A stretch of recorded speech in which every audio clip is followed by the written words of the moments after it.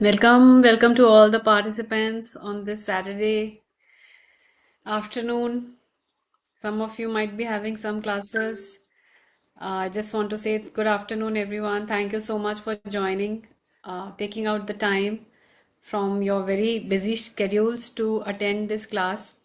Now, so that you get all the benefits, I'll suggest that you complete the course on Future Skills Prime so that you have all the knowledge and then you attempt the assessment so that you are able to score 70% and above, because only if you score 70% and above will you be eligible for Atal certificate, which is very important for you to get, since you are investing so much time into this.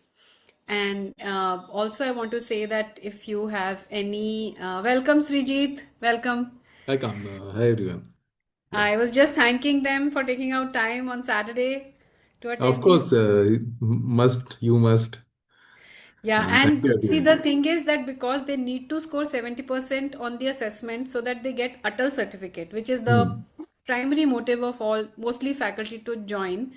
I was just suggesting that they should also listen to the lectures, but also complete the course on Future Skills Prime so that it helps them to score that 70%. Otherwise, all this effort will be in vain. When is the test time? Renuji, you can take the test anytime till Sunday. We are giving you time till Sunday, and if you any of you want to offer this to your students, then we'll be very happy to make their group. We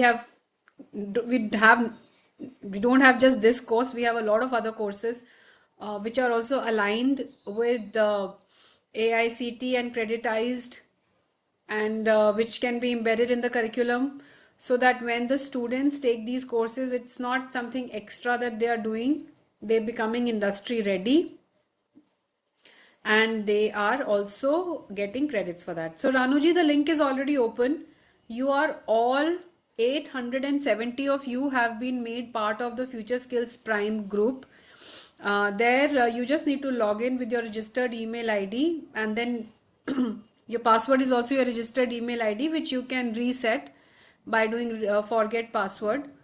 uh, then you can go to your group, which is AICT Atal Online FDP, and there you will see the course as well as you will see the assessment. So without wasting much time, I think I'll hand it over to Srijit to take you through the session. And at 3:30, I'll explain it again when this session finishes. Hopefully, more people would have joined by that time.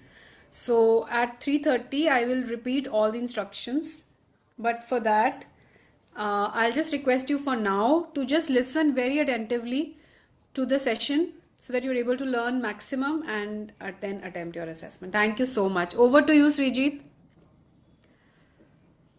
Thank you, Kamna. I believe I'm lucky enough to have the first of the session today. So always people with more energy comes in, and welcome everyone. Good to see 66 of you already here, more joining in. And today's session As, will as be I told you, there are interesting. 870. As I told you, 870 people Wonderful. have registered. So Yes. we are expecting. In last time you saw, there were around 300 people. So I think 353, yeah. 353. So I think people will slowly join. I'm just putting in the group also that we have started. So most more people will join. You can start anyways. So Sure. So I believe some of you might recall that we all had interaction. I'll move on to the session. I'll just give you while people are joining in. I'll take a bit of time. If some of you, since it is just on the start, we can have an interaction for 2 minutes, understand more about your understanding of what exactly is being taught today, and the importance of it. So today we would be discussing about the ethical trust aspect, transparency aspect of AI. So and one question again comes that this is of the technical aspects, much of the technical aspects covered. Why this particular aspect is being covered? So how many of you would be in a position as of now with that technical expertise to understand the gravity of not having trust, ethics, and transparency in AI? Any inputs from your end?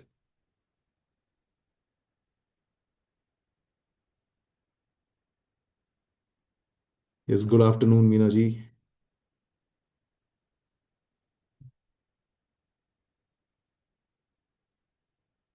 Okay, things will start coming in.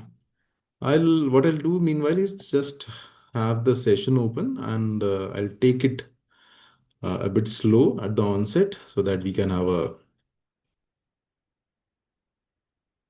warm up while the team is joining in.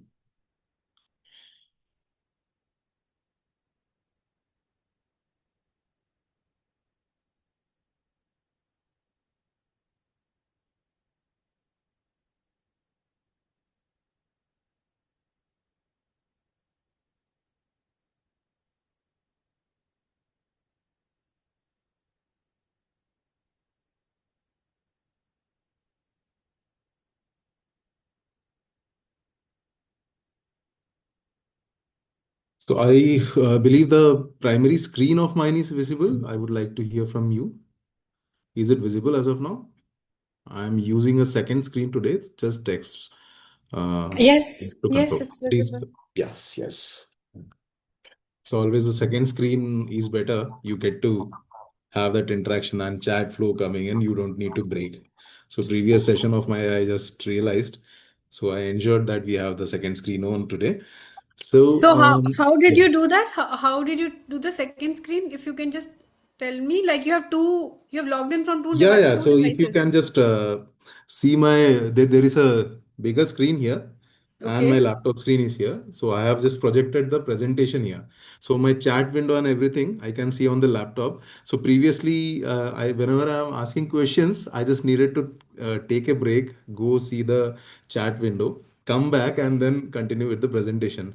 So I just realized that it is taking a bit of time. I shouldn't be doing that. I obviously have multiple screens, so I'll be using it. So I No, no. just My question is, have you logged in from two devices, or you've not logged in from two devices?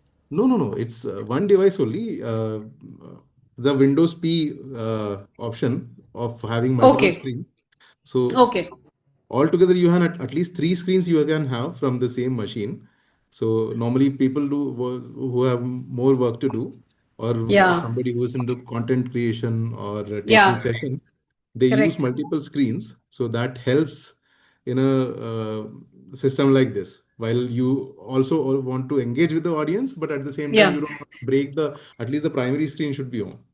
So what I've done is that second screen I have projected and it is one ID only. So the recording wise, it is not going to be a challenge. That being the Got main. it. Got it. Got it. Thank you so much. So we already have about 100 odd people joining. You can start. Yeah. Sure. So welcome everyone. Today, a very interesting session that is from teaching AI to governing AI. So that being the case, and how the faculty's role comes into it. That is the aspect that we would be looking on today. Um, and why it is important. AI, it's already entering the teaching, learning, and student innovation aspect. And now the role of faculty has very interestingly changed. It's for the first time in the entire history of teaching, you being one of the first generation who are at an interesting cusp. Here, till date, the legacy, however it was, whether it was the Gurukul system, the regular aspect, the blended learning aspect came in the flip. One that you at least had a curriculum that was fixed. You knew that while we start and while we end the entire session, technology is going to remain as such, and industry relevance won't be deteriorating that much, at least within a year or something. And we already have the role of teacher defined, and teacher is of utmost importance. So it is for the first time in the history of teaching that such situation exists where you just Google how to take sessions in the internet AI era, you will see teachers from the same batch. You won't see somebody 5 years or 10 years previously having a session quoted as how to take sessions. It is now only your counterparts, your colleagues only who are coming up with innovations and establishing the basic fundamentals how to take care of this particular teaching aspect in the AI era. That's very interesting. And another aspect is that the kind of agency that the students have. Say, very interestingly, my one of my nephews was showing me how he is taking a particular learning session. So what he did is that he liked the way one of the professors in his college teaches. So he just made a video document of, or the video was available on YouTube, whatever it is the case, session of how that fundamental, the language, the flow, how simply the person explains. There's another professor who's taking a very technically interesting uh, session. So that is another video he particularly took reference from. He took it to a large language model. What he did is that he just asked it to understand how simplistic teaching or articulation can be done. Professor 1 is the reference. How technically it should be taken. Professor 2 is the reference. Now, with all these understanding, he went to the third subject that he was having trouble with. He just downloaded all the books for that particular subject, and now he's just suggesting that, okay sir, so this is the subject, tell me in the simplistic way of professor 1 with the technicalities of professor 2 and teach me. So that is kind of innovation that didn't used to exist at my time or your time, whatever it is. So very interesting, but although the as a leverager it is very good, interesting, but a lot of aspects which can be of concern has also emerged. So that is why the session on ethical transparency, trust aspect becomes utmost important. So yeah. Here, I'll just give you an example of the complexity that can come up. The AI attendance system should, to be precisely what we are discussing about as an example. Uh, Here, the consequences and liability, accountability, that is one thing that I would like to ask a question to you. So, first of all, is anybody asking me something as of now? No. Good afternoon. So, I would like somebody to have give me a response to one question that I will ask. That is, who do you think was accountable? Just go through the story. So, aspect one is that a student team build a AI face recognition software in your college. The basic idea was that using face recognition, whosoever is entering the college, everybody's attendance is automatically mapped.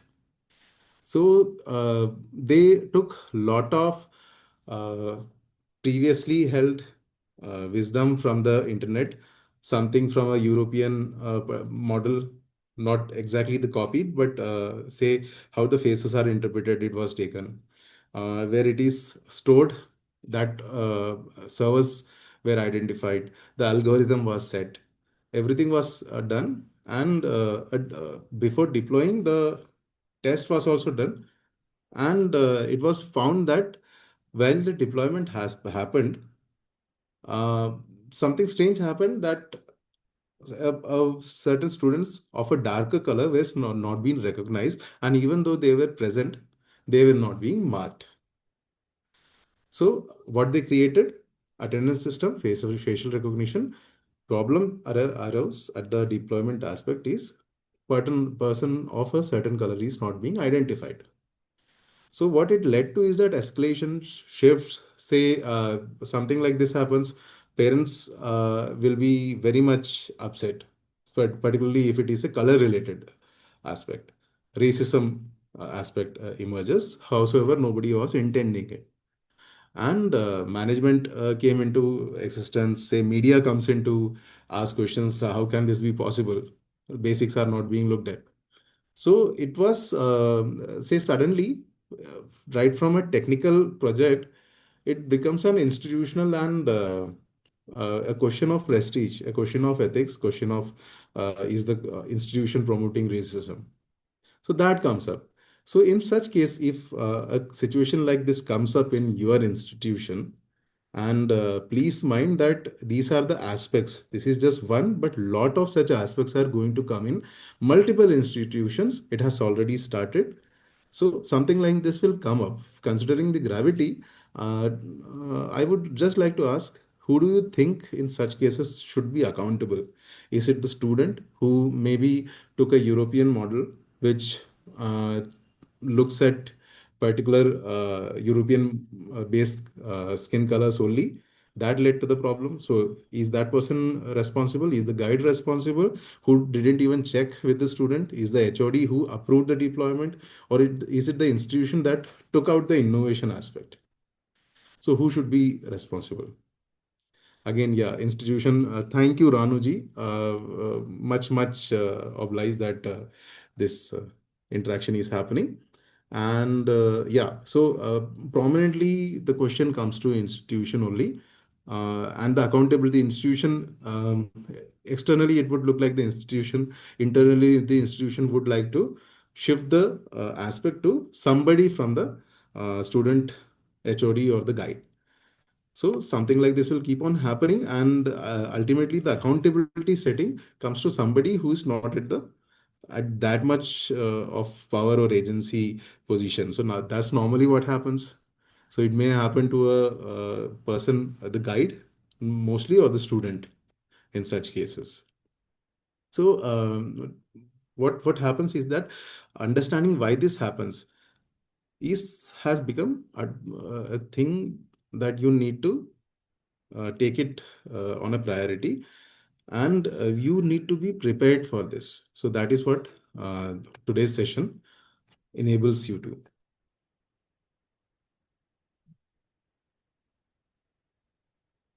So coming to the context of the session, AI now not being a experimental aspect in engineering colleges, it has already not only entered the normal learning aspect of the student, it has also come into the teaching aspect.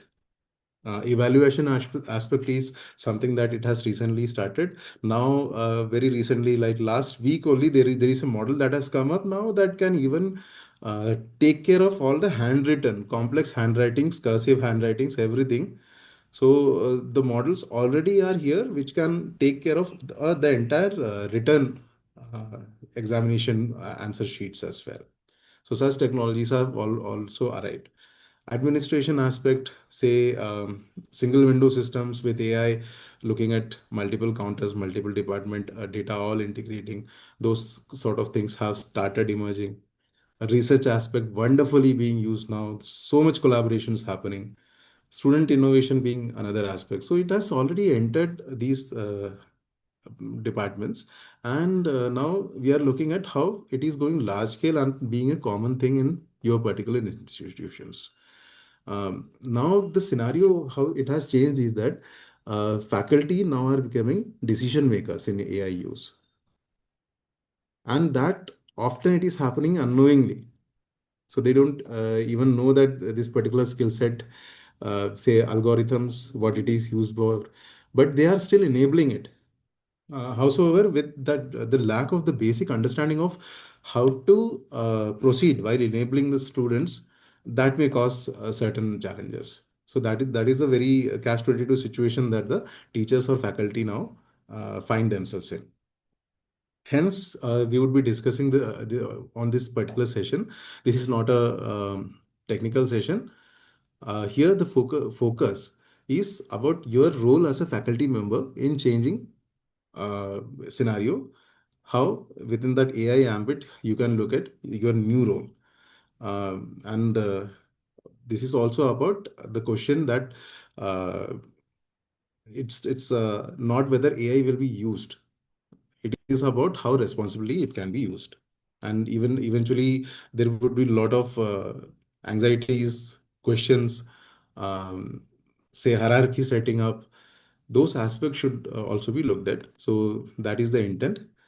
So here, the next aspect, while this shift happens, how a particular faculty's role is changing from being a subject expert to a systems gatekeeper. So that is of a particularly critical aspect.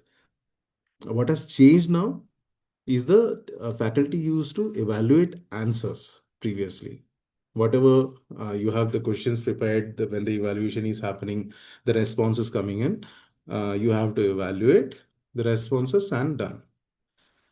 But now the scenario has changed that a project in AI means you are not looking at answers coming in, you are looking at systems that can answer your query.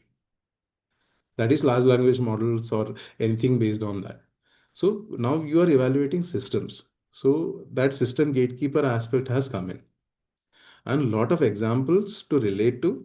Now AI generated codes and courses relevant to that is in establishment which is a regular system now.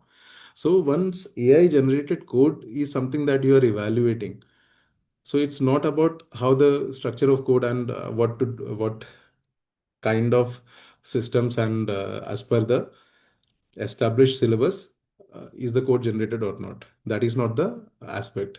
How much in input, how much in output, how it is coming in, how the ethical aspect is also looked at, what are the data sources being looked at. So those aspects come in. AI based grading, another aspect, attendance and prediction projects. A lot of prediction projects are also coming in. Predictive analysis is something that has taken off like anything in AI models. A lot of predictive analysis projects are coming up now. So here, while the student builds AI, they are no longer submitting answers. They are submitting as a decision makers, projects that are decision makers. So here the questions uh, arise that can such systems that is created by students, particularly AI based, can we trust those outputs? It also emerges how do we prevent such misuses happening by students? If there is a misuse happening, the misuse may be like somebody intently just to save time might be using a model or an algorithm that another student or another institution might have opted for, and you might not even be aware of it. So, how to prevent such misuse by particular students? Uh, Also emerges who is responsible for if an AI system causes any harm, setting those aspects through documentations. And also, how do we evaluate AI fairly? Having systems in place for this. And what if students know more tools than us? Then what to do? And that is going to be a pretty obvious scenario henceforth, because every week or so new tools are coming in at faculty level. With all the administrative and teaching responsibilities we have, we can't keep updating ourselves on a weekly basis with entire sessions on new technology, new tools happening in. So how we can keep ourselves updated even in this particular era? So we will be going forward with understanding of the trust aspects in AI, ethics aspects in AI, and transparency aspects.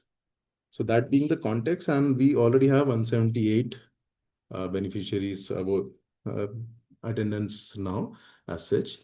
So I'll move on to the first aspect, that is trustworthy AI. So what is trust in AI? It is not equal to accuracy. Previously, for technical institutions, the accuracy aspect of what the output is coming in, that was enough to generate trust of the credibility. But now, the trust means, can the systems be questioned? Whatever is uh, as an output, whatever has come up, can that be questioned? How it has been created?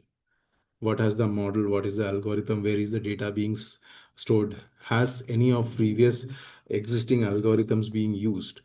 So is the system, whatever it has been produced, able to answer with all the proofs? Um, then another aspect comes in, can it be corrected?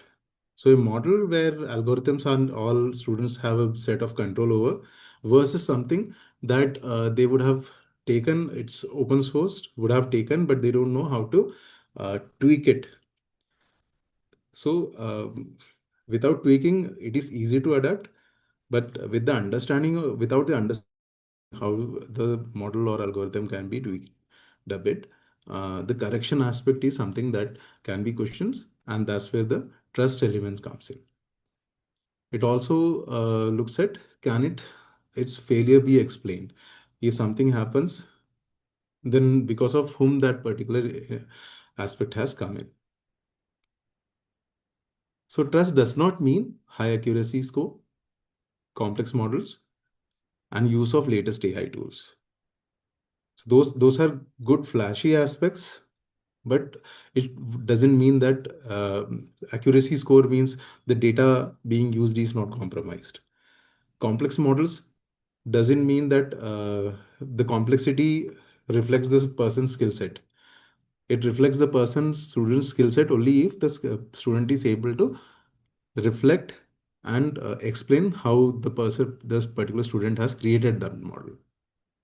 And it also is not about latest AI tools, because something with a, say, a chat GPT previous model, a model like say for something model, I'm forgetting that particular model, which is very easy, say low resource, low cost, using that versus the latest model, which is high cost, and you don't need that for a particular low intensity project.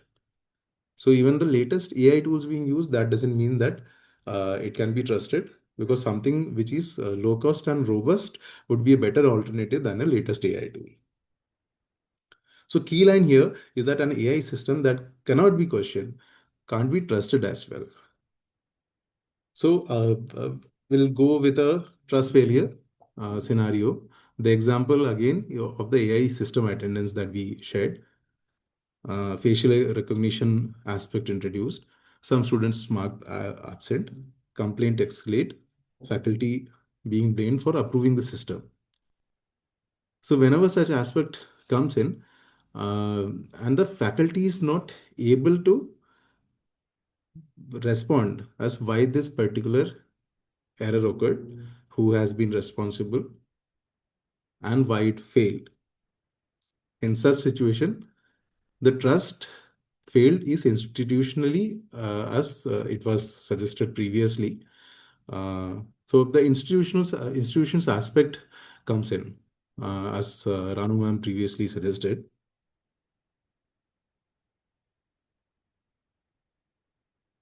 So now we'll just look at from the faculty lens how those trust breaks can occur. What are the aspects?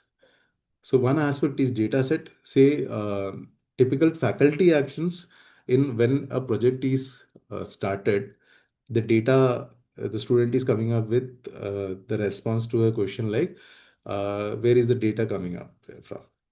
So the question response from the students end might be that online data set is being used and it is available for free. It is a open source data. What happens is that convenience wise, we may think that okay, it is free, it is available online, and it is something that has been hosted by a company or a government database for people to evaluate and come up with models. It is okay. So you don't get much into what are the risks associated with it. What happens is that because of this, biases come up. How the biases come up? As the previous example, that a European model which has been trained only on white skin shades might fail because the inclusivity on the darker skin shades was not there. The data was available for free. Somebody used it. The say somebody at a guide level or an institution level didn't have checks and balances and mechanisms in place to ensure that such biases, if anything, the student is supposed to take care of it. And there is a checklist that the student has to sign that all the biases have been looked at. Otherwise, the accountability would be with the student. So no paper documentation used to exist, and it led to bias. That can be one. So I hope these aspects, like you don't need very complex kind of know-how of any software or any new versions coming in. Basic fundamentals, right? So now, trust related to data sets, that is something we discussed. There are trusts that can be related to models being coming up. Say a particular model accuracy might be very good. It might be complex model.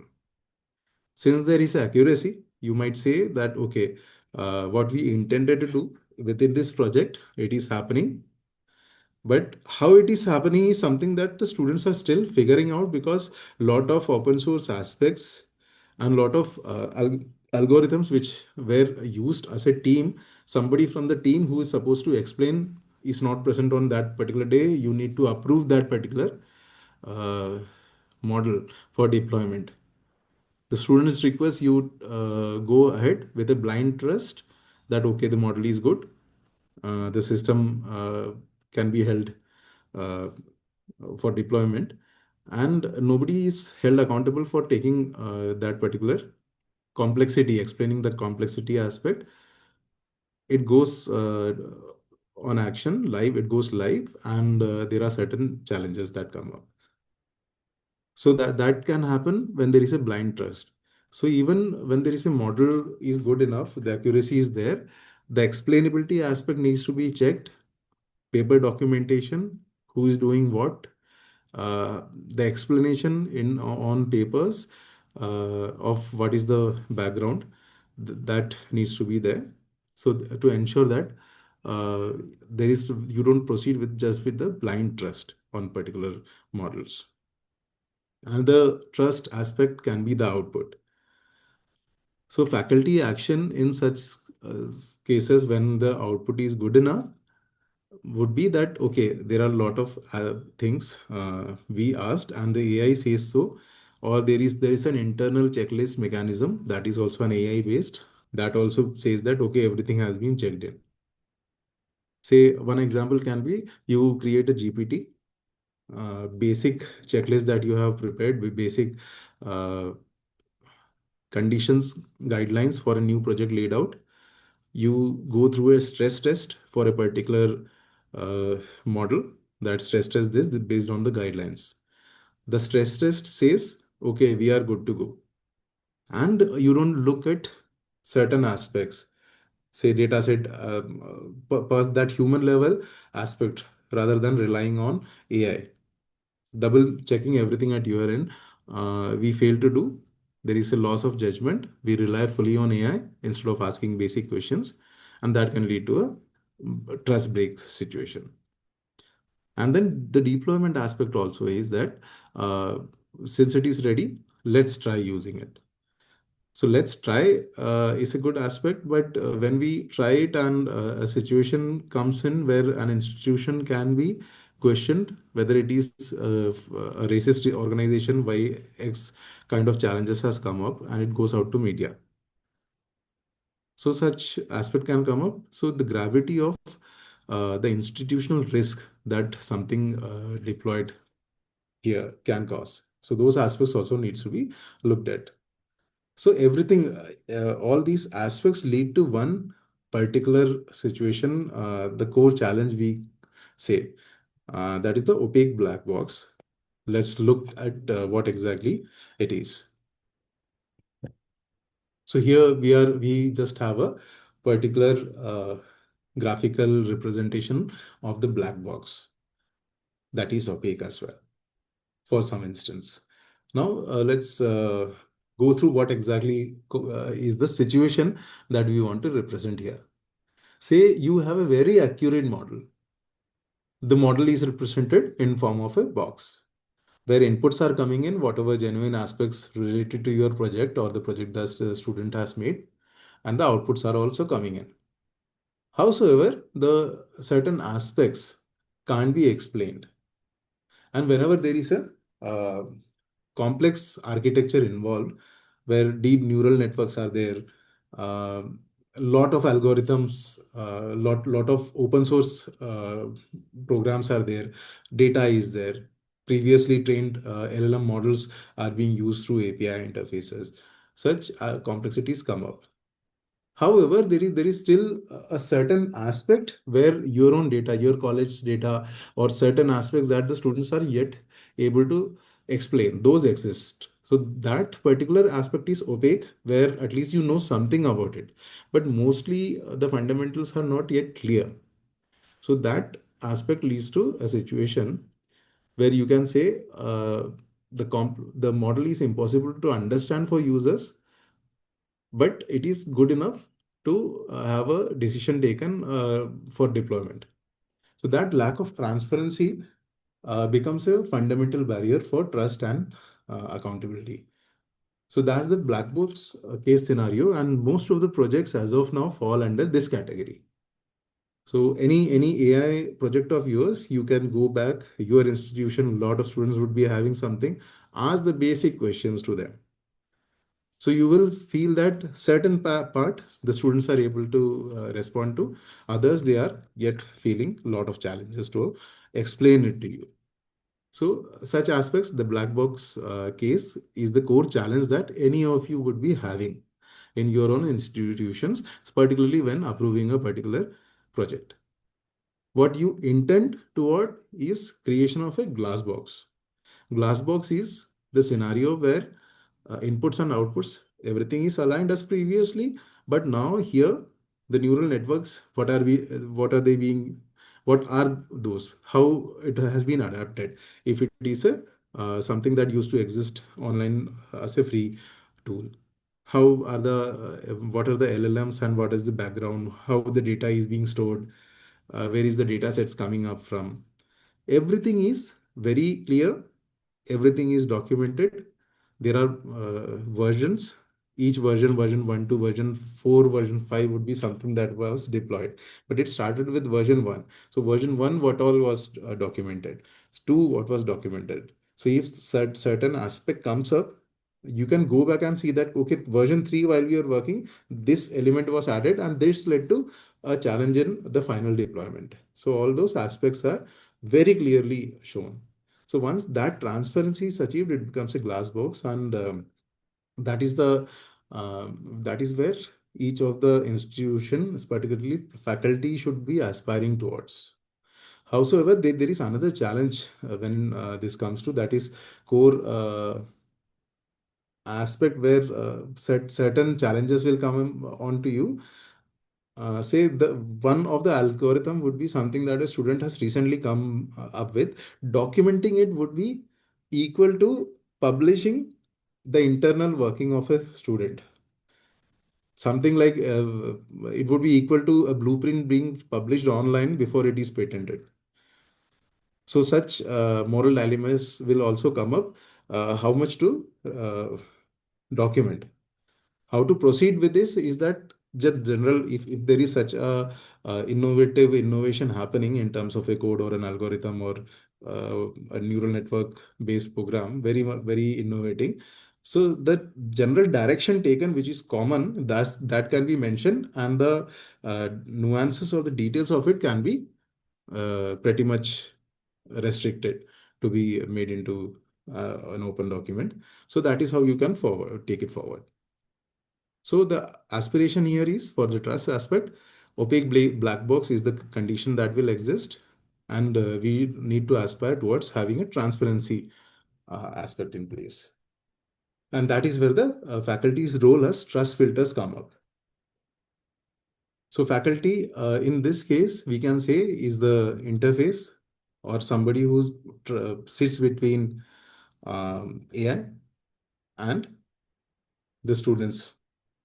So here, how your role comes up when AI initiative comes up, approving the problem statement, what we will be working on, approving the data sets that would be used for the project, approving the project outcomes, and for that outcomes, whatever the resources are required, and approving the real world use.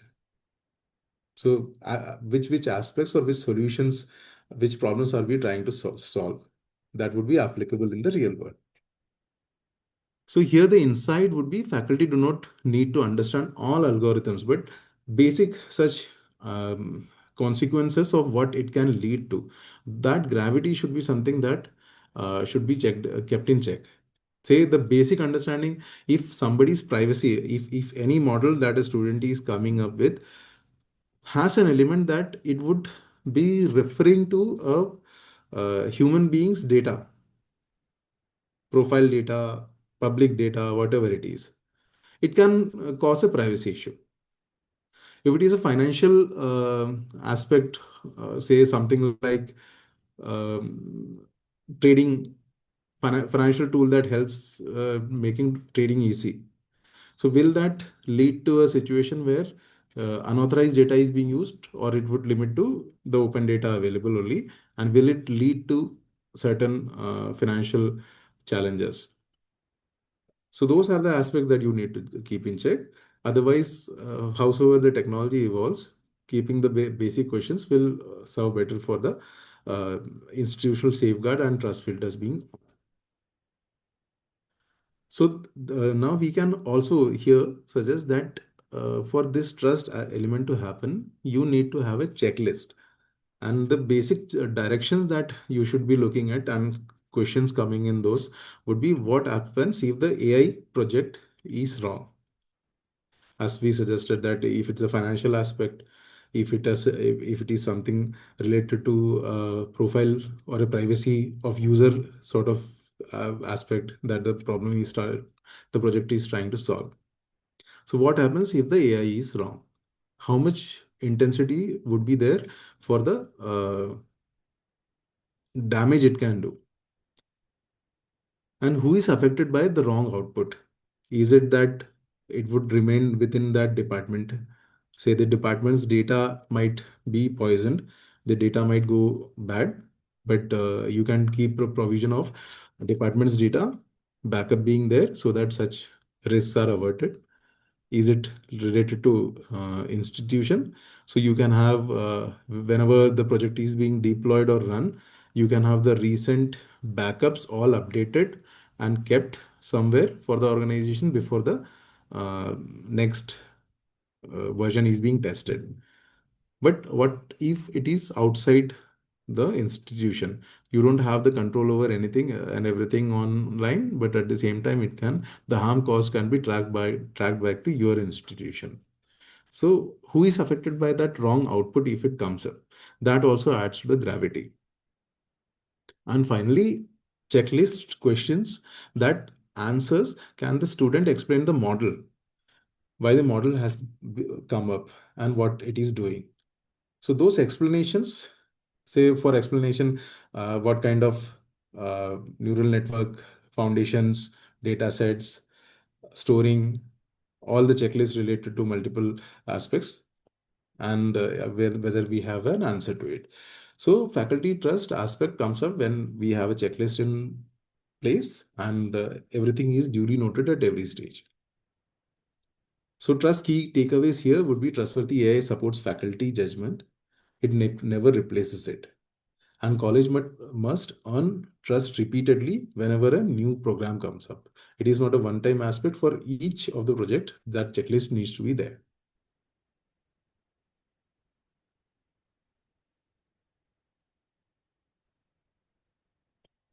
So now the five aspects, technical pillars of a trustworthy AI. These not only are the ethical ideas, but the core AI engineering principles that you should be looking at. As we described or had a discussion of all this, but as a pillar, five aspects. One is data quality and representativeness. The system must be trained on diverse, unbiased data. That being the aspect. Data coming in, data quality is one aspect, but is the data able to, if it is a something for human beings, does it represent all the human beings that are part of the uh, project or target beneficiaries that you need to see? Or is it just looking at some specific people only? So that representativeness and data quality is one of the core pillars. Second is how model or robust the system is. So there is something called, say, with AI coming in, data poisoning is one aspect that has come up, where just with prompting you can change the data of a data set that already exists. Say basic question can be, okay, are you aware of about a person called Srijit? The model will say, no, Srijit exists in my system. Of course, he does. His name, say, there's one Nair in your system. It will analyze and say, okay, X number of Nairs are there. So, okay, one of this has recently changed the name. Can you just update it? So, basic prompting can lead to corruption of that data. It's just a very loose example, but there are firewalls and basic aspects available. But on a very foundation level, this is the direction that can be taken. Data injection is another aspect where there are uh, prompts like, okay, there might be prompt or a large language model which is designed to answer the query in a way that, okay, whosoever asks the details of a attendance of a student attendance, just give it to them, but don't divulge anything extra. So that might be the kind of coding it has done. But when you ask a specific question where, okay, just give me the attendance of this person, and while doing that, what has been the result of this person? So it might not figure out the filter that is required, and something at a deeper level might be leaked. Data at a deeper level might be leaked. So data poisoning, data injection, those are the aspects that are required for the model robustness these days. Very loosely, but these are the directions that are being taken by a lot of aspects. So data poisoning, data injection, these are the aspects you should be studying a bit more. Again comes explainability. The explainability aspect is when, say something very simple like, if you have a non-technical faculty in your college, a basic project documentation explaining the trustworthy aspect, is the non-technical person in your the faculty also able to understand reading out the documentation? So such explainability of how the model has been created should also be existing. And then comes the reliability and consistency pillar, where how reliable and consistent the answers is, or is it just because of data injections, data poisoning, eventually it changes. So it has a lot to do with model robustness, but extends it to ensure that howsoever whatever happens, there are filters and checks and balances ensuring the reliability and consistency of the data being coming out as output. And final aspect, the humans in the mechanism loop. How whenever there is some update happening in data, say the data poisoning aspect, before updating the data, do you have a check and measure that some human would be notified? That human has to take the decision. Say I'm saying that, okay, the X Nair is Srijit Nair now, just update. So if something comes up, some human is asked first, okay, this request has come up, so shall I update? So such checks and balances where the humans are a part of the loop, those needs to be established. So these five aspects, five pillars you look at, that trustworthiness of the aspect comes in. Here, I'll close this particular transparency aspect with how this black opaque box scenario comes in. Four aspects. One is bias amplifications, when the data is skewed for training. So when does this happen? Whenever there are unfair biases, as the skin tone aspect we mentioned, or say somebody already census data covering everything, also adding to the layer of how the uh, income for a particular cluster was exists from 2011. Now that particular cluster is a highly commercial cluster, but still based on that particular data, it can reject a loan, which should needs to be or should be approved. All the eligibility wise, it is right, but just because additional layer of data exists, which somebody has not omitted from that particular data, those bias amplifications can come up. Another aspect is the signal, the original training data that is supposed to be looked at. The need for monitoring here. So trustworthy systems require initiative validation to check for drift and ensure that they still achieve the goals. So what happens is that eventually the data might not be giving you the actual original. It might be due to data poisoning and everything. It might be drifting away. So those aspects need to be checked. Then overfitting of the limited data is one aspect. This happens quite often when there is a lower budget available. There are certain data, but just to add on to that particular training data requires a lot of budget. So you would be overfilling, or say the student would be overfitting the limited data, and that can lead to certain challenges. And then lack of robustness, where say attack uh, responses or defense mechanisms are not in place, and that can lead to such situations. So these are the aspects of the trustworthy AI and how to avoid that black box scenario happening. So now moving to ethical AI. So ethics wise, the good thing is that now lot of industries are coming into action, setting up uh, resources, ensuring that the ethical aspect is taken care of. Say Google's AI principles is some one example of it, where Google has already created so many courses, so much of data is available as part of the projects, with an understanding that students would be using all this to come up with, once they go through a AI based course, they might like to test on themselves, so the data is available.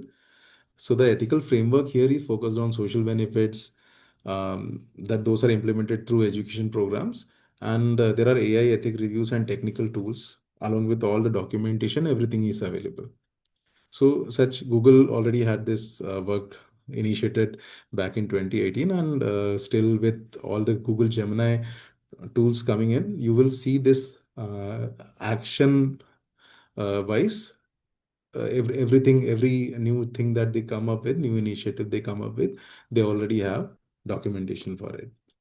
Similar has been Microsoft's aspect, and IBM in fact was one of the first to come up with an AI model. And since onset itself, they have been looking at trustworthy data and processes being in place.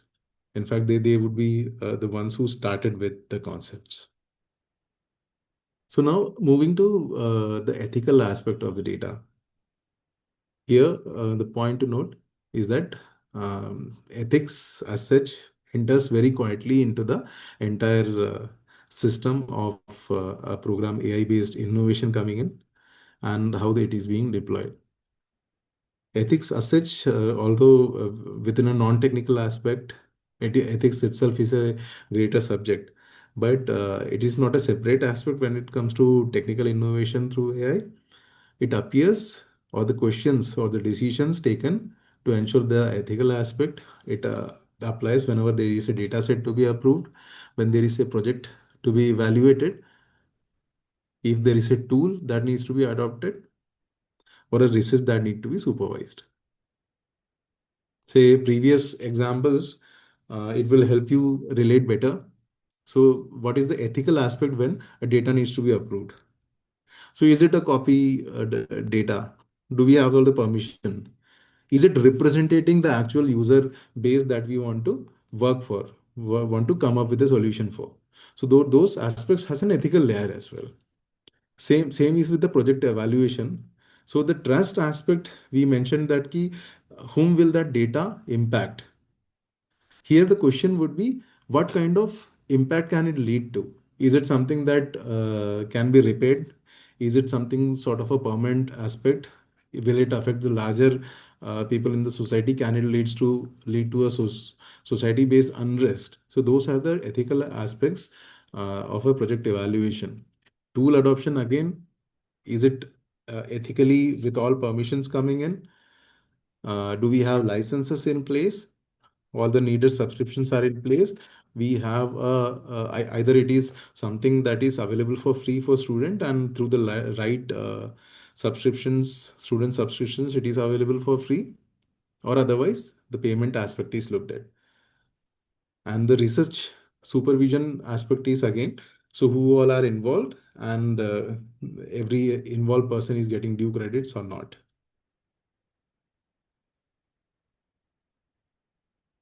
So insight here is that most ethical failures in colleges are unintentional. You might very much say align to this quote, because lot of you or lot of innovations in colleges wherever such messes has happened. So another unfortunate aspect of such messes is that those colleges who are innovating, who are standing first as one of the colleges to adopt AI projects, are the most affected by such situations or scenarios. So most ethical failures, and how why those aspect happen is that you are not aware of such damages being happening. So it is very unintentional, yet it happens. Yeah, and it happens mostly for those who are innovating. So student, I'll will take an example of a student project example. So for hiring, you have an AI based initiative, AI based resume shortlisting. Here, faculty can check the code quality, model's accuracy, and the output charts. So while doing this, something is missed. Code quality is not able to look at gender biases. Model accuracy is not looking at career gap penalties, and output charts, there is no explainability. So the outcome is faculty approved a biased decision system, which is not giving accurate suggestions or accurate representation of good profiles when it comes to an organization being recommended, the people who are ready, the final year students who are ready for placements, not giving the right kind of suggestions to them. So I'll develop on this particular hiring example as well in upcoming slides as well. So common blind spots here. I hope I have been able to keep it interesting for you. There are three aspects, and three of them correlate to each other. So a lot of it will feel like these aspects are where say the bias aspect came in for trust, but it is available for, it is something that you need to look at for ethical aspect as well. But I hope I'm making it engaging enough for you. So would like to hear some responses on chat. Yeah.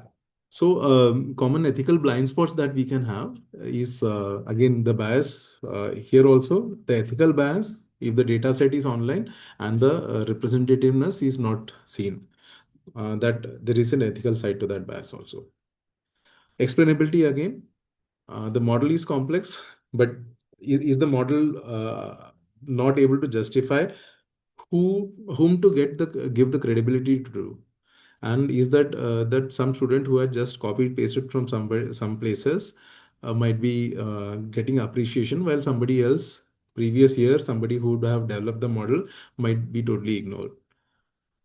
Privacy aspect is also there, though. So the faculty reality might be avoiding, like the data is public, somebody will say we are just use public data, but not all public data is something that you can exploit.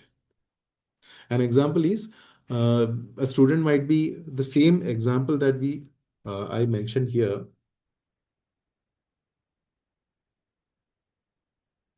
That is of hiring AI.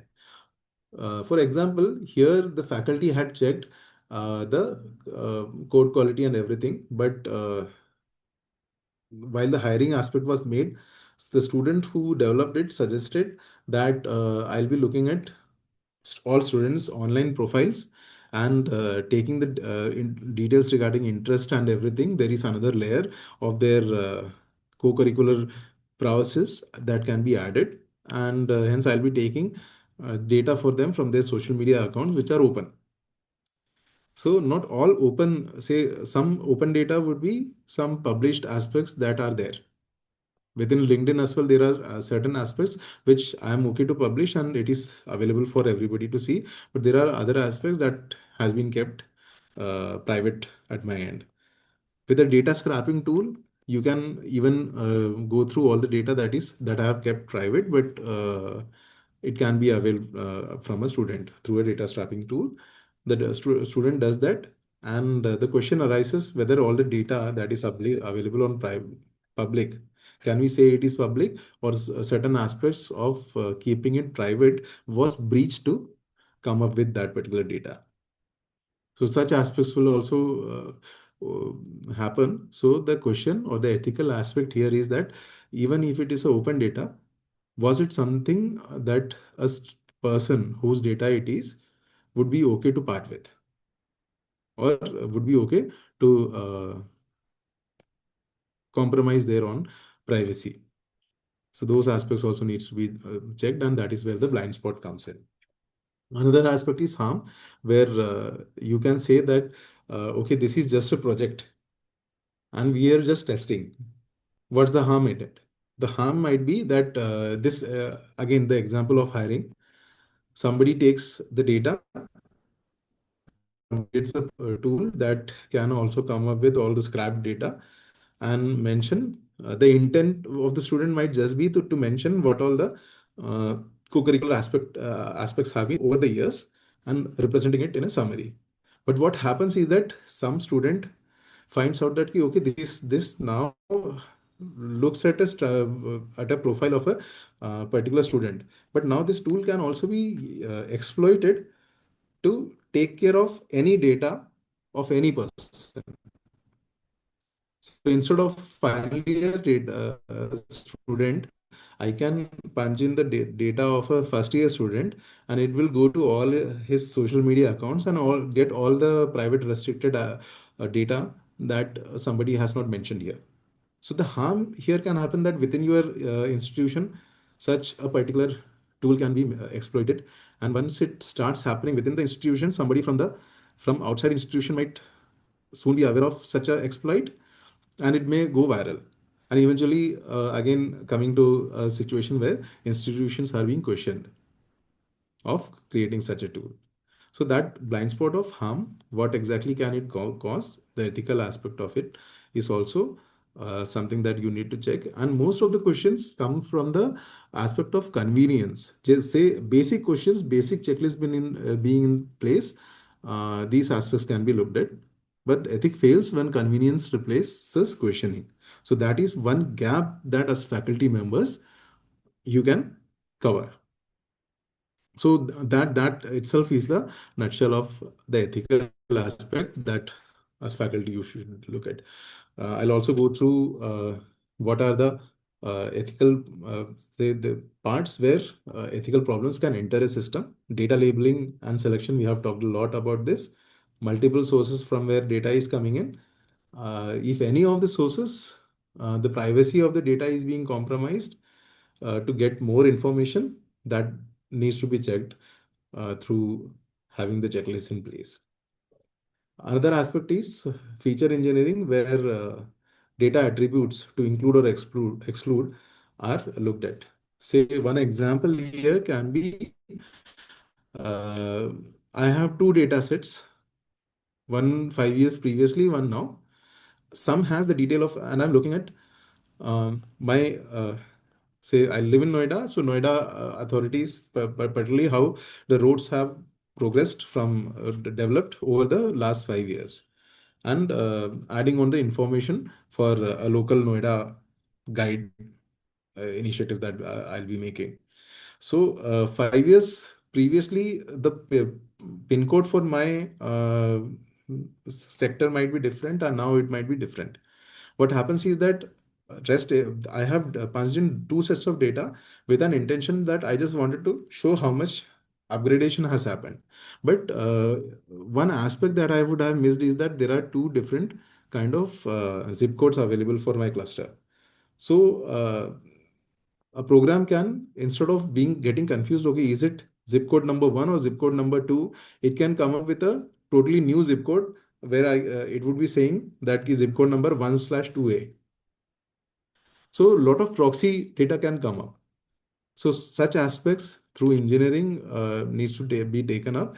Also the census data example that I mentioned previously, that for a cluster, of loan being rejected, it was found that 2011 census data's average income per household for that particular cluster, which was totally unnecessary to be used, but somebody just downloaded all the 2011 census data and forgot to disable that particular data set.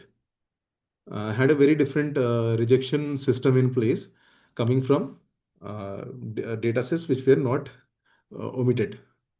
So that discriminatory outcomes can come up just because of the data attributes that need to be, that is where the ethical aspects come in.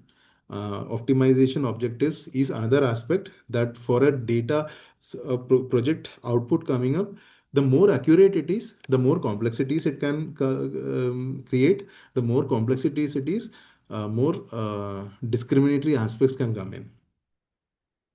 More challenges with explanation can come in. More privacy related concerns can come in.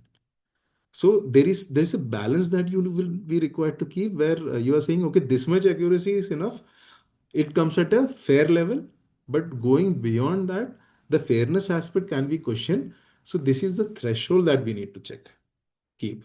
So that balancing aspect is something you need to look at because more accuracy can come at a compromised aspect. Threshold setting is something also.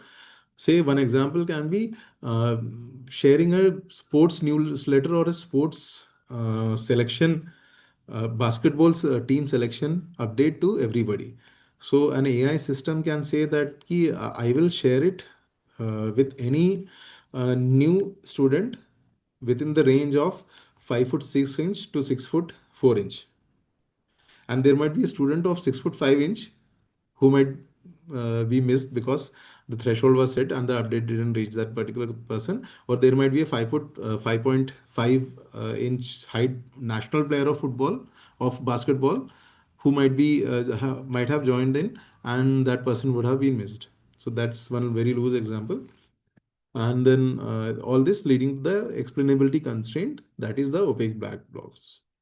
So those are the aspects where ethical problems can come in, and early technical decisions having a cascade effect on the final AI system's fairness and impact is something that we need to look at with all these scenarios in place. As ethical outcomes are shaped long before deployment. It is shaped whenever the initial design aspect comes in. So data sets here for ethics that are very critical for faculty, questions or checklists that you should have. Where did this data come from? Any of the sub pointers, sub questions that comes under this. Who generated it? If was it a team? If the team has structures in place, if there is somebody to take care of the data coming in from social media, from other aspects, which particular person is looking at what kind of data coming in and what needs to be looked at. So all the checklists related to this particular aspect and who did not get represented, finding out all these aspects. An example would be traffic data sets ignoring rural patterns was used, particularly because the new, say, the city has expanded to the outskirts, but the data sets from the rural outskirts, it's not available. But the rural outskirts, there would be certain choke points which are creating traffic issues while people are entering the city. But there would be no data, and the data coming from the rural patterns was ignored, and that leads to a bias uh, when somebody is using the same model that you need to implement within the city to come up with a rural solution for a traffic problem which is existing. So those can be one example. The other can be health data set bias towards urban population. Um, and it's saying, say, one example of the urban population related bias would be assuming that all the city dwellers have X kind of lifestyle, and the same data is used to identify the health challenges with the rural population as well, while not keeping in mind the kind of lifestyle, pollution, or the nutrition in terms of the food taken happening with all the diverse populations in place. So these are the aspects where all these questions can come in. Privacy and consent, college context, we would also be looking at. say student data being scrapped from LinkedIn or Instagram, as we suggested, somebody claiming public data, but the faculty intervention and ensuring that there is a limit to what is uh, public data. So public data is not always ethical data, because the question of whether the person who has the data in public would like that to be exploited, and anything that is visible is not available for you to use or the student to use. So consent is not equal to visibility of a data. Particular consents are required even for a public data. Those are the ethical aspects, as public data still represents private lives.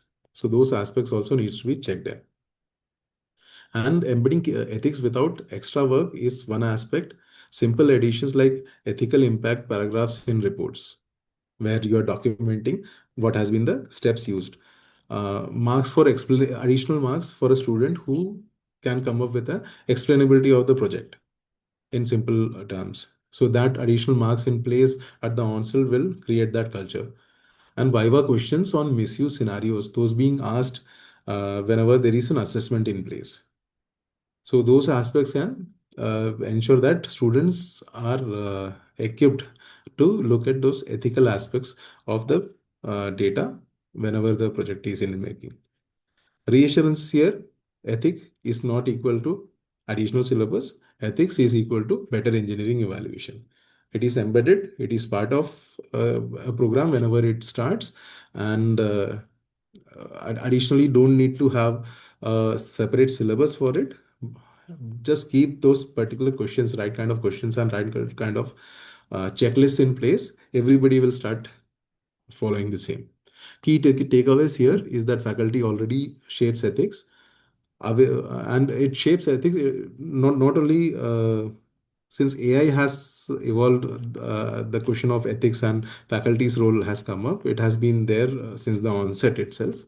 Most of the ethical shaping up of minds comes from the faculty's 2 cents or the guidance or mentorship. So just the AI adoption is the aspect, and awareness makes it intentional, and ethical AI is what good engineering is all about. So technical trade-offs, which happens is that you just are focusing on accuracy aspect, and there is a trade-off as mentioned that you need to choose because between a complex model or a simple model. Explainability, as we mentioned, uh, is the model good enough to explain what is happening, and the fairness aspect where the systemic biases are uh, avoided. So those are the aspects that we would be looking at in summary for the ethical aspect, and the questions, systems, processes, and at the onset itself, the right kind of checks and balances in place ensures that the ethical aspect is looked at. Now coming to the accountability aspect, that is the third aspect. We covered on the trust aspect, the 5 pillars of the trust aspect, ethical aspects, how, and that ethical aspects are something that comes at the onset itself, and it's a culture that you can make when you already have some certain checklists and right kind of questioning documentation in place. Now, even with all these things, say, uh, can we say that a model which is trustworthy can be ethical? No. Uh, it can be trustworthy because the explainability aspect is there, but it still can hamper certain aspect for which ethics is required. Ethical consideration is required. And even with trust aspects in place and ethical aspects in place, the question can come up on the accountability aspect, that even those aspects were taken care of, but who was held accountable or who should be held accountable, uh, that question can still come up. So that is where the third core aspect of it comes up. So for transparency and accountability, there are a lot of regulatory initiatives that world over is coming up. India, still we are on the in the process of having a systematic initiative. A lot is happening, but nothing as such that comes towards a system being in place. But otherwise, European intelligence act is something, then US has something. So just look at those aspects. Lot is part of the curriculum at Future Screen Prime. Very interesting concepts mentioned there. You may like to go and look at all those aspects and adopt to certain of it. So now the question asks, when AI becomes institutional, AI moves beyond classroom, and when projects are showcased, tools are deployed, startups emerge, and research starts being published. The insight comes that AI leaves lab and the accountability aspect comes in. Before that, AI is leaving lab, you have all the trust based aspects covered, all the ethical aspect covered. We start in fact by the ethical aspects while the plan is being coming up, and all through the project um, shaping up, the trust aspect documentation and everything is done. Still the accountability aspect can come up once the AI leaves the lab. So there is an incubation cell example, the scenario being that AI startup uses college branding. That X college we are starting with X kind of initiative would be one of the first of its kind. Um, say the previous example that we shared of the first institution to come up with AI based profiling for a placement cell. So very proudly you announce that X institution students are coming up with this, and eventually that tool being used by everybody to scrape data of students, and then media and regulators asking questions, and the reality then climbs in who's responsible when it comes to being accountable for that particular problem, or who is the individual who faces the individual faculty who face the pressure, and of course the faculty at the who's in direct connect with the student through that innovation would be the most vulnerable in such situations. So here to note that in whenever poll previous to deployment, what exactly is it that we are looking at to ensure that AI systems are auditable and accountable. One aspect while you are developing and just before deployment, please do check, ensure that each of the model versions, you have everything tracked in, how each of the version was created, and updates of what is difference from version 2 to version 3 to version 4 to the deployed version that might be version 5. So have all the data so that whenever the accountability, say something goes wrong, somebody can come back and say that, okay, this issue happened, that the data scraping, the model is now able to scrape data, and one of the students, X is the name, what he did in version 3 is that he added a program that instead of just looking at uh, publicly available data of that person, also started scrapping the data that was not supposed to be part of the original design. So it can be tracked at which version it led to and who was responsible for that. And while that person did this, there is no documentation stating that the person informed the guide or the institution about this initiative. So the accountability, just go to the all the models whenever there is a the system is out of lab, the program problem happens, the model version control documentation is there. It is able to identify who has led to that particular challenge. That being one. Performance monitoring is another aspect. Continuously tracking the model's performance in its live environment. Conducting regular tests to check the model drift. Say today it's functioning the way it was documented as the output. Reevaluate for fairness and ensure it remains robust and reliable. So that is another aspect. So this would be that when the program is deployed, day one, it is working as intended. But that data poisoning aspect, data injection aspect, it can all lead to certain data related checks and figures getting imbalanced. So on a daily level or at a frequent interval, you need to look at the performance, how it is happening, and reevaluate for fairness.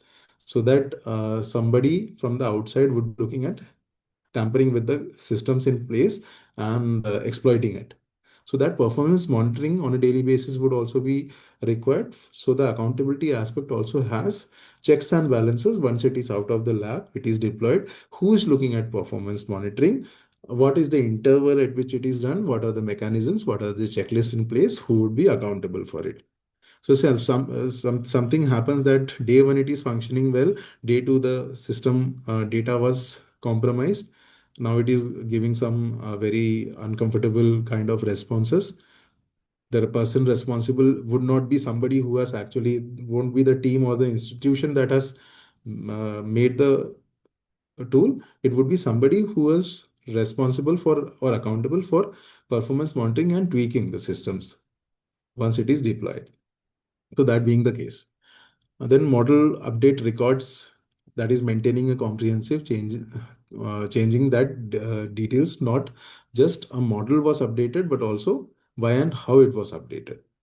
So those records being in place, decision logs, the human aspect, whenever there is a data compromise, say somebody, the previous example that Srijit, the another person called Nair, his name is Srijit, kindly update.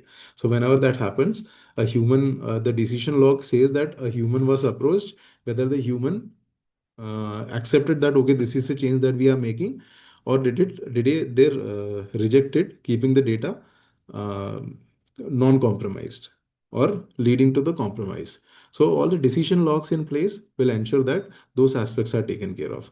And then training data documentation is also one aspect where keeping the meticulous records of all the data used to train the model ensures that how say again referring to the skin tone specific challenges that has happened. So who which what was the data in which it was trained, what was the skin tone of the people who with whom that particular data was trained. When you have all the documentation in place, it becomes easier to establish who went ahead with these kind of data, not updating the data. So these are the aspects that will keep it auditable and accountable in the long run. So this is one, say again going back to ethical aspect, just from start onwards, mostly used trust aspect, starting from trust and eventually through the project getting into shape, it is being used. Accountability or transparency aspect towards the end or just before deployment to even after deployment, all the checks and measures that ensures that the it is auditable and accountable. And here, another aspect or statement to ensure is that accountability is not equal to blame. Again, the question will come every time that whenever we are looking at holding the system accountable, say we are documenting, there is a team available, we need checklists to ensure that everybody has a role uh, defined and who's doing what, and if something is not done, something like there are different measures. One is RASCI, where who's responsible, who's accountable, who needs to be consulted. You might be aware of such terms, otherwise you can just Google it. So you have all the checks and measures to ensure that that accountability aspect is supposed to be bought in. Somebody will object, okay, why we are just trying to build something, why do you need all the complexities, and at the onset itself you are it is being looked at like who's causing the harm. So that is not the case. Everything, say, with AI, especially AI, even before that, documentation aspect very clearly has been existing with all the technology-based initiatives. With AI, it is more so required, ensuring that to the entire team whenever a new system is coming in place, and ensuring that accountability measuring matrices are in place. And that is absolutely required because accountability means clear processes in place, having shared responsibilities documented, and all the documentations available whenever it is required. Also, accountability does not mean that the person who's identified needs to be punished or blocking innovation. On the contrary, it's almost like why do you need a brake on a car? You don't need brake just to ensure that you can stop the vehicle. Moreover, it is also required so that you can go on higher speeds, because having a brake in place which ensures that even at a higher speed you have a control, ensures that you also have, it enables, the brake enables you to go on a higher speeds as well, taking the vehicle to a higher speed. Similar is the accountability aspect. It's not required just to block innovation or punish the faculty. In fact, it is required so that the innovation goes to the next level, larger innovations can come up, and yet the safety of all those with clear intentions, not being part of something which may or may not happen as a mishap, that can be set. So keeping everybody safe is more important, and that's where the accountability aspect comes in. Accountability protects innovation. That is the key that you need to understand here. And then there are simple governance mechanisms that we need to ensure that are in place. AI project declaration is something that whenever there is a new project coming in, have a team in place, have a governing body in place. There is a declaration of a project coming up with who are involved, what kind of aspects that we are looking at, everything being in place so that the entire body is knowing about one of the upcoming projects, and the transparency is there. Data set approval notes is another aspect where the bias control needs to be checked, and that also can be done through a entire shared responsibility. That is where the point number three, that ethic checklist also coming from a board itself, AI based board or a team that has a shared responsibility. Everybody is responsible in the team to ensure that they are contributing to have all these checklists and not ignoring a significant part that needs to be looked at when a new project comes up. Having a review committee is something that ensures faculty protection comes in. That is where, as faculty, you need to ensure that review committees are kept whenever there is an AI based innovation happening. And of course, documentation here, most importantly, new era, institutional defense, documentation of all this is what will be an enabler when it comes to the ease or the smoothness with which you can bring in new innovations within your institutions. Important message here: faculty are not expected to foresee all harm. It's not possible. That's where the review committees come in place, and faculties are expected to show reasonable care. So reasonable care coming from multiple people through a review committee, so that even somebody misses something, somebody else is there to take care of it. Or if everyone altogether misses one aspect, leads to certain harm, everybody equally is responsible for it, not a single person. Key line here: if the process exists, individuals are protected. Very important. So until and unless a process is not existing, what we discussed at the onset, everybody would be blaming each other. And more than blame, it would lead to a culture where social innovations or technology-based, AI-based innovations might not be promoted at a scale in your institution. Uh, that might be the deterrent in the next unicorn or billionaire emerging, the potential of emerging from your institution or not.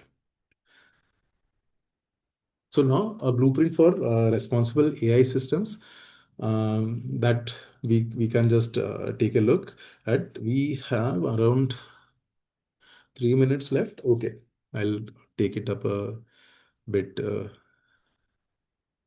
So human override mechanisms are something that you need to have as part of the responsible AI systems.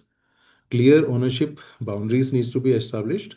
There should be a feedback and correction loop, and incident reporting pathways all place of it. And thus the big picture emerges that we have talked about trust, we have talked about ethics, we have talked about accountability or the transparency aspect. This as a cycle, everything is dependent upon each other when you look at a fair system where social innovation takes place at a rapid rate, yet the institutional defense is there to ensure that the faculty or somebody who is promoting the social innovation is not questioned. So that comes when you have trust, and trust fails without ethics. So ethics as an enabler is there. Ethics fails without accountability to ensure that accountability aspect is there, and accountability is meaningless without trust. And hence the cycle. And this ensures taking care of all these three aspects ensures that the responsible AI initiative and innovations leading because of this is in place. So what this means for AICT colleges is adoption will eventually be evaluated institutionally. Faculty designs decisions will be audited indirectly, and responsible AI becomes a quality marker. So faculty role here is defined now from teacher to guide, the guide who is an ethical gatekeeper as well, and somebody who at an institutional who can lead to institutional safeguard and is the first line of defense for the institution which is trying to come up with innovation. So closing takeaways: trust requires explainability, ethics begins with better questions and at its onset itself, and accountability protects faculty.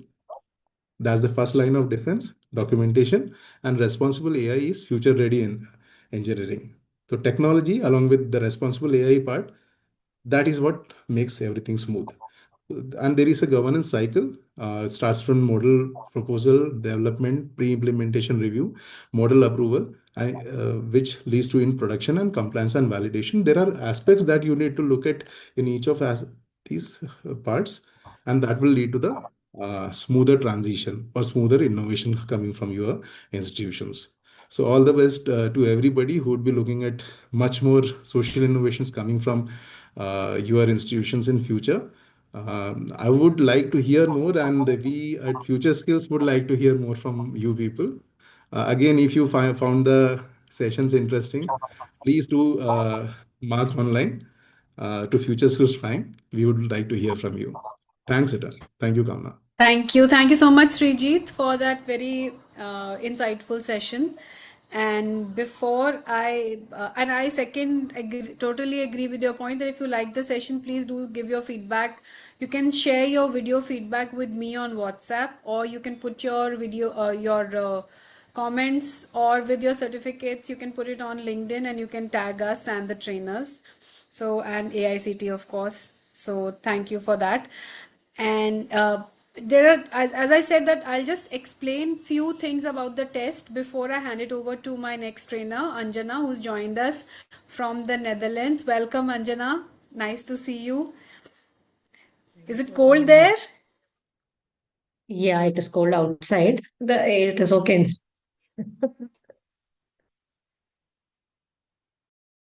I'll You're just on take a mute. couple of minutes. Yeah, Ah, I'll just take a couple of minutes to just explain them about the assessment. So assessment is on Future Skills Prime. You all have been added to the group, which I'll just show you. I'll take a minute and show my screen. So you just type future skills here. We've already seen this many times. So I will just log in. I already have my account created. So I'll just log in.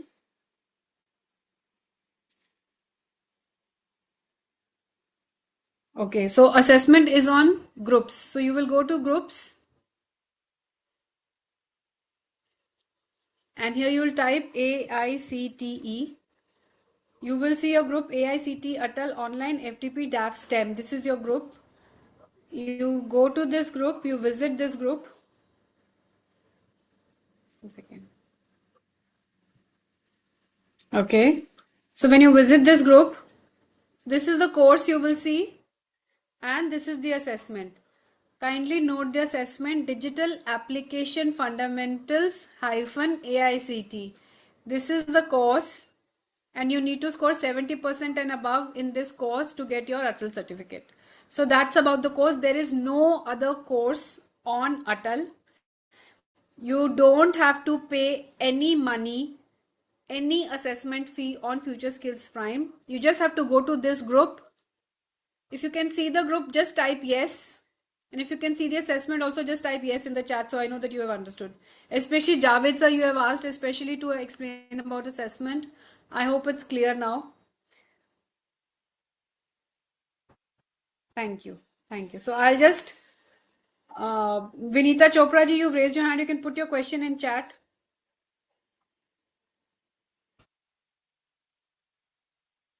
Sir has left. No, Aarti Sangwan ji, there is no test on Atal portal. There is only this test on. Here the assessment has to be done. Yes, Vanita ma'am, only this assessment needs to be done. There is nothing on Atal. We will put your marks on Atal by Wednesday, coming Wednesday. So I hope that's clear.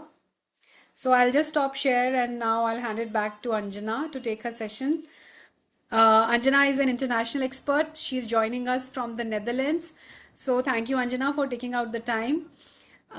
We have 870 registrations for this batch. And almost 350 people have been joining every day. Today we have about 232 attendees already with us. And I think That's a good because of number actually for Saturday. it's a very good number for Saturday. And feedback, I will share a feedback form here in the chat. So, and also on WhatsApp group. Test you can take any time till Tuesday. I have given the time till Tuesday. You can take the test anytime. So that's it from my side. And at 5 o'clock, I'll take your questions again.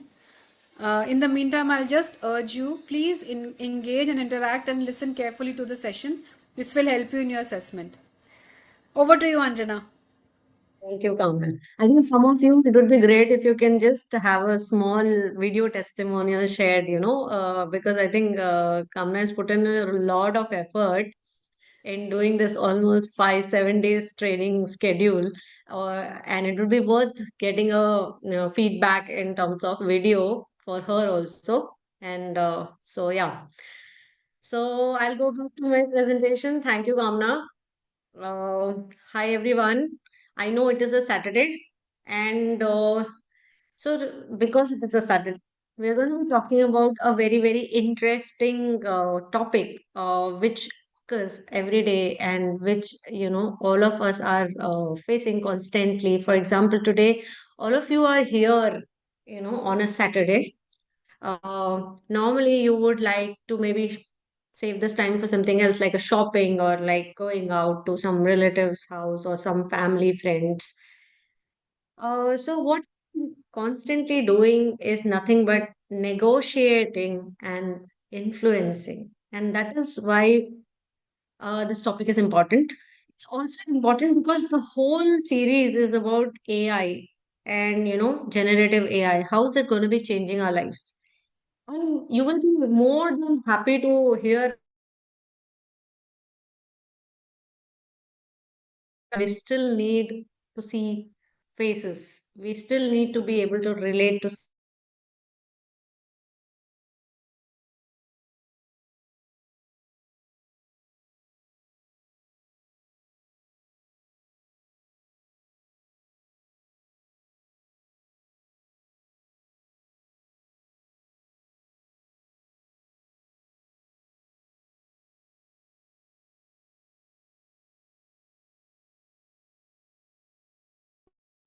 There may be a network issue with Anjana. I think she is going to join back. Hi, sorry Yeah, I got disconnected, I think. yeah, Yeah. yeah. I think there's some network thing at your end. So, yeah. Okay. Just resharing my PPT, everyone. I hope you can hear me. By the time I went to comments, it just disappeared. So yeah.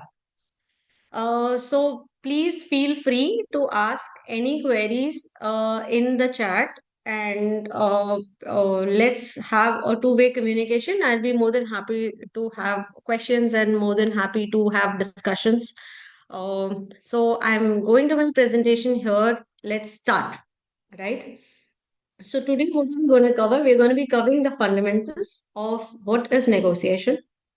How is influencing and negotiation different? What are the psychology of negotiation tactics? and how does body language plays a very, very important role in all of it. And then, of course, we're going to be seeing it from a dual lens of industry and academia, because all of you come from academic institution. How do you make a difference in your student's life, or how does it make difference for you to deal with negotiation every day?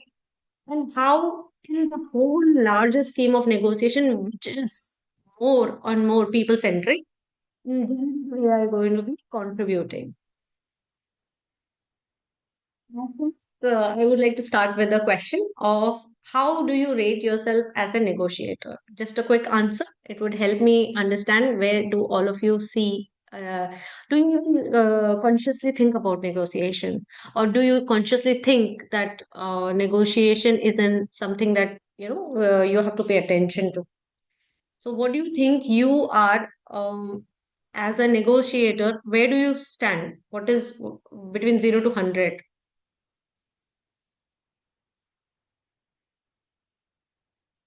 I was intrigued to see first answer as zero. You are, yeah.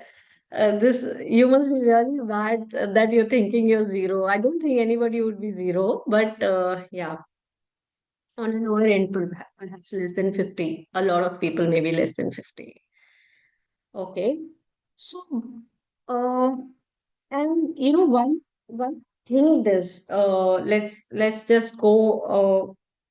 I want to share this video and just show how does it make a difference in our life. So I'm just sharing my video with the sound because normally it's not. So resharing my screen.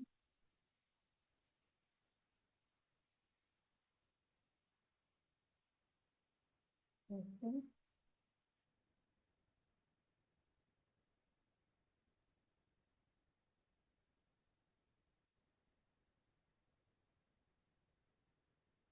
It does say share sound. So let me see. Okay, and I'm going to play the video for you all.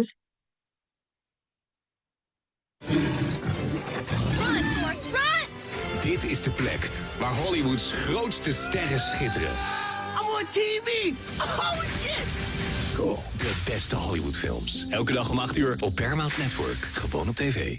That's right. In fact, government sources are telling ET now that a trade team led by Chief Negotiator Rajesh Agarwal, which was in the United States for the fifth round of negotiations between both the sides, is now on its way back to India. So, fifth round of negotiations for the U.S.-India trade deal talks have those negotiations have completed. Remember, there have been a lot of these rounds between India and the United States. Our teams have gone there, their teams have come here, and this was. I just wanted you to, think. And the reason I shared this is not because I want to show you that how negotiation are making a difference in different part of what we do every day. And recently this term has become more and more popular, and you can hear it more and more on television, on newspapers. Because of such, all of us maybe have so much of access to information, but it always used to happen. Negotiations between countries, between in trade or between governments was always something which was popularly called as negotiation. Otherwise, you would hear very few, only maybe salespeople talking about negotiation. But the fact of the matter is that all of us are negotiating. And the more steep is, the more difficult it is. Why? And you all know that what is happening with this negotiation. This is almost 2 month old, I think, video that I have here. But it is still continuing, and we know ever since last year the negotiation of between India and US has not settled down, and they're still negotiating. The simple reason is that we want to be in a state where we feel it's a win-win, right? As a country. And more state is because it's not about two people, it's not about the people who went to the negotiation table. It's about representing such a large population and their interests. And for both countries. Of course, the US also wants good for their country, right? But we also want good for our country. Where do we find a balance is what is important. It's also important to understand the difference between negotiation and influencing, right? Is there a difference? Or if not, okay, so I thought there are some questions about this, but then there were some other questions which maybe we'll take in a break or something. Right. So now big question. Like, all of you have to be actively answering this. Think about it. Think about a scenario or think about a time when you wanted something, or let's say something from your boss, something in a salary, something in terms of designation, or maybe funding, or maybe you wanted to buy an but you did not negotiate. Why do people not negotiate? What do you think? Out of, let's assume ABC don't like conflict, afraid to ask, lack of confidence, what do you think people stops people from negotiating? What are your views about it?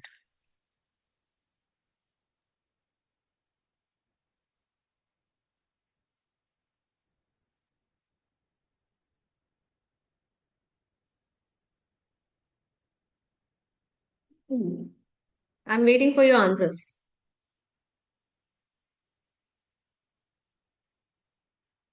My chat is open and it says don't open it here. But so, yeah, what do you think stops people from, negotiating? Scare of losing opportunities? Mm, uh, okay. By losing opportunity, do you feel it's going to be, resulting in a conflict that will, in turn, kind of not help you with future opportunities, perhaps? Yes, yes. Status. We will come to that. We'll come to that part where status is a very important part when negotiations are happening, and of course, it is also a time when you're negotiating with your boss, for example, right? He's definitely superior than you. Then what do you think are the things you can do rather than negotiating? What are the other techniques that you can use? He's definitely higher than you. So yeah, okay, and I've got probably two answers. One is afraid. I haven't got afraid to ask and lack of confidence. I've just got don't like conflict. And I've got an answer as when there's a difference of power. Okay. See, if you go back and think about scenarios in your life, probably you will be able to sort scenarios in these three areas, right? Number one is where you don't like conflicts. You don't want, self doubt or lack of confidence is good. So if you go back and think about scenarios why you did not negotiate, it will fall into one of these three areas, which is one, you don't like a conflict. See, you don't like a conflict could be because, let's say, you're negotiating with your boss. Now, if you feel this negotiation going to ruffle them, and people carry feelings, right? It will affect your future prospects. Now, this is also a reason you are afraid to ask.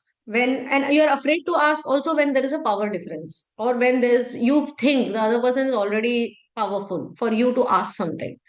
And they could be overlapping. Let's say, for example, you're afraid to ask because you don't have confidence, or it's not because the other person is powerful. So these can be overlapping, and they could be peeling or covering each other in some way. If you far sort your scenarios in your life, they will basically fall into these three areas, right? Now, here we come to an important part of, when I was in sales, they used to constantly have this question: is sales an art or a science? And similarly, is negotiation an art or a science?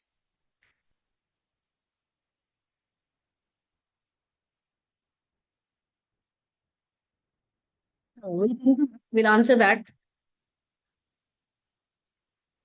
Now, see what is negotiation at large, right? At large, negotiation could be divided in two parts. One is a part which is value creation, and another part is value claiming. The two types of distribution are also called distributive and integrative. What is integrative? When you create value for both of you, right? And what is distributive? That I distribute it only to one party, for example. You only have one winner, and I'll give you a very good examples of late. And of course, in integrative part, you would like to have a win-win. Now, we are not describing here the parties. We are describing the type of negotiation. Now, of course, what type of negotiation happens will depend on the back end parties. Let's take scenario of Venezuela and US. Was discussion? No. Was negotiation? No. It was simply distribute claiming what you want. Why did this claiming happen? The claim happened because one party was extremely powerful vis-a-vis the other party. And that's why we say power, there's a famous thing saying power is something which is unilaterally deciding, and you don't even need to ask. And that is why you have regimes or you have dictatorships, and those are the things where it is because of the power, how power is distributed. And also how many people are able to talk about that power. So it's a very clear case of only one winner. Only one winner, and one party, which is US, claims to the resources of Venezuela. There is no discussion. There is no scope for discussion. And despite the fact that this is, we are talking about it in negotiation. If you think about it in the larger scheme of things and from human evolution, it's about power struggle, right? And one party is powerful and hence they claim it. Whereas it comes through win-win strategy, I think that is why it becomes very important, even if it is not, 50-50. Power has to be not 100-0 or 80, 90-10. The difference has to be not huge. There has to be reasonable differences. So it could be 70 and it could be 60-40, let's say. 60-40, where one is a little less powerful, but not so powerless that you can snatch things from there. That's the case where you will probably be in a position to even sit on the table to negotiate. So power background of these kind of discussions where we are talking about value claiming and value creation. Value creation is something you can only discuss when you have equal say in a negotiation.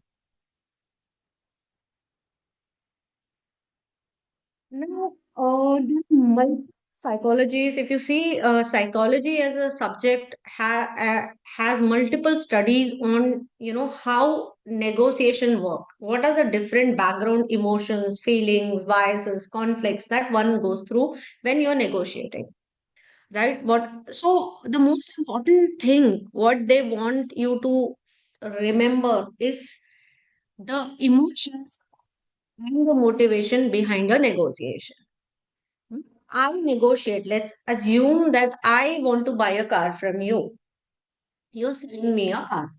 You have a car which you used, and now I want to buy a second-hand car, which could be Maruti. Let's assume Maruti, which is a reasonable brand, and we know it has a good second-hand value. Now, what are my emotions and negotiations? What are your emotions and negotiation? You are selling this car, Maruti, a smaller version because you want to buy a bigger version. You want to move to the next version. I'm buying it because I don't have a car, and this is going to be, I don't have a budget, and I want to buy a second-hand car because I feel that, I don't want to spend so much in a new car, and I want to buy something which is reliable and something which has a tool and everything is easily available in the market, and I don't have to spend a lot of money on repairing it or taking care of it if I buy a second-hand car, right? And if you look at it, you have certain emotion. What is your emotion? Your emotion is pride. Your emotion is you want to buy something bigger. aspirations, and your emotion is to, you already know that this Maruti has a good second hand value. If you see out of the car market, the most good value that any car gets is Maruti, and that's something people know, and that's why they buy it. And it's also because of the number of, because of the value chain behind it, like the spare parts or the repair, every car mechanic knows to open it and all of those things. What are my emotions? My emotions are one, while I want to have a car, I also want to save money. That is why I'm coming to you to buy a second hand, right? And I could have bought a new car, but why am I not buying it? Because, of course, I want to save money. Secondly, what motivations is to save money and also own a car. You have to understand in scenario both sides. You have to also see what are your motivations and emotions, and also what do you think will be the other parties. You may not know exactly, but you can reasonably assume what could be their emotions. What's rapport interest? Let's say I am somebody, you have just put it on a OLX or you have put it on a marketplace, and I say through it and contact you. Now, what is your rapport interest in this case? It's very transactional because you don't know me, I don't know you, and if I quote something very, way below what you think, you just ignore me. You don't even care. You don't have any emotions. You don't have any feelings. You don't have anything attached to it. It's more transactional. Let's say I'm your colleague. Now I'm telling you here, give it to me, reduce a little more, reduce some 20, 30,000 more. Now then, background trust. I trust you. I've seen you driving the car. That is why I come to you. Secondly, there's also feeling that if tomorrow something goes wrong, I can, you would be there. I can tell you, you hit this part to me. Thirdly, I know that I can go little, negotiate and have this interpersonal space used as a reason for getting the value lower. Influence. As a person who is in marketplace, right?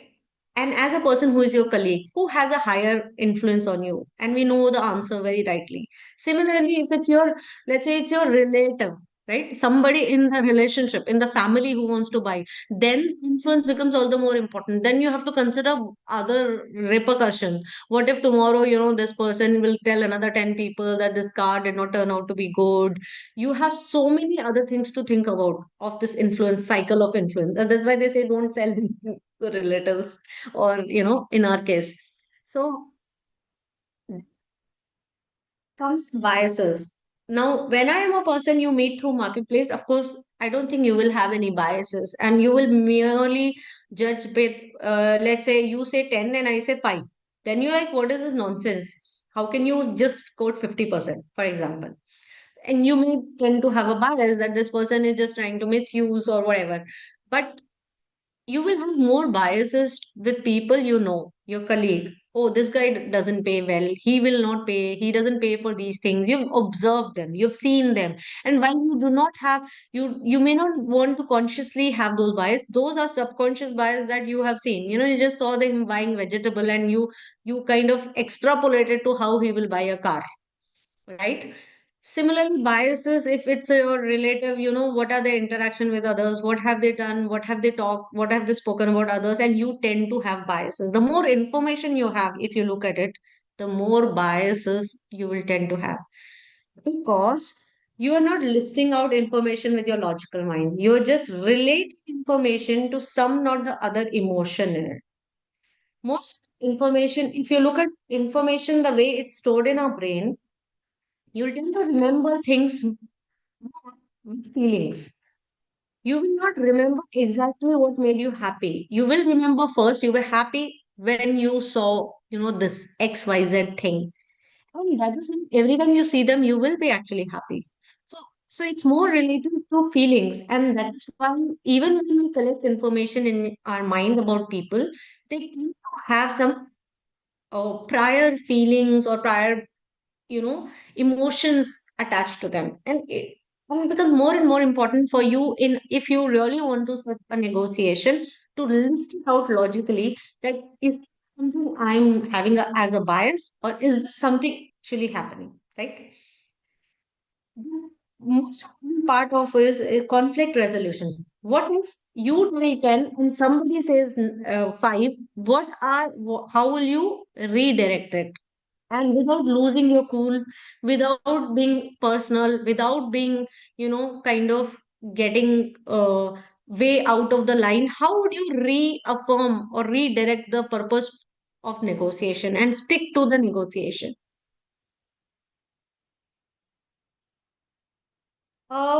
So we've come to a very important part for how is it different for industry versus academia. We all know that industry is seeking certain different parts, different goals, right? Why is industry seeking it becomes very important because eventually as a college, as a faculty, you would want your students to be placed, students to find jobs, students to get, have a career. And hence, it's important to see the greater goal of you would want your students to learn so much that they are able to validate what they've learned on the ground, and then either in research or in industry they're able to prove something and they get to their future. It's also important because these days, any students who come to a college look at the what is alumni placement, what is the placement rate of this college, what is the fees versus, what is the salary band they place you. So of course, you as an academia, you're contributing to the industry, and whereas in industry, they have very clear cut, KPIs, that most of the KPIs are related to sales, profits, budgets, how do you keep them? So very, very straightforward, extended KPIs. One draws these KPIs from the industry. So for example, number of placements, what is the success rate? How is the syllabus related to the industry? How is it relevant for today's technology? What is the number of grants you've got? What is the number of labs you've got? What is the incubation you have? So those KPIs will vary, right? And so will vary what do you negotiate on the table.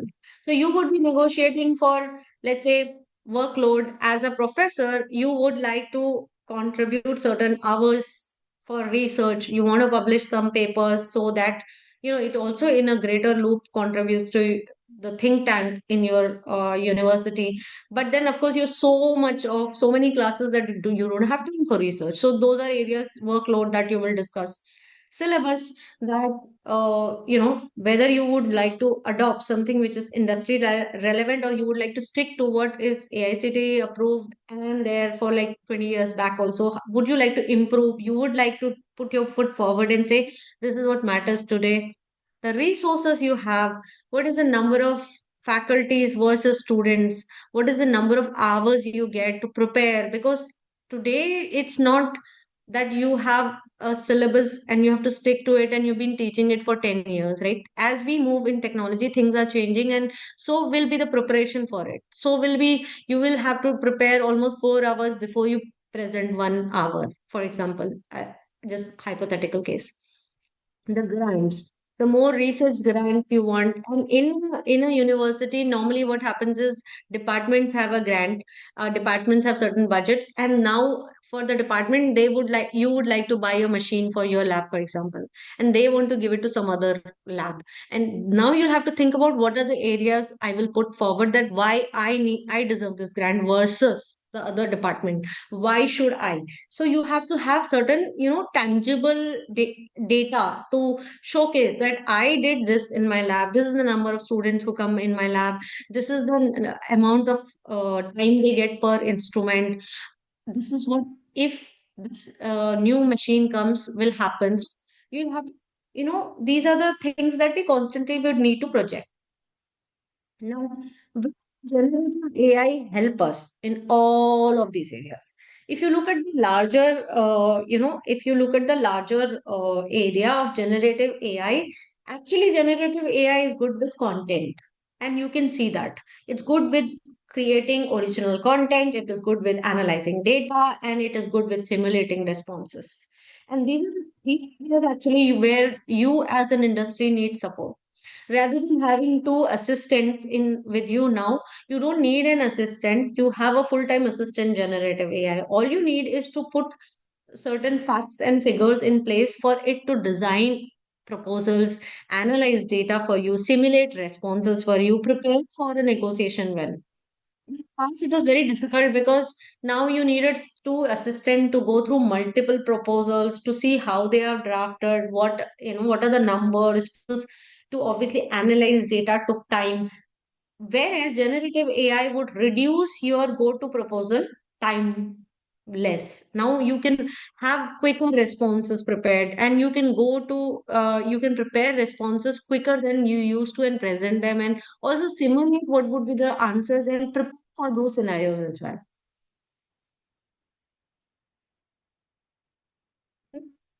Let's discuss, is negotiation a science or an art, right? Of course, there are like we said, every time we talk about feelings, every time we talk about emotions, there is also some kind of science behind it, right?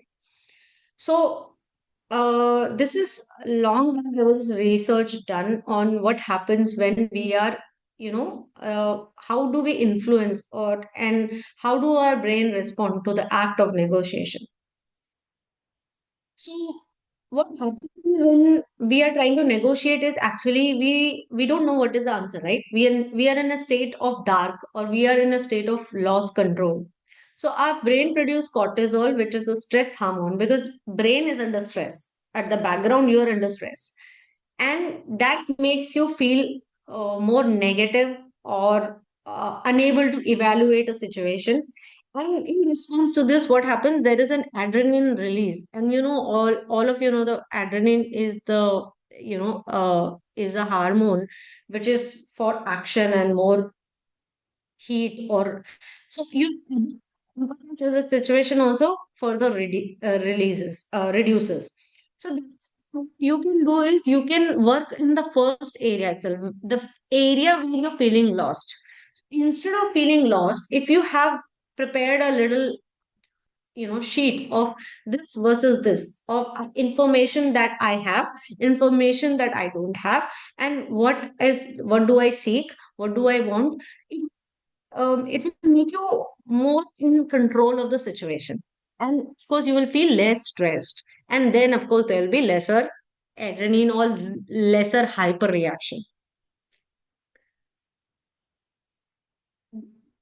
As to a very important part of how do people center their negotiation strategies, right? And I think someone here mentioned right in the early part that when you are a powerful person. So there are two grids. It can be mapped into a 2 into 2 grid, and one is where you have self-related concern. That is, what do I want, or what do I know about myself, and others related concern. Now, if you have more related concern with yourself high, and you have very low concern for other, then you are definitely a dominating person. And you're dominating, you may not be dominating with everybody. See, you have to see a situation. For example, let's say I tell my daughter that you have to study, right? It's a very complete power equation change where I am in a powerful place, both in age, both in authority, both in a place where I hold resources. So I don't negotiate. I still negotiate, but then I give a clear outcome that if you study, you will get chocolate, for example. If you look at other person, while I'm concerned in this case, I am concerned. I am a person of power, but I'm also concerned because at the end of the day, she's my daughter, right? I will have her as a parent some concern. So I become in an integrating position where I know what I want. And suppose she starts crying. Okay. So she starts crying as soon as I say this. Younger kids especially, what is this, and I don't know what to do, and I give her the chocolate and I say, but then now you have to study. So it is more on where I'm obliging, because I've come to where I'm not concerned about myself so much. I am concerned about her now, and I'm obliging to give her chocolate first. At the same time, she says, but I will not study with two chocolates, I want three. So then I say, okay, okay, let's do that. And then that is a state of compromising. And there's a state when she says, I don't want to study. I say, okay, I will not give you chocolate. And that's all.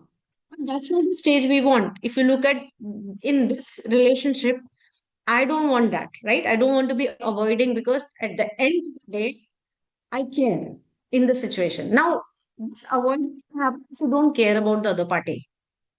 For example, US and India.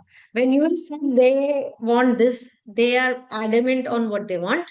India is, and they say that India is doing X, Y, Z, and you see multiple Donald Trump giving multiple views. India did not reciprocate even in the form of response.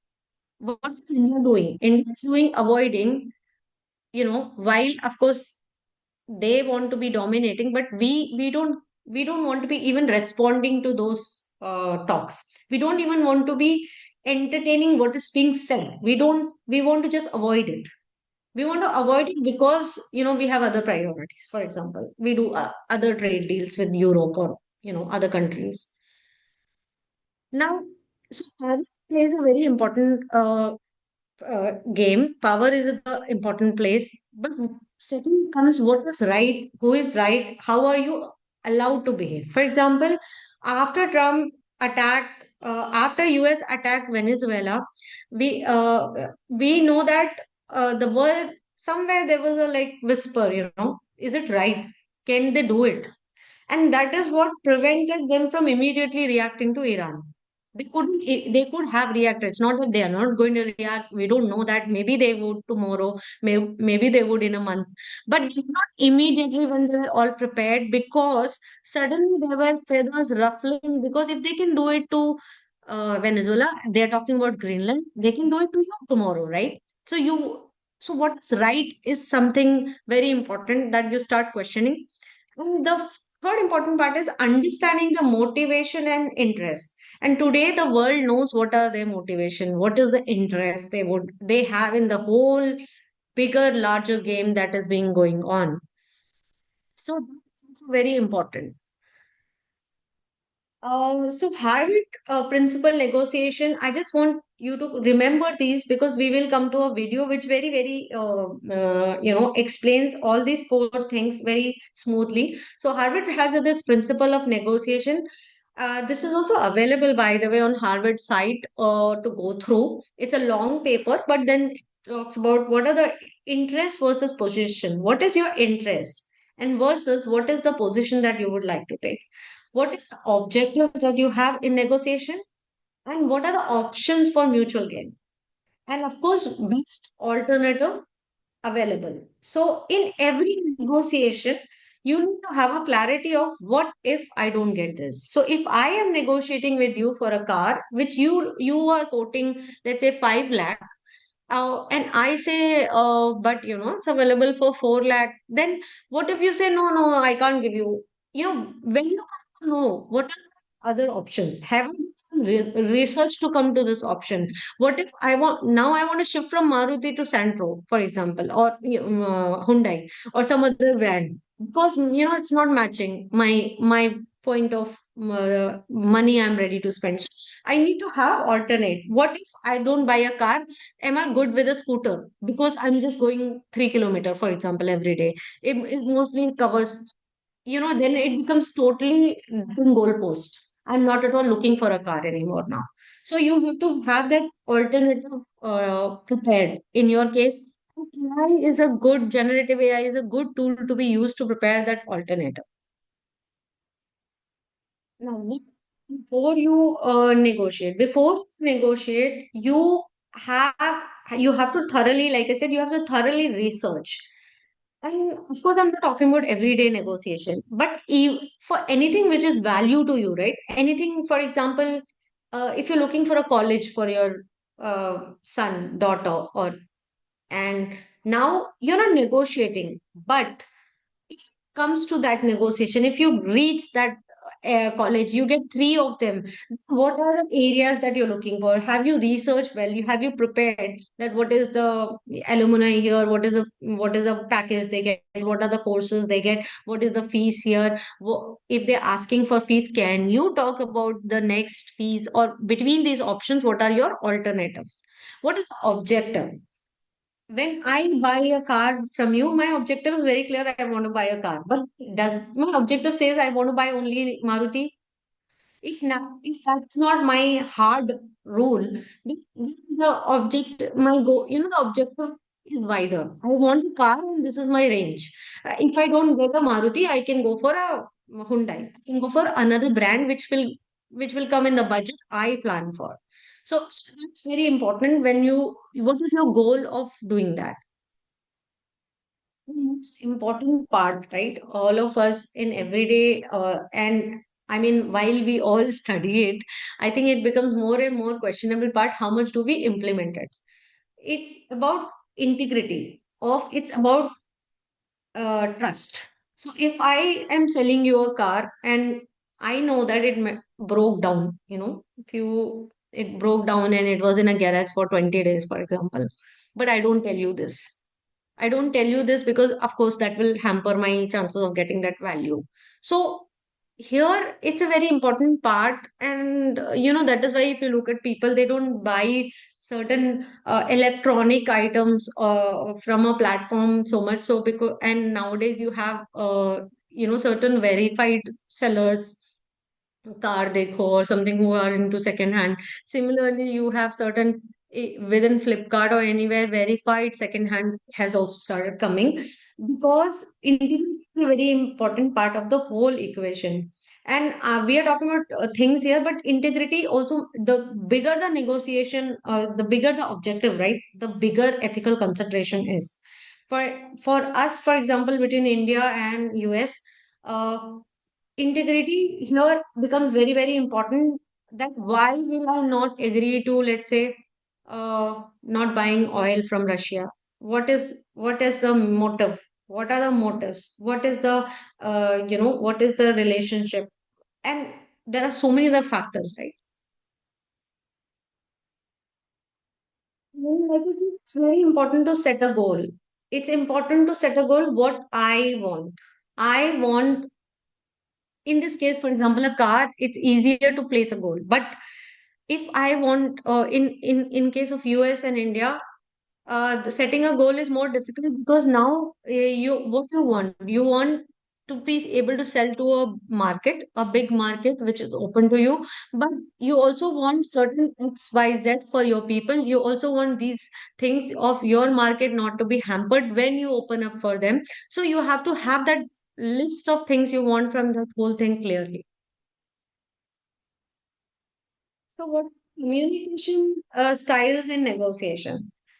Communication, which is given very less importance, is very, very important if you look at it. The most important part of it is listening. The more we listen, the more information we will get about something. What are the processes? What are the background? Who are the people? And so that is why they say empathize and empathize with the other person, and at the same time, listen to the whole thing clearly. We spoke conflict resolution. Conflict resolution and handling objections are almost same. For example, if now you ask me, what is this? What is this out of this? Probably you should have thought of those scenarios. Probably you should be prepared about those scenarios. Handling objection about. We come to strategies and certain we spoke about biases in negotiation, and here we are of certain things. For example, anchoring, right? What is anchoring? Let's say you told me that you told me this car is 10 lakhs, and I say no, I don't. I have a budget of only 7. Now what happens is that while you would like to come down, you're now scared to say from 10 to 9.5 or 9.8. because you know my I'm some anchored in your mind that this is what is my budget. So definitely, how much do you think I will go over my budget, right? And setting setting the target so away from what you want, that it's probably also making a mental bias in the person who is thinking about it. Because every we talk, you will think about that, oh, she is going to, you will either, no, no, no, I don't want to sell it at all. If your mind had, let's say, eight, right? If your mind, in your mind, you have eight is something I can sell for, I told 10, but then eight is I'm now to my number. Because, earlier you thought that after I negotiate with you three, four times, maybe I would have said, if you said 10, I would have said, let's say, nine. Then you would have thought, "ठीक है, that's in your favor if you look at it. But if I said 8.5, you would be still be okay because you had 8. I am saying 8.5. We can negotiate and I can come closer to what you had expected. But the moment it's 7, now there are two things. One, you go away from that negotiation. Two, now you don't know what to quote, right? Because if you had 8, you will come closer to it and you say 7.5 is what last I can sell, for example. And then I'll be like, okay, I'll give 7.5. I'm sure you were giving 50 above my frame, but I don't know, in your mind, you went 50 down, because the number you quoted was somewhere which was, I just quoted anchored somewhere. Similar framing, right? Framing, I think, information presenting that shapes the perceptions positively. So if you're going to buy a machine and a washing machine, let's say. And before that, I just talk about, I have this machine and it's wonderful and it does this. It's been here. I've been using it. I have extended warranty, but I'm selling it, for example. If you know anybody. Now, the point is, I've said so much positive information that you don't know what to say. You don't know how to reduce the price because the information I have given you is somewhere framed that I'm very happy with the product. It's not that I want to sell it. I'm selling it because, let's say, I'm moving away from this place or whatever. So that's what it's framing about. What about concessions? We spoke about concessions. When we anchored, we consider concession. Concession is nothing but offering a compromise or reaching a agreeable term. So I thought I'll just show you this Dilbert, which is very famous for corporate scenarios. And in this, so what happens is this: he says that I demand a raise, or else I will quit today. And the boss is like, okay, goodbye. So then he starts praying that no, no, no, please, I'll work even for every weekend for free. So it's very important not to have zero sum, zero sum game. You can't be saying that either you agree to what I say or there is nothing. Like how Trump said that either you agree to what deal we have sized or, there is no deal and we will raise tariffs, for example. So what happened? We did not agree to them because there cannot be a zero sum game in negotiation. If you present a zero sum game to a party which is reasonably equal to you and not very, very low, then there is no zero sum game. Then the negotiation is not happening. You already created a bias which is very against you. So you would not want to present a zero sum game. And that's why this scenario. Okay. Very, very important part, right? In the whole of things, we spoke about influence right in the beginning, saying negotiation and influence. So, what is influence? What's the difference between negotiation and influence?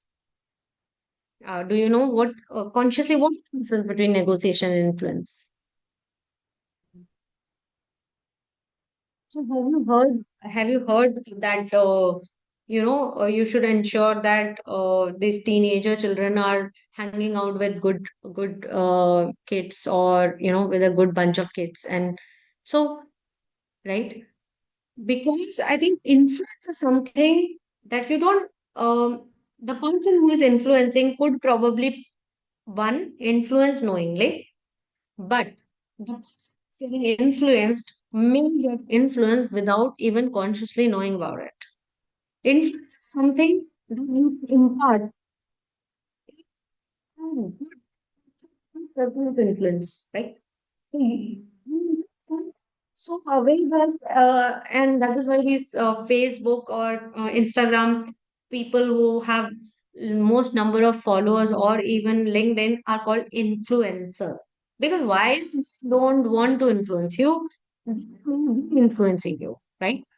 So influencing, some know it, you know, sometimes you may not even know it and unknowingly do it, but the influence doesn't know it at all. The influence is, for example, your and especially people proximity to you have a lot of influence on you. So you may not even realize what is the influence of your wife, your husband, your parents, your sister, your brother, or or your mentor on you. You may not even realize what is the amount of influence you get.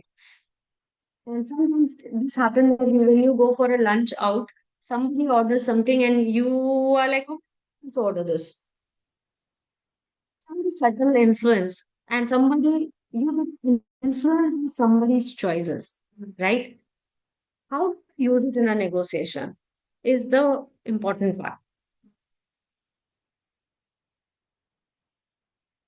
See, it matters all the more because when it comes to industry, if you look at people say that you need to have a network or you need to have people stakeholders influence because those are people who are making, you don't directly know the people who are making call, so you would rather have some influence through somebody with them. It's not a difference, right? Some in academia, what happens is the influence is different. So, for example, if you have a group in mechanical division or if you have a group on chemical division, then it's more on how all of you want something. So you all have different influence on that. And if this can also go other way, right? If one is not good, then it may affect everybody. So it becomes more committee based, consensus driven. What is happening is number one, democratization of information, which is already there. Secondly, now not only that information is there, you can analyze and also prepare scenarios for with the information, and you can be prepared for those scenario where you want the actions to be in your favor. So there's a famous 3H influencing model, and this is not only a model which is in it's a psychological model, so it's not applicable only in negotiation, it's applicable anywhere in your life, right? So there are three areas, and subconsciously, okay, subconsciously, for example, when I am present here now, all of you, the moment you saw me, you had some kind of influence of because of me being here. Now, I did not consciously try to influence you. You did not maybe consciously try to get influence in this case, but certain things you would have thought. For example, what is data and logic? Data and logic is how is her hair falling, what is her dress, where does she live, what does she do, what has she done. Those are the information you would have immediately processed in your mind. And that would be certain emotions and certain stories or certain relationship. For example, if some of you have somebody in Europe, you would have immediately related to me. If some of you would have thought, oh, okay, you know, I am not actively trying to influence you, but these are some basic things, and this happens about everybody. And try to do this exercise with your colleagues. For example, think about a time when you saw somebody for the first time. What were the feelings that came to your mind?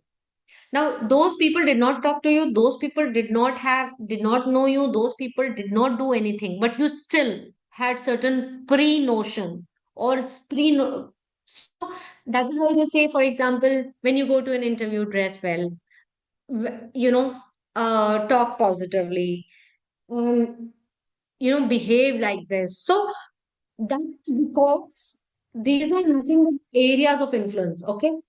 this is subconsciously. Nobody is. So why do you go fully decked up when you go for an interview? Why does it not matter so much after you've got a job, right? You may still go be decked up, but not as much as you were on the first day of interview, because mind you wanted to be prepared for the interview. For example, once you have a job, you know the job is yours. You want to be going there. You want to prepare for the job. How you appear maybe doesn't matter so much now. How it mattered on the first day, right? Now people know you more than your looks. People know you for your content. People know you for what you deliver. But the first impressions is how what they make out of you looking at you, or this, merely by very simple things, which is by data and logic, which is what they see in you. And of course, if you're smiling, then you're looking good, you have a very contagious smile. So these are three influencing model, and they influence every part of your life. They do not restrict themselves to merely negotiation and influencing. They are something used everywhere. Hands or action, I will come to that as well. But they are also, if you go to theater, if you go to acting, if you go to role plays, if you go to places where you're presenting yourself, is these are the three areas that matters.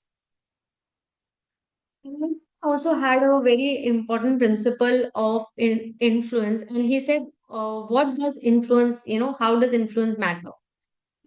Matter as reciprocity, social proof, and authority. So, who are the people you can have influence of? Social proof, we all know these followers, right? Reciprocity between husband, wife, your parents, your boss and you, there is some level of influence.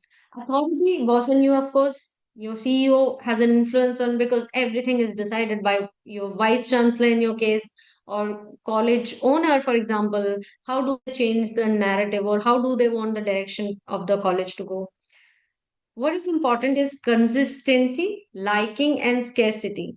So so these are the areas also which influence. If you like somebody, if there is something which is less, and if there is somebody consistently doing something, right? If a colleague of mine, almost every time they make a sweet gets for me, it makes a lot of difference that they think about me. And definitely the consistency brings me to liking. And why does it bring to liking? Because I don't normally get sweets from home, in the college, or in the house. So that is when it will become important. What generative AI can help you here? And what are the global benchmarks? And how do you draft a persuasive messaging, or how do you even deliver a persuasive messaging in the whole case, right? How can you influence without authority, right? Someone said that you cannot negotiate, or you don't negotiate because somebody is, in power more. So how do you influence a powerful person? You can always have an influence on very powerful people, and a lot of time you would have just heard it through grapevine. Oh, he likes her so much, or likes him so much, and that is why he's biased. Vice chancellor is biased towards this person, or even the boss is biased. How do we get biased? We automatically created a power difference, that he's the boss and I'm a subordinate. So definitely somebody is doing something to be able to influence the authority, right? So the simple equation is build credibility, become reliable, and you have to develop a sense of intimacy. Intimacy is very important. The more proximity you have to somebody, the more trust equation you build with them. It's not something you will want to do in all cases, but then it is something you can probably observe in cases where you think there is more influence. And of course, you can also try and see how much of this you would like to be a part of, right? And if you sometimes we don't want to be a part of it, sometimes we it doesn't matter to us, but then if it does matter to us, then this is the way to make an influence over people in authority. There is a famous rule, and David Rock of neuro leadership created it. It's called SCARF, which is the areas which influence in which makes a difference in influencing others. Number one is status, right? Our sense of importance relative to opponents. If, like all of you said, if somebody is powerful, automatically you become a little in your brain that this person is senior to you. Certainty. The desire for security to control responses is something as a human or from the time of evolution we always wanted it. That's why we started accumulating things. We want to have a control. We want to have a sense of security.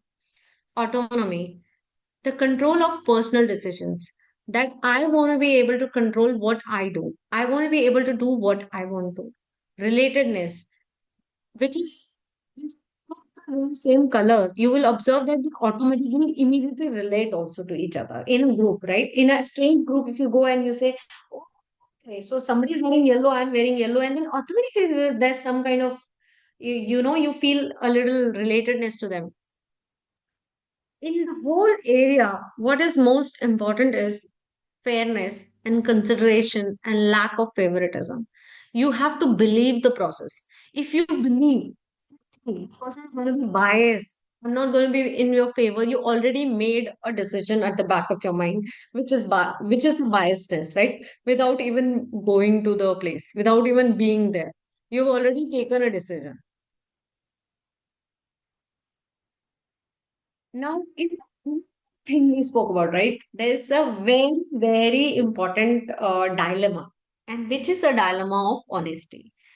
Between, for example, the example I gave you of car, where you are selling me a car and I'm buying a car, and you tell me that I bought this car for 12 lakhs and it has been running for 3 years and now I want to sell it for 10 lakh. And I'm like, what? Depreciation also you haven't calculated.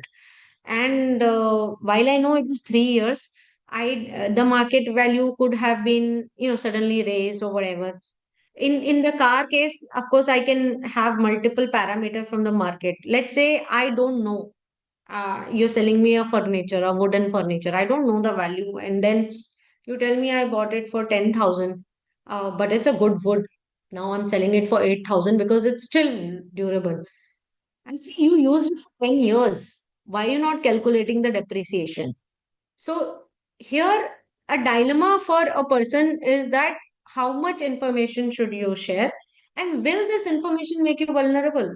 For example, if you have a bid as a salesperson, I'm going to sell something, and I get to hear the other party just simply telling me that our resources, the one minimum resource we pay is 3 lakh, and I'm like, you're asking me to quote for less than that. The minimum value that you pay and my resources are more, then how will you come to that agreement? So here it becomes very, very important this is a constant dilemma in a adjustment, and especially the closer you are, the more in a dilemma you'll be like, oh, this person knows that my house, I have been having this for so many days. I don't want to sell it to him. I don't want to sell it to him because he knows he will quote it, underquote it. So those things where you are in a dilemma whether this information will make me vulnerable, susceptible for being taken advantage of, right?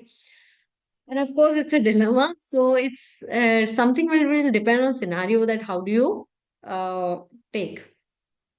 I am sharing, and tell me if you can hear the sound.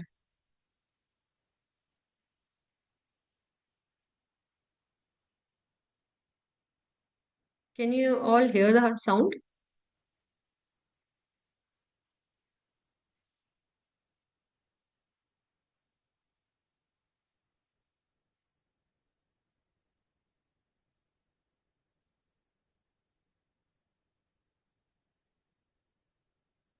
Someone said no, no, and then I hear yes. Just confirm.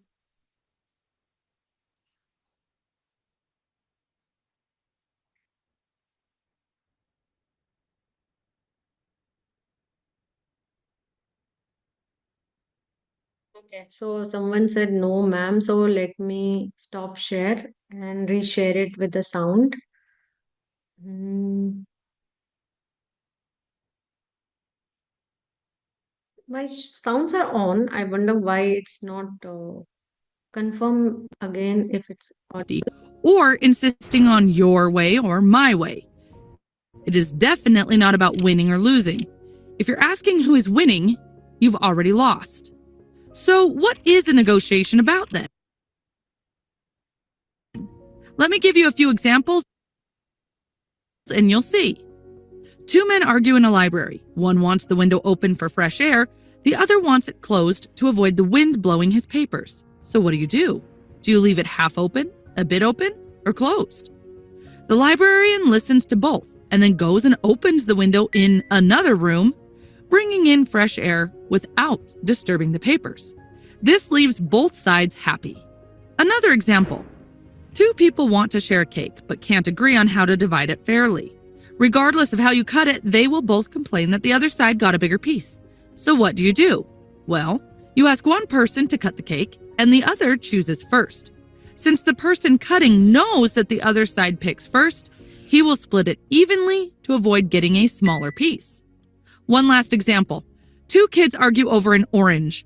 The parent takes the knife, cuts the orange 50-50, and gives each kid half. One kid eats the fruit and throws away the peel, while the other uses the peel to bake a cake and throws the fruit into the trash. If the parent had asked why they wanted the orange, both kids could have gotten 100% of what they wanted, but they only got 50%. As you can see from these examples, negotiation is about finding a solution that leaves both sides happy without hurting the relationship. So how do you do it? How do you find those wise and practical solutions like the ones we just saw? Here's a 4-step framework that will make you a smarter negotiator. Step number 1. Focus on interests, not positions. Remember the story about the two men arguing over a window in the library? It illustrates a common problem in negotiations where people focus too much on their positions. Instead of arguing about positions, shift your focus to interests. The benefits of focusing on interests are obvious, but doing it can be hard. Positions are clear and specific. Interests might be hidden or vague. So how do you find the interests of the other side? Simply ask why. Why do they want what they want? Try to see things from their point of view. Once you discover their underlying interests, talk about them openly. People listen better if they feel understood. They think those who understand them are smart and kind. If you want them to listen to your interests, start by showing you care and understand theirs. Of course, you need to communicate your interests as well. The other side might not. Door uit en werk heb ik mijn passie ontdekt. The reason I showed this one was because, as I said, I will come to the Harvard negotiation principles later, and we saw how it is, the different scenarios that we discussed earlier. How are they? And because there is so many I just want to move to the next one video, which is also something very important part for us to understand. Let me reshare. My sound is shared, but then I'll just reshare with the sound. Okay. So we come to. Ik ben Daniel en ik. Okay, so let's hear this. Hello, friends. I'm your Vitamita Vegemin girl. Are you tired, run down, listless? Do you poop out at parties? Are you unpopular? The answer to all your problems is in this little bottle. Now you pick up the bottle. Oh. A little higher. That's right. The answer to all your problems is in this little bottle. Vitamita Vegemin. Vitamita Vegemin contains vitamins, meat, vegetables, and minerals. Yes, with Vitamita Vegemin, you can spoon your way to health. All you do is take a tablespoonful after every meal. Now you take some. Oh. It's so tasty, too.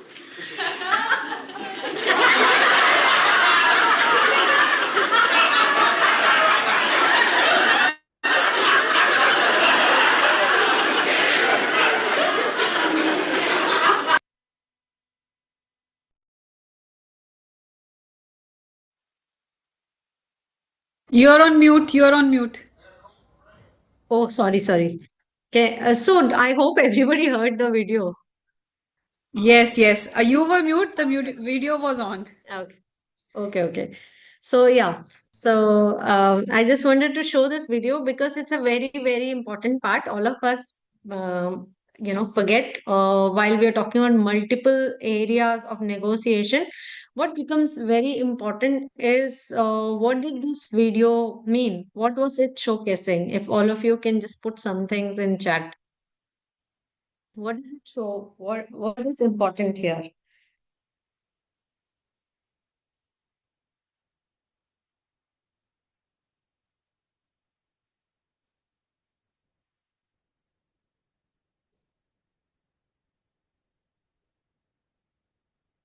Any answers? Anything you think this video is reflecting on?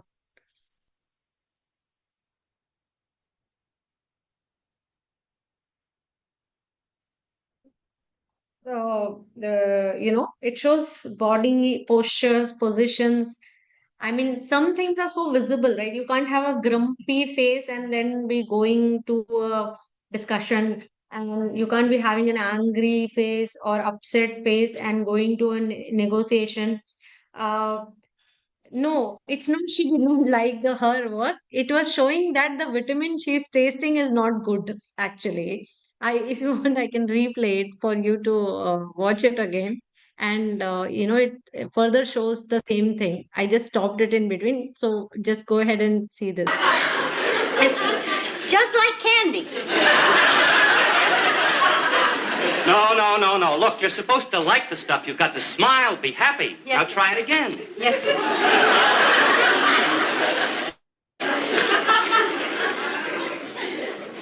It's so tasty, too.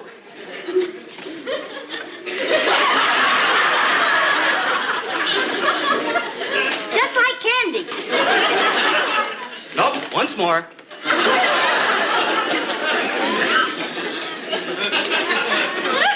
It's so tasty, too. It's just like candy. I hope you could see the difference. The video is not visible. It is visible, very much visible. Guys, I can see So the video. I think on some other beach, I feel. Because yeah.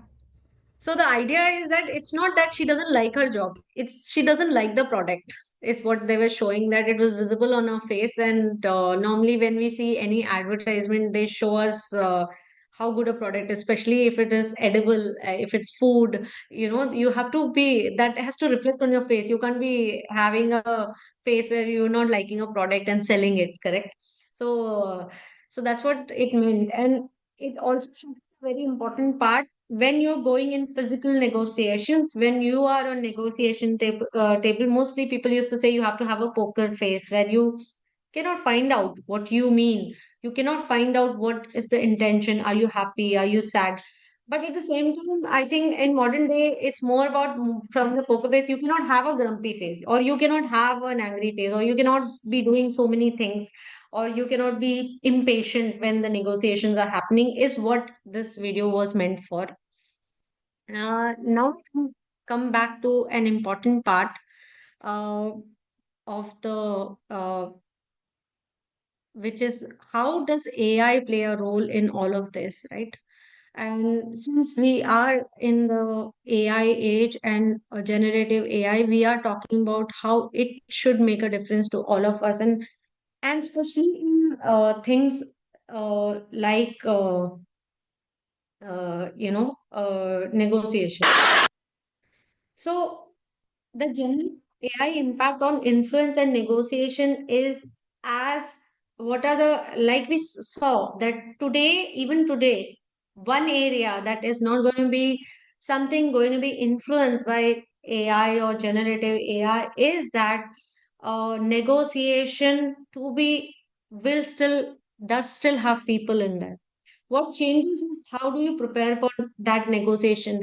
What changes is that how do you have a simulation much more easy now, and you don't have to have a panel of people to prepare for negotiation. You can do it with the help of generative AI. You can have a data storyteller. You can prepare the email drafts better. You can prepare the negotiation terms better. Be prepared with the alternative treatment or best alternative options for a negotiation with the help of generative AI. It will help you be well versed with data, analyze it, give you multiple other scenarios, and be prepared for them. Where can generative AI in the negotiation process also help you is very, very important part that most of us today struggle with, right? If you look at all of us must be having some, not the other policy, insurance and mutual fund. And have you seen the policy terms? It's in so small letters that you can literally not see it.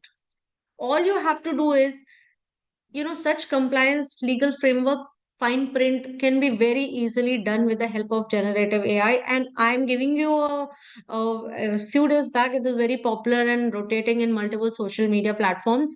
It's a real thing that happened in US where somebody, passed away. And after that also there was a medical bill which came in thousands of dollars. And of course, the insurance company would only reimburse to certain limit, and the hospital gave such so huge bill which the family of course was not able to pay. So what they did is they just simply put the process, the procedures, and what happened uh, in Gemini, the paid version of it, and asked it to help through the process. And Gemini detected that the hospital has charged them twice for same process, just naming it differently, and which are the areas that would be covered in the process, what are the tools and different parts that different things they buy in hospitals was doubly charged. And the which was in thousands of dollar came down to as low as 50, 70,000, which was then paid by the insurance company.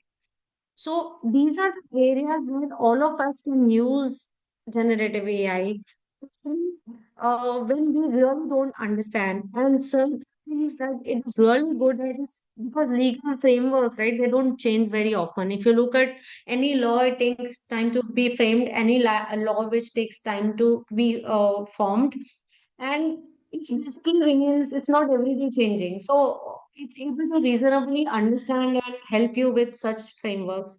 To compliance checklist, if you see in compliance there are so many things in export import, those are the areas that you really can use. And studies, in your case for example, if you want to buy an equipment, then what are the analytics points that you would like to compare different companies? How is the price point different? What are the warranties, guarantee terms, and things different? How do you think it has worked differently? If there is a testimonial, like, you know, so those are the things that you can use the platform for. Those are the things you can use before you even go with an answer to go to a table to negotiate. So that's today. I think I just fairly finished on time, before time. We have few minutes, and I see a lot of things here. People mentioning their name and department. So just wanted to understand. Um, Okay, I think someone has written it is very difficult to complete all these 33 module. Here, experts are giving lectures on some topics, and then on those 33 modules, those are related. Okay. To be fair, I'll tell you what happens. Those 33 modules, every module, I've also done few of them, are very 30 minutes. So if you divide that 33, they may look very wide, but they're not as wide. And the experts are covering much more than what you will go to the platform and do it. So it's easy for you to quickly complete it.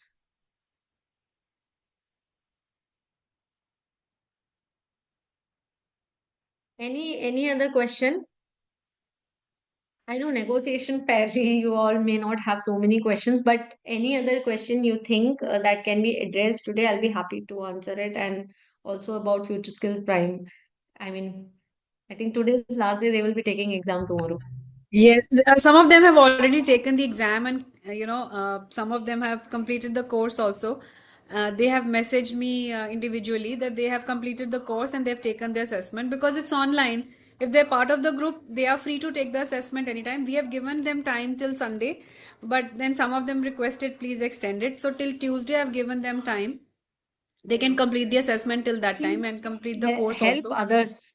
Those who have completed, they can help others. I mean, maybe. Yes, yes, yes, yes. And it's since you are in, you are familiar with Future Skills Prime, so it's good if you can also take, tell them your experience with Future Skills Prime. And I've also requested all of them that in case if they want to take it to their students, we will be happy to extend Future Skills Prime to the educational institute, make their groups. They just have to message me. They can WhatsApp me or email me. They have my details that they want to take it to their students, and we'll be happy to make a group and provide all the courses on Future Skills Prime to the students as well. And one good thing which government has done now is the initiative is that if uh, the college embeds it in their curriculum, the course, then assessment can be made free for the students, which is a big step in terms of incentivizing the colleges and students to take up Future Skills Prime. There's a question for you, I think, now. Yeah. Yes, like I said, still negotiation is one part where AI is not going to take away your job, or AI is not also going to be major decision maker. At the end of the day, you are the decision maker. But what is it helping you is to prepare, where the decision is good. It's giving you data backup, which is that head logic part of it, right? In the decision, in the influence. And that makes a lot of difference of how you make a decision. Right. And Anjana, do you want to take them through the Future Skills Prime Let little me for the first last five open it. minutes? If you, I mean, I don't want to put you in a spot, but Uh, yeah, for will it me, open let for me. you in Netherlands? I'm not sure. It does open in the past. I've opened it. But it is not open right now. Let me open it first. Yeah. In the meanwhile, I'll just walk them through the thing that assessment is on Future Skills Prime. You can take it anytime till preferably till Sunday. But since some of your colleagues have requested to extend the time, we are giving you time till Tuesday. But that's the last because after that, Atal does not allow us to upload the marks also. So there is a time limit that we need to stick to. Maximum Yeah, time is so till I've Tuesday. opened it. I can share it with them. Yeah, yeah. You can share your And screen. Yeah. I'm sharing my screen. I hope all of you can see. So I am logged in, and you can see that. And it shows my dashboard and all of those things as a learner. And all I think all of you are into a group. I don't have access to the group at the same time, but I know what it is. I think Gen AI. Yeah, Anjana, you don't have their group because this is only for the participants, but you can show them DAF STEM if you want. Is I think You go to learning, the first tab. In the learning, there is a digital learning. Yeah, the second one, digital learning. And if you click on this, you will see DAF STEM. One of the one, two, three, four, fifth one. The fifth one. Yeah. STEM, right? Yes, yes, yes. So this is a digital application fundamental STEM, and it has so there is also mock assessment. If you No, no, guys no, are no, no, no, no, little no. I think आप इसको बंद कर दो because I think we've created a special group for them and a special assessment for them which is not paid. So maybe okay, this okay, they'll okay. get confused. I'll only show my Uh, screen. It's fine. It's fine. okay. I'm not part of that group actually Yes, you because because it's exclusively for Atal. exclusively Uh, for them. Yeah. Yes, it is an exclusive group which we have created for the faculty members of Atal, and there the assessment is free. Otherwise, assessment is 600 rupees, but for all the faculty members, it is free. They can take it once, they need to score for 70% marks. That's why I'm saying please complete the course and listen to the uh, lectures carefully. So I think your time is also almost there. So thank you So so much, dear. Anjana. Yeah, Thank you, thank you. Kamna. Keep it so. Yeah. Bye. And before I hand it over to Kirti Chandrasekharan, who is research lead at IIT Delhi, I'll just repeat that assessment is online in your group on Future Skills Prime. You can take it anytime, ideally till Sunday, but we have extended your time till Tuesday. So please finish the assessment. You need to score 70% and above in the assessment to get the Atal certificate. So please take it seriously. And I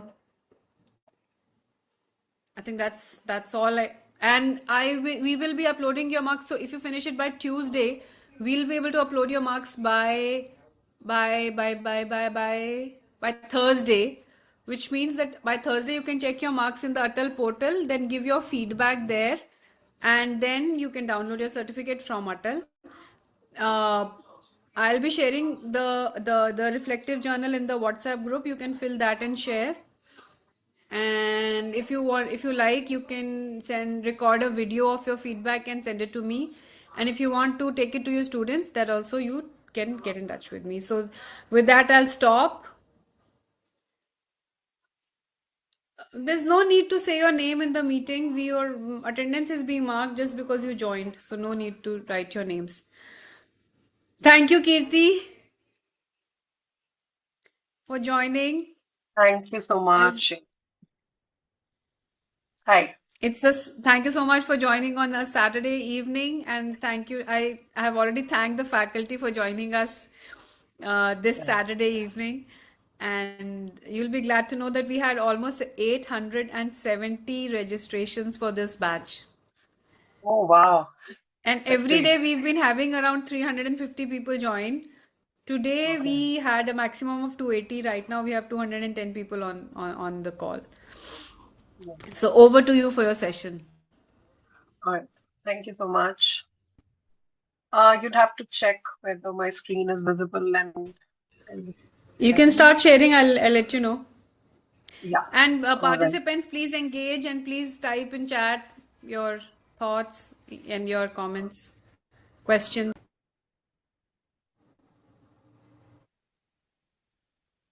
Sure. Is my screen visible? Yes, it's visible.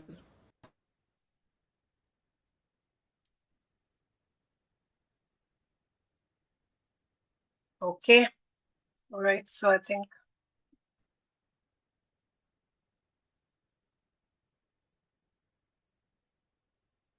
All right. So, okay, my presentation today is on emotional intelligence, design thinking, and innovation. So before beginning the session, I would just like to inform you all that whatever questions you have, please keep asking on the chat. And at the end of the session, I'll be happy to take those questions. So and answer them one by one. So please keep it interactive and put on your questions onto the chat. But I won't be able to stop and then answer. So we'll take it in the end. Yeah. All right. Okay. So today's session is on emotional intelligence, the professional's edge. Right. So, so fundamentally, beginning with what exactly is emotional intelligence, right? To understand the basics, it's a straightforward, a powerful ability, a skill that can be acquired. It is the capacity to understand your own emotions, understand others' emotions, and use that understanding to act wisely. Very simply put, right? Emotional intelligence. Now, IQ and EI are distinguished as two different abilities in psychological literature, if you're familiar. So, what do we mean by intelligence quotient and what do we mean by emotional intelligence has been very clearly defined. Intelligence quotient would be more related to your thinking, reasoning ability, memory, problem-solving ability. It's mostly stable from childhood. It helps with tasks, basically, right? And predicts academic ability to some degree, right? Emotional intelligence, when we talk about it, it's more about feeling and emotions, and it measures, it's about when we talk about empathy, self-awareness, communication. It can develop at any age, right? It is something that can be acquired and it gets better with age as well. So the more and more social interactions you have, so it's like any other social intelligence. As time passes and as more investment goes into a person's interaction and communication and effort goes into it. Emotional intelligence also evolves, right? And it can therefore be acquired at any age and it develops with age. It helps with people interaction and communication and predicts workplace success, right? Especially when we talk about leadership and managerial abilities, emotional intelligence is very important skill to acquire. Now, how do we see the difference in action, right? So first, of course, when we look at high IQ, and let's take a case where it's high IQ and low emotional intelligence, right? So the example is as simple as someone could be brilliant at coding, at some kind of high level of cerebral activity, right? Any kind of task, for instance, but that person cannot take feedback at work, right? Or when something goes wrong, this person tends to blame others, right? Or acts from a position of ego or not being able to accept feedback as something that's constructive, right? So what would happen as a result is the work would be good, this person, but people might avoid working with this person, right? So if someone has very high IQ and very low emotional intelligence, that is the ultimate output, right? So a person can be good at skills, has genuine technical abilities, but people might avoid working with him. So this person may not be a team player as a result. So at the same time, if you look at someone who has moderate IQ and high emotional intelligence, so what would happen is they would learn at a steady pace, but they would listen more actively, right? They would be more aware of their surroundings. They'll be more aware of their team and their strengths and how they align themselves within the team, right? So they tend to calm tense situations. They tend to help their teammates succeed in a stressful situation. They help to analyze what kind of problems are there in the team or in a group, and they target their efforts in a way that is more productive for the team in general, right? Not just it's not just about individual capability or productivity, but how well that you sit within a team, right?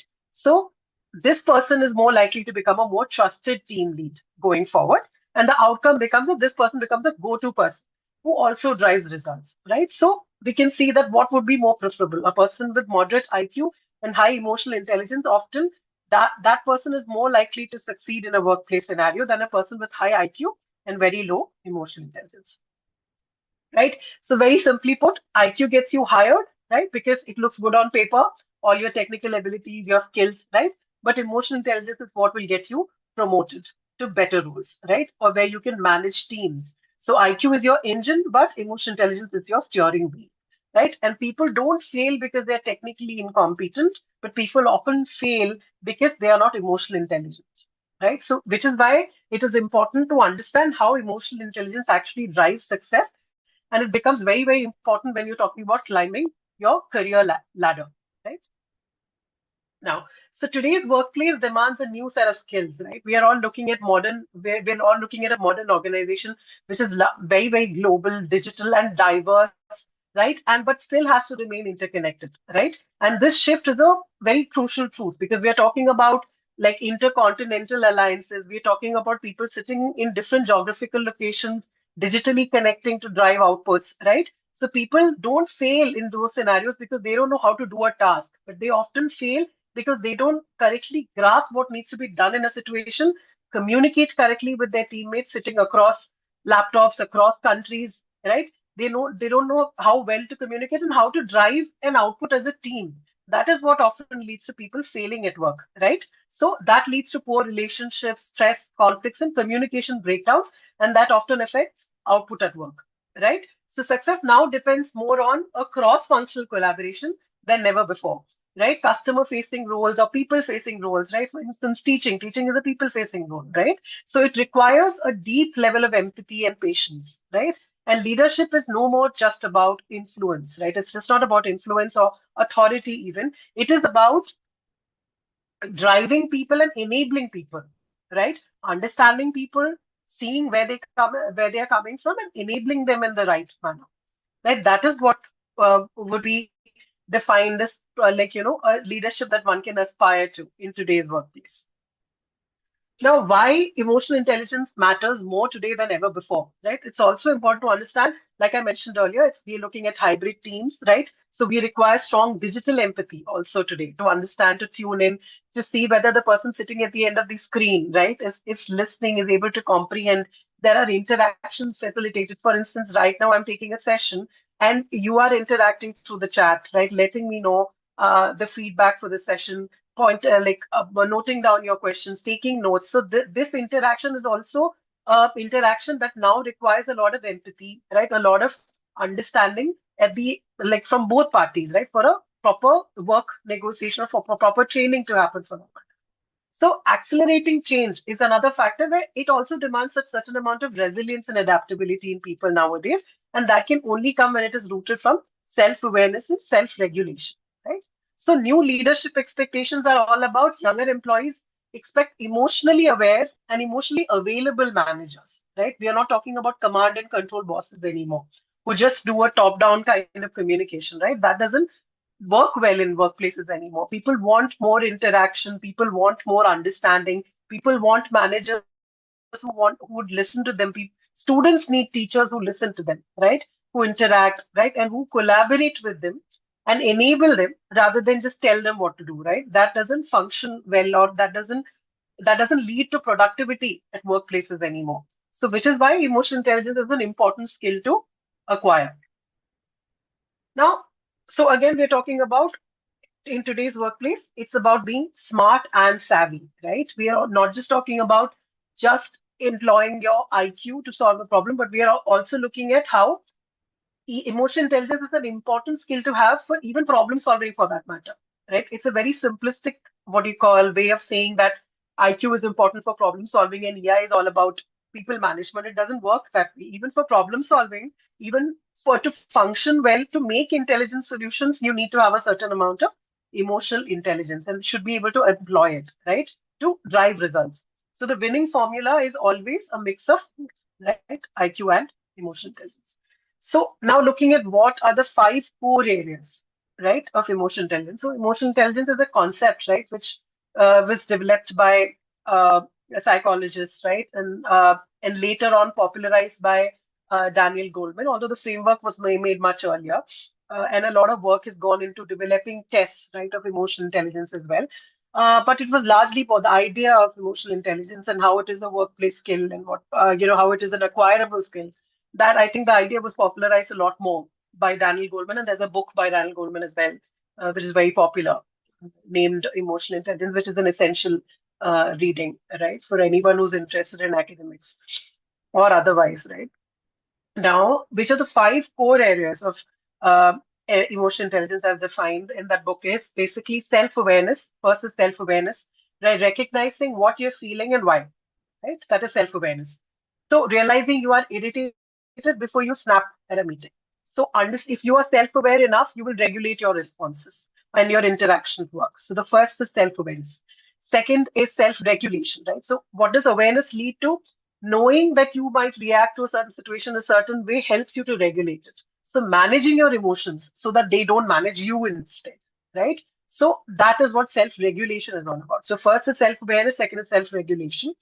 Third is motivation, right? So staying driven by inner goals and not just external rewards. And we all know when we work in workplaces, when we are teaching in classes, when we are in any kind of productive workspace, often effort comes first and results may or may not come, or results may be delayed, right? So one has to stay on the path of productivity regardless.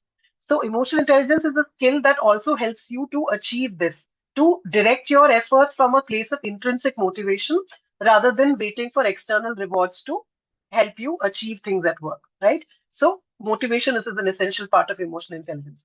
Fourth is empathy. So understanding what others might be feeling. So functioning in any kind of people-facing workplace, right, or any kind of team setup, you have to understand to some degree where another person might be coming from, right, or what that person might be trying to contribute to a team. So understanding what others might be feeling is an important facet of emotional intelligence because that helps you regulate your emotion towards that person and to act wisely in a situation.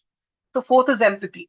Fifth is social skills, right? As a result of all of this, you will have social skills, which is communicating, collaborating, and resolving conflicts smoothly in a workplace, right? So navigating a disagreement in a way that strengthens the team, right? Rather than, so de-escalating a conflict rather than escalating a conflict. So it is about all of these skills together. When they act together, we have emotional intelligence, right? So self-awareness, self-regulation, motivation, empathy, and social skills.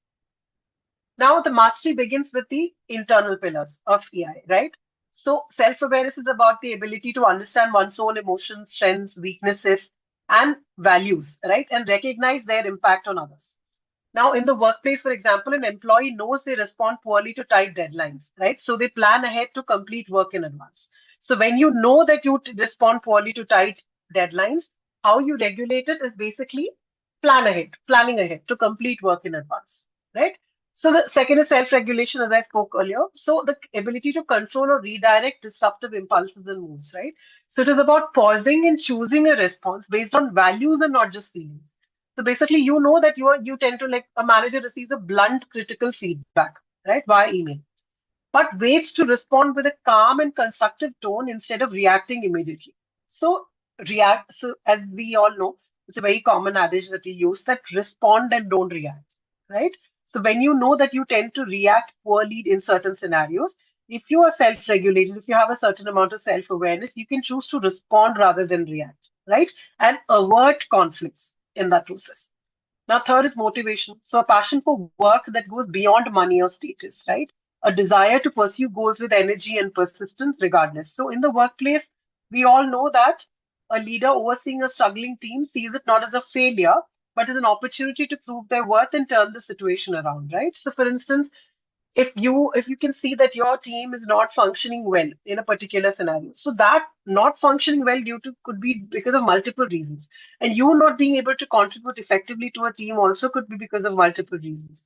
But understanding what work actually matters, what work requires a certain, pace and functionality for the entire project to remain in place, right? Even if we may have personal issues or we may not be motivated in that particular scenario, still prioritizing important tasks and staying at on track is very important. So that is also a part of emotional intelligence, understanding what to prioritize when and when to regulate your feelings accordingly.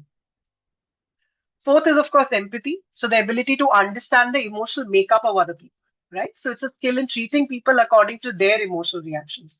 It's not sympathy, right? It's not so simple. It's a understanding, basically, putting yourself in their shoes and trying to understand what their responses and reactions are all about.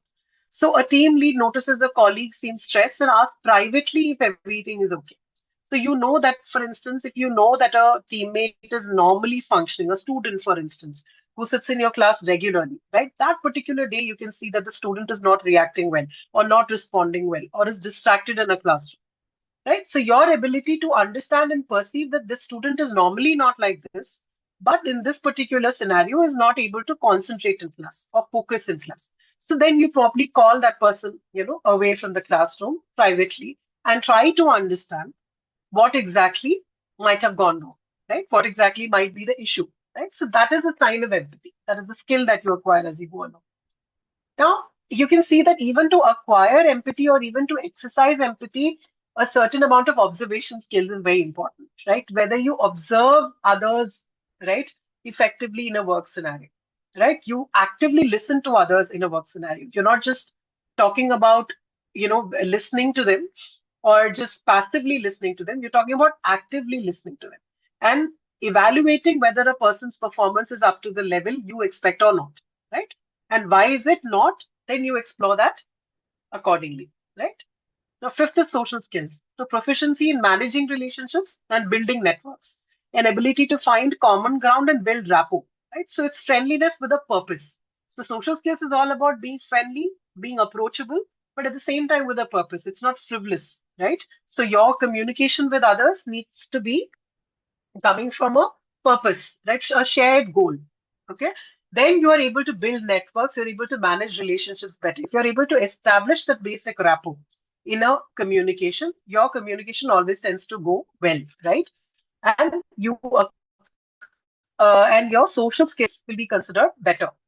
So in the workplace, example is that a leader effectively communicates a new vision, right? Senses the team's reaction, adapts their message, and inspires everyone to work towards the goal. So you often know that in a scenario, like for example, in an academic scenario, there are multiple departments who have to come together to make a center work, or maybe a department work, right? Multiple centers have to come together to make a department work. So often you can see when you probably try to align them to a common vision or a common goal, you may be able to see that one center has a particular perspective, the other center may not agree, right? So then how do you create bridges how do you create a space or for everyone to make their feedback effectively, but at the same time drive them all towards a common goal, right? So that is what social skill is all about. Understanding which network, which bridges to, probably build, what kind of networks to make, and how to establish rapport so that people are able to function together for a particular goal in a workspace.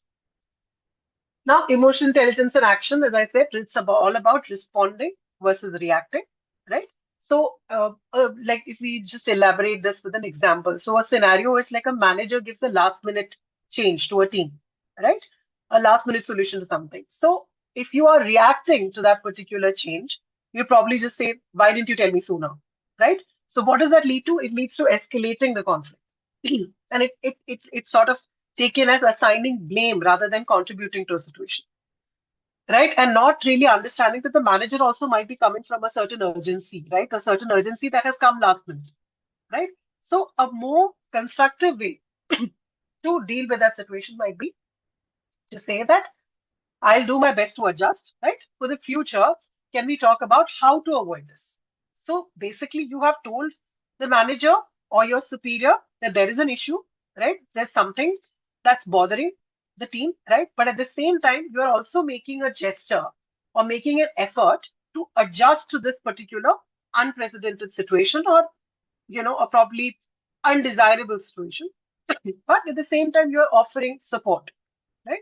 So that is a more emotionally intelligent response. And often what leads to conflict at a workplace is basically a lot of these reactive responses from people, right? People reacting sooner than thinking through the situation and giving a more emotionally intelligent response. So the difference between conflict and a coherent team is often emotional intelligence, right? That is important to understand. So emotional intelligence, what does it do? It transforms conflict into opportunities, right? And collaboration and process improvement happens as a result of these conflicts, rather than conflicts just leading to the team not functioning at all. So the aim is that there will be conflicts, right? There will be differences of opinion. There will be new scenarios at play. But how well does a team or does a person adjust to the new situation or a new problem is what is important, right? Or what is at play. And that is what we need to, make more emotionally intelligent decisions at work. Now, a leader's playbook, right, for an emotional intelligence workplace. Where should you start, right? Starting is often with oneself, right? We start with oneself. So basically, continuously working to understand your own emotions and how they impact your team is lesson number one, right? Soliciting honest feedback. So if you have to get better at being a better teacher, at being a better leader, at being a better manager, the first thing to start with is start taking feedback from your team, your students, right? When you start taking honest feedback and you start assimilating that feedback into your own behavior and your thought process, you as the automatic result, you're going to become a better leader, teacher, or manager, right? Now, second is model the behavior you expect. So if you expect your team, right, or your classroom, or your students, right, to react a certain way, or to regulate their emotions before speaking to you, right, or regulate their emotions before contributing to a particular scenario. So you have to demonstrate that self-regulation under pressure, right? Use empathy, and only then other people will model that behavior. So you just have to start with yourself, and you have to model that behavior as well. Only then you are likely to get a similar behavior or elicit a similar behavior from your colleagues and your students, right? Third is make feedback a routine and fact-based event, right? You're not just talking about feedback coming from an emotional space. You're talking about also understanding how can constructive feedback come to you, right? Create a culture where constructive feedback is a tool for growth and not a personal attack, right? So focus on behaviors and not people. That is very important, right? And then is acknowledging and managing stress. So recognize when your team is under pressure, right? Find ways to alleviate it and provide stress management support, preventing burnout before it happens. So in a scenario in a classroom, for example, when you're taking a lecture, right?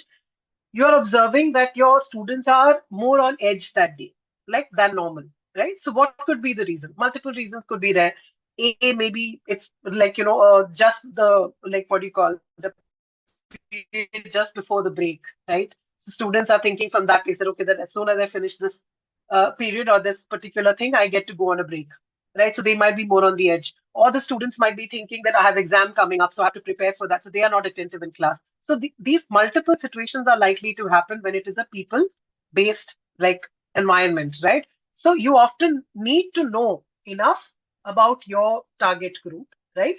To know that when your team is under pressure, when your team needs support, how can you prevent burnout before it happens, right? So knowing all of this is all about emotional intelligence, right? And being in an emotionally intelligent workplace is a workplace that prioritizes all of this, right? Only then you are able to channelize your efforts in the correct way and derive the best output in a scenario. Now, what is the tangible impact of emotional intelligence in your daily work, right? Is another thing to think about. So, one is, of course, handling difficult conversations. So, emotionally intelligent people are likely to navigate difficult conversations in a much better manner, right? They're able to pause, understand intentions, respond with a certain clarity, right? Rather than just being defensive, right, when given a feedback. So, that is point A. Point B is they are able to lead teams better, right? Emotional intelligent people are often considered people who are loyal, who are trustworthy, and they can also build trust and loyalty in their teams, right? So people follow leaders they trust rather than leaders who are just smart. Of course, you have to be smart, but just being smart is not enough. It is also important that people who are working under you, or like in a educational scenario, that students have to see their teachers as trustworthy, as someone they would want to follow, right? Or want to trust. Only then they will cooperate with you, right? So it's very simple that way. And then managing stress is another thing. So noticing rising frustration and taking action before it affects your work or your team is very important. So managing stress is another important facet that, is a result of being emotional intelligent. And then, of course, building client relationships. So as I mentioned, it's a social intelligence. It leads to strong social skills, right? If you're emotional intelligence, the direct derivative of emotional intelligence is strong social skills. So you are able to build better client relationships, see what bridges you have to build, what kind of rapport you have to form where, how can a team function together, how to collaborate people with different abilities, how to bring people together towards a shared goal, right? So all of this you are able to do. These are tangible impacts that you will see if you enable emotional intelligence in or drive or use emotional intelligence in your daily work scenario.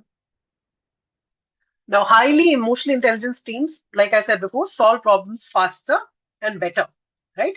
Because they have better listening skills, less conflict as a result, and faster and smarter solutions as an output. So they would listen first, they will argue less and cooperate more. So again, as I talked about, so emotional intelligence, another derivative is motivation, right? So you can see that your effort has to go in a steady manner, even though your recognition and your external rewards, there may be gaps in between. It might be paced, right? It might be step-by-step escalation, but your effort still has to stay in a constant upward, direction. Because only then you tend to sustain in a workplace, right? So that is also an emotionally intelligent way of understanding that recognition and external rewards are not as easy to come by, right? And a lot of your efforts might not even be noticed at times, right? So you have to build consciously and intelligently, right, to sustain in a career path. Now, what is the difference? Again, navigating workplace realities, comparing response to common workplace, and with or without emotional intelligence, what is the difference? So, in a scenario which is a slow recognition cycle, if you're without emotional intelligence, you're likely to be frustrated, disengaged, and bitter, right? On the other hand, if you have emotional intelligence, then you identify a deeper why of why you're doing what you're doing. Like a simple scenario can be something like if you are teaching, for instance, right, you're a faculty member, so you're teaching, right? So one obvious reason for teaching could be because you want to contribute to society, right? That might be the larger why that has made you do what you do, right? But at the same time, you recognition at work, promotions, or maybe project grants, or maybe getting acknowledged by your students might be harder goals to achieve, right? Or they might not come to you as easily as you thought. But this larger why of why you are in teaching will make you go ahead, right? Regardless. So that is what is all about. Being emotional intelligent is basically driving your results from that deeper why rather than concentrating on recognitions and external rewards, right? So even if there are feedback delays or there are any kind of invisible back-end work that you are never acknowledged for, right? I think a lot of faculty members complain today in today's day and age that teaching is not just about teaching anymore, right? Or faculty positions are not just about teaching anymore. There's a lot of administrative work one has to do, right? So there's a lot of invisible back-end work to a profile that might not be acknowledged, right? Or might not be even rewarded for that matter in a workplace. But you still have to keep going, right? And still have to drive your results from a deeper why, right? So emotional intelligence will help you do that. Now, self-awareness and self-regulation, which are the first two core competencies of emotional intelligence, will help you create resilience, right, in yourself and in your workplace, right? So, a simple work, if you can see a comparison, is that Jaya knows she loves simplifying complex problems, right? Even if her contribution isn't publicly praised, her personal satisfaction from the work itself keeps her going, right? So what is Jaya doing right? Jaya is aligning work with personal purpose and not just with external applause, right? But at the same time, on the contrary, you can see that Rohit didn't get credit for a project he led, right? Instead of withdrawing, he used self-regulation to stay steady and improve his process, right? His dependability earned him a larger assignment months later, right? So you may not be able to see the results of what you're doing right then and there, right? Or in the near future even. But in the longer run, you'll be able to see that you have acquired important skills along the way, which have paid you dividends later, right? So it is about being more and more resilient in workplace as well. So emotional intelligence is an important facet that one has to develop to stay resilient, right? In today's, harsh realities of workspace. Now, powering your inner drive, right? Again, as I said, sustainable career growth, right? So external reward is often a trap also, right? It might not be a clear, what do you call, indication of the skills that you have acquired also, right? Because external rewards is instituted by somebody else.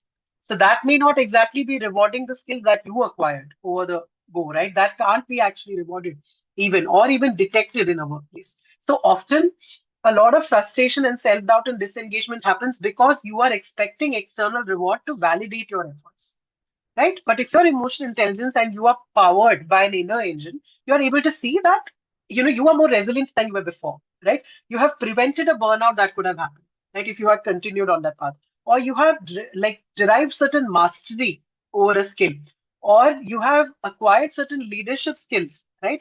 That you would not have had if you had not continued on a certain path, or if you had allowed certain external rewards to trap you, right? So this is emotion intelligence is all about understanding how to play the long game and not just talk about how to just derive output in a workplace. It is about sustaining your career growth. So it's a learnable skill. As I said, emotional intelligence is not a fixed trait. It's a learnable skill. So it's not an inborn talent either, right? With intention and effort, you can develop it over time. So you can gain self-awareness. You can practice self-regulation, right? You can build social skills and you can practice empathy, right? And you can cultivate motivation, right? Motivation is not something that is just a given. Motivation is something you cultivate over time, right? And you can accept criticism and use assertive communication at work better if you acquire with intention and effort, if you acquire emotional intelligence. So what are the basic, what are the basic efforts one needs, right, to develop emotional intelligence, right? So practical habits are basically it, right? So one is, as I mentioned earlier, respond. Don't react to conflict, but respond, right? Use active listening skills, right? Listen to understand, not just to reply.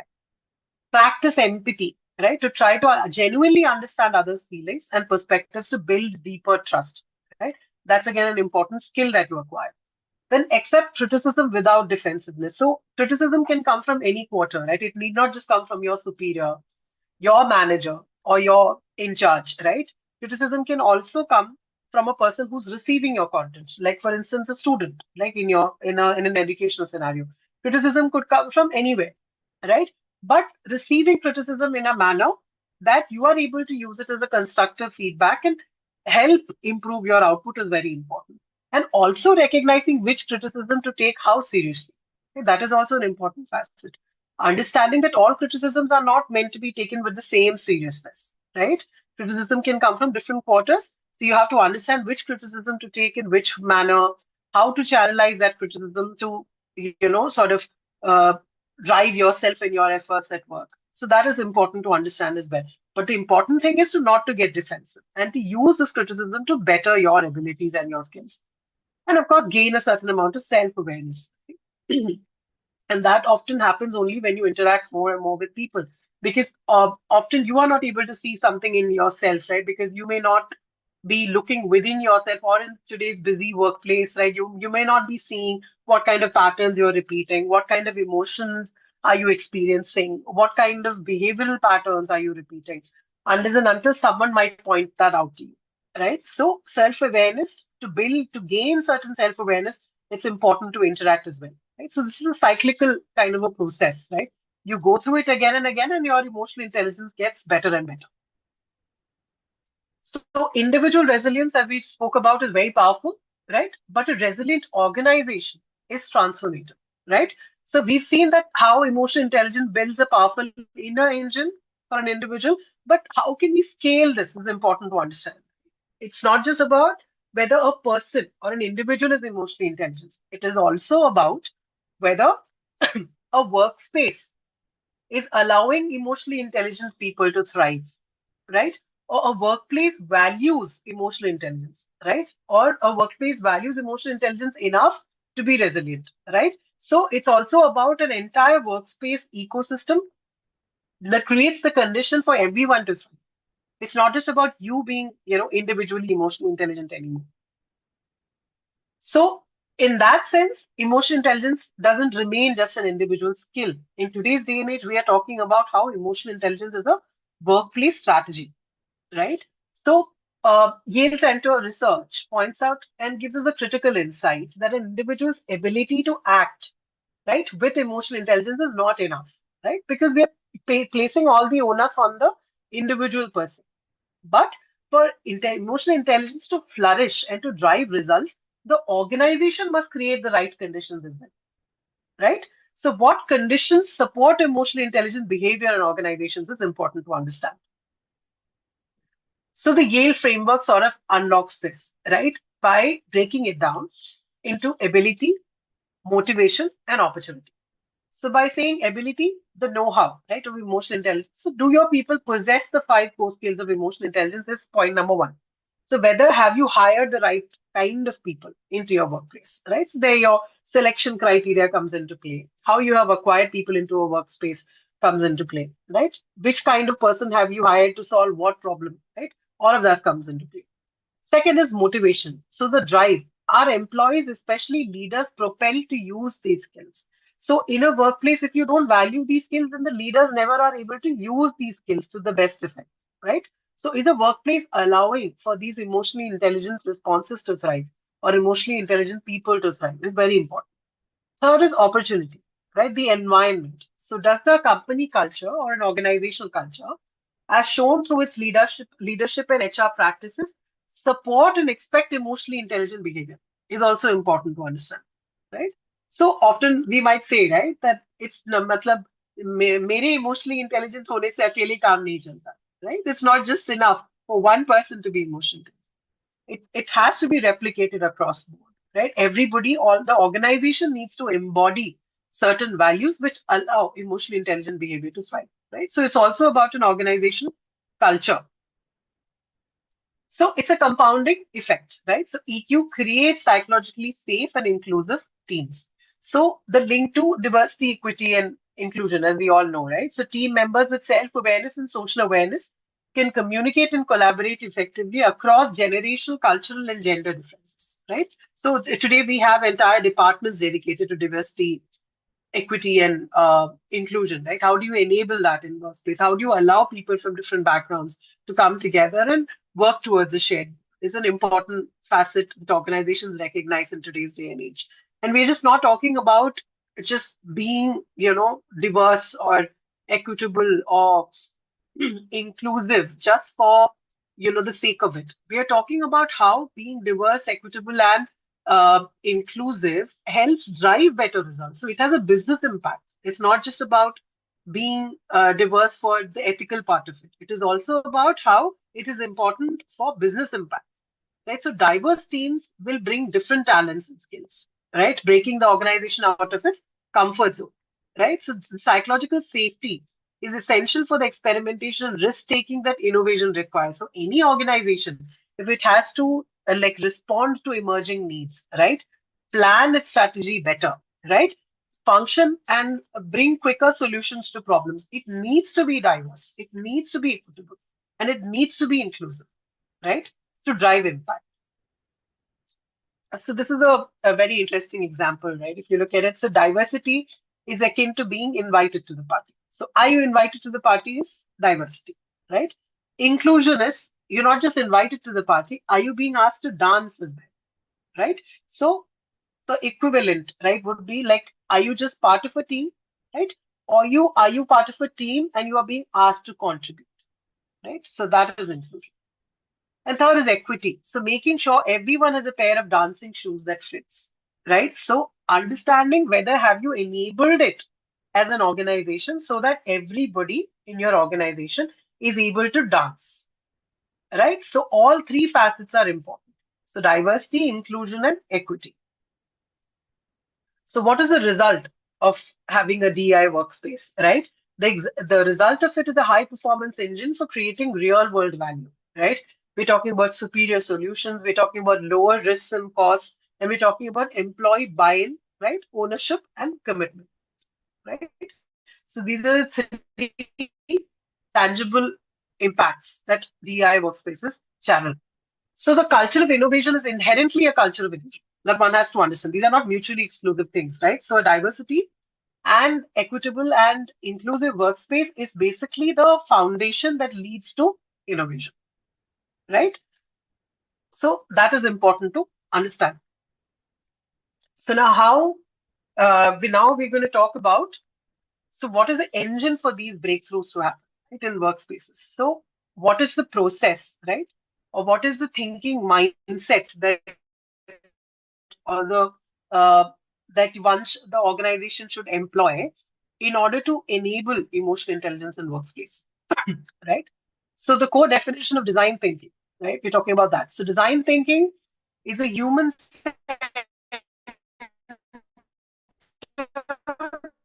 iterative process for creative problem solving, right? So employing design thinking at workspace is about allowing a workspace to be emotionally intelligent, right?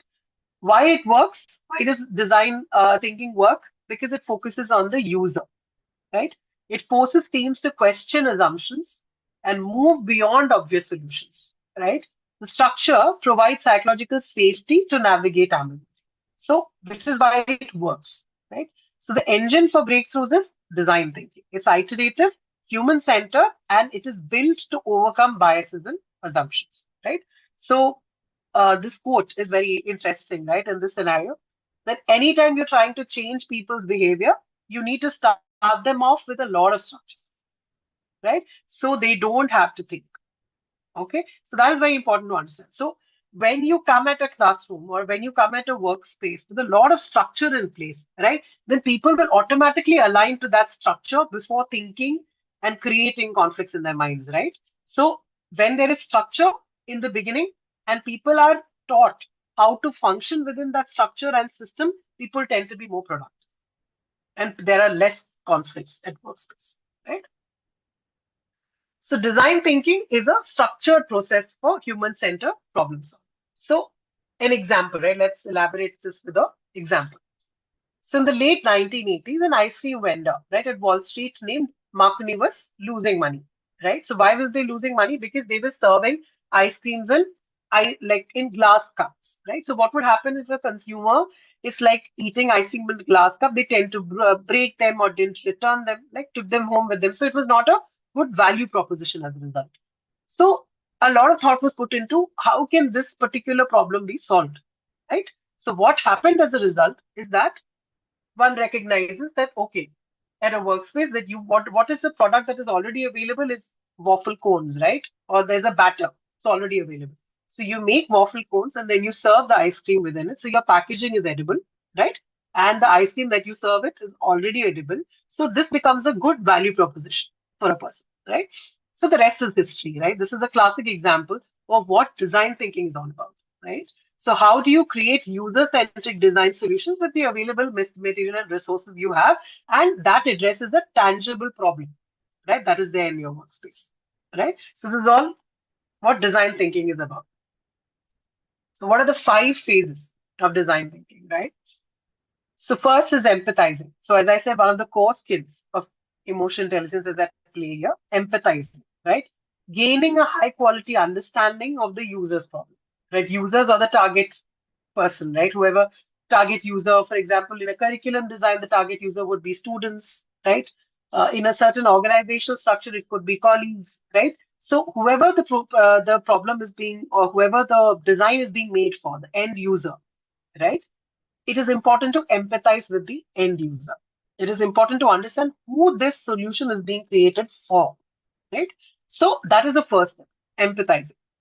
Second is, of course, this is defining, right? So analyzing your information and creating a clear problem statement, right? So a clear problem statement is half the problem solved, right?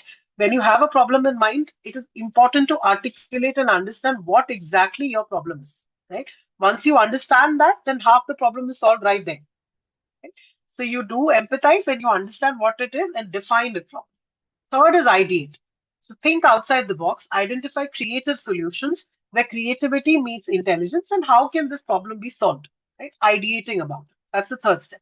Fourth is creating a prototype. So once you ideate, you have multiple solutions, you create prototypes and see these solutions at play, right? And create prototypes that can be used to work out or address these problems. So create inexpensive, scale down versions of your product and don't be afraid to experiment, right? That's the fourth step. And the fifth is testing your prototypes, right? So testing your prototypes, acquiring customer feedback, and optimizing your product, right? Because once you create a solution is not important.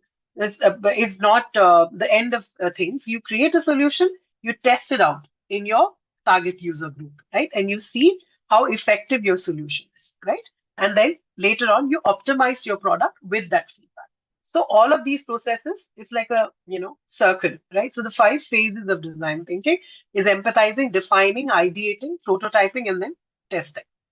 And the bottom line of all of this is that the designer needs to be in constant interaction with their environment to create better solutions, right? To really understand what they are creating for, what, how, why, and how, right? To understand all of this, you need to be in constant interaction with your target group. So again, as I mentioned, with the example of the ice cream cone, how exactly you empathize, right? So what is the problem here? Unsustainable, fragile packaging was the problem, right? What is the insight? Repurposing existing resources is the insight. And what is the solution? Edible, portable solution. And what is the solution done? What is the result of the tangible impact of the solution? Is that it is a successful user-centered product and an enhanced user experience. So this is design thinking at play with the 5 stages of design thinking.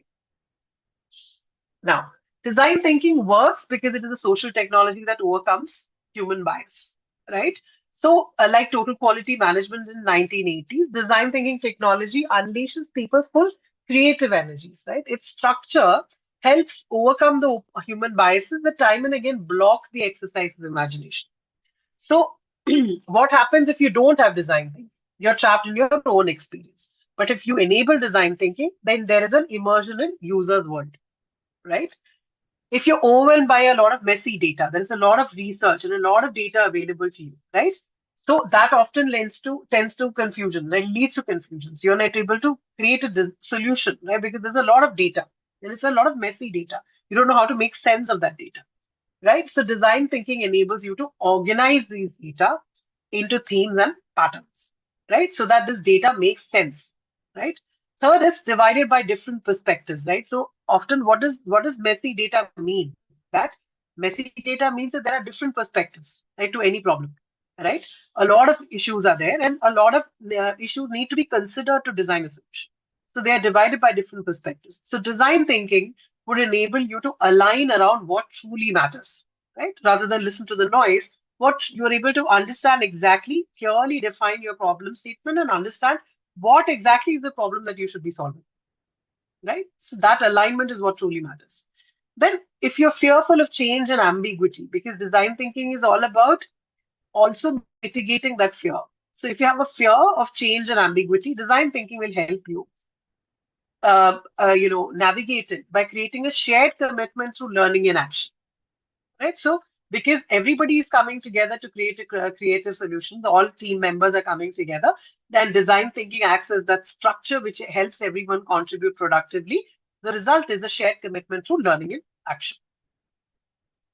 Now, design thinking as a social technology for overcoming bias. So as I mentioned earlier, design thinking is effective because it creates a structured system, right? And it also doesn't allow uh, individual biases or individual fears or individual apprehensions to derail the process of innovation, right? So the problem often is that innovators are trapped in their own experience and expertise, right? So design thinking helps immersion, and the result is a better understanding of those being designed for, right? So the improved outcome as a result. So if your innovators are constrained by biases about what works and what doesn't work, design thinking fosters a certain articulation of the conditions necessary to, each idea's success, right? So the clarity or make or break assumptions that enables meaningful experiments is the outcome, right? Now, if innovators are afraid of change and ambiguity, then design thinking enables learning and action as experiments engage staff and users, right?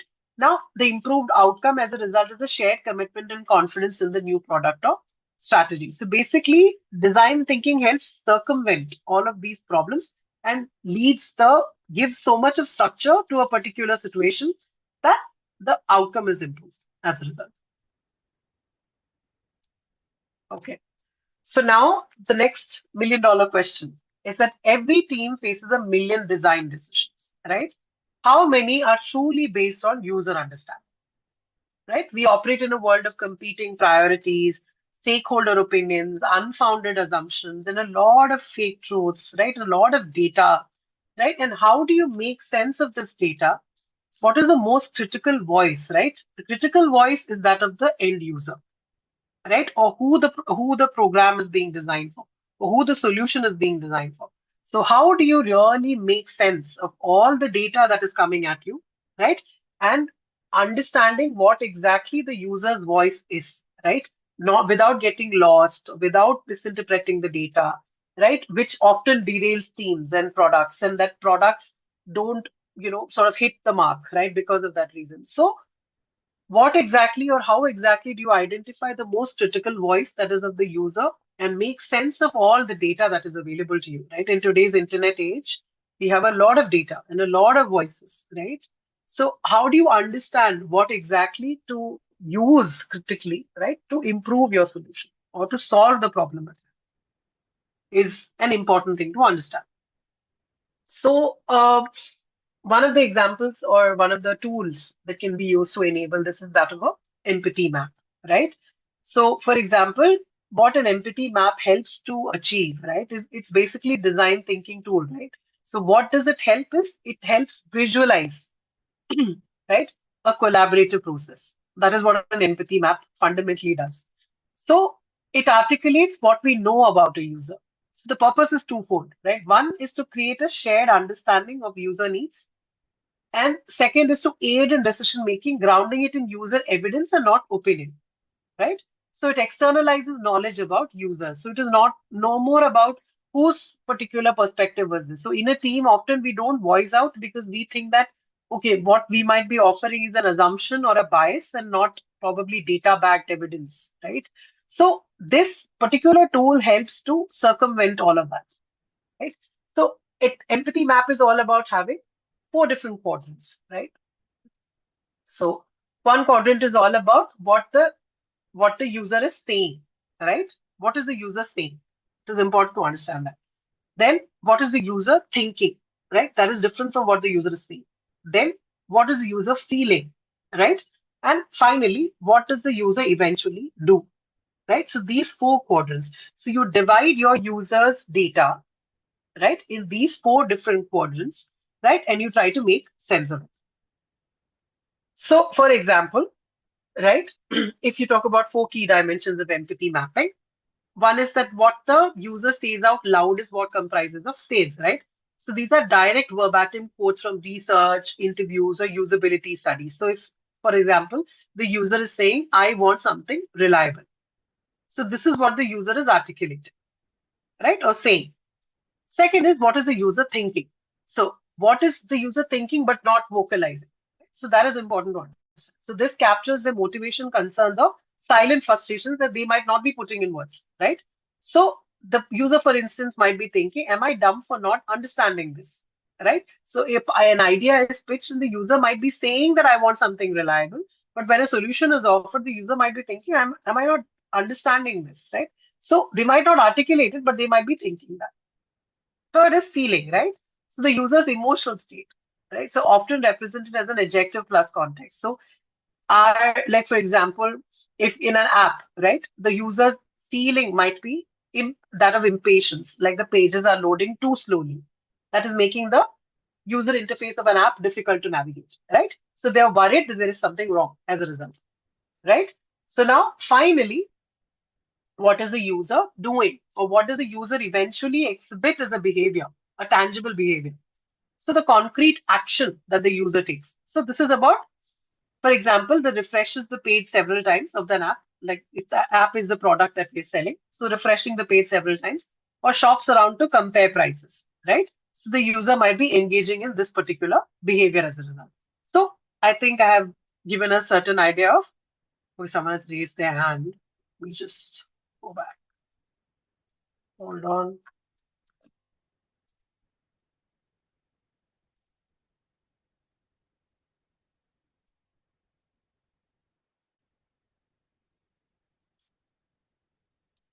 Yes.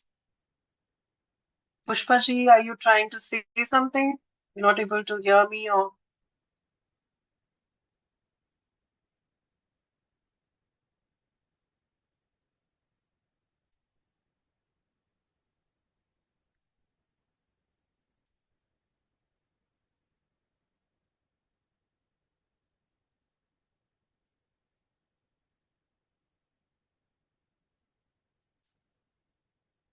Okay, does anyone want to say something, or shall I just go on?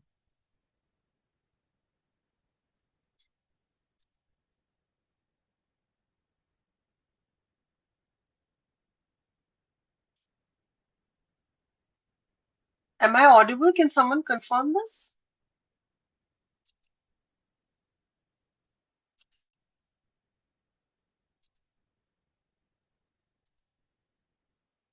Okay, all right. I'll just continue then.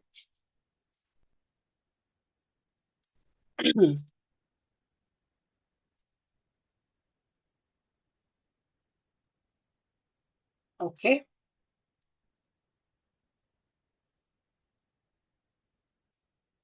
Okay, so I was talking about empathy mapping, right? So how do you reconstruct the user experience into four key dimensions, right? So we spoke about what does the user say, think, feel, and does, right? So now inconsistency. So often what one would find is between these four quadrants in empathy mapping, there will be inconsistencies. Like for example, the user might be saying something to you, a student might be saying something to you, but they might be thinking something else, right? A student might be thinking something, but they might be feeling something else, right? A user or a student might be feeling something, but at the same time doing something else. So executable, the end behavior might be completely different, right? So that would be completely different. So these four quadrants, there could be inconsistencies, right? So this is when empathy maps become treasure maps, because you'll be able to see that these four things are not the same, right? And all of these four things are important to understand before designing a solution, right? To design how to solve a problem, you need to understand all these four. right? And the discrepancy that you see between these four quadrants are not errors, right? That is another important thing to understand. They're not errors, but they're opportunities. So if these four different things are different, that means you will be able to ponder more or iterate more. Why is the user saying something but thinking something else, right? Why is the user thinking something but doing something else? So it gives you an opportunity to iterate more and to arrive at a more crisper solution, right? So the 6 steps to building a robust empathy map is basically first step is defining scope and goals, right? Second is gathering materials. Third is collecting research, right? Fourth is generating notes individually.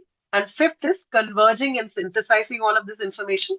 And sixth is polishing and planning, right? So all of these 6 steps are important to building a robust empathy map. So you define, you gather materials, you collect research, generate notes individually, converge and synthesize and make sense of the data that is available to you. And the last step is polishing and planning. So now setting the foundation for success, right? So what does defining scope and goals look like? So what user or persona will you map? Right? That is rule number 1, right? What is the primary purpose, right? Aligning the team, analyzing an interview transcript, that would all go into defining scope and goals. Second is gathering materials for teams. So it could be something like large whiteboards, sticky notes, markers, right? For individuals, this can be a system that is easy to digitize and share.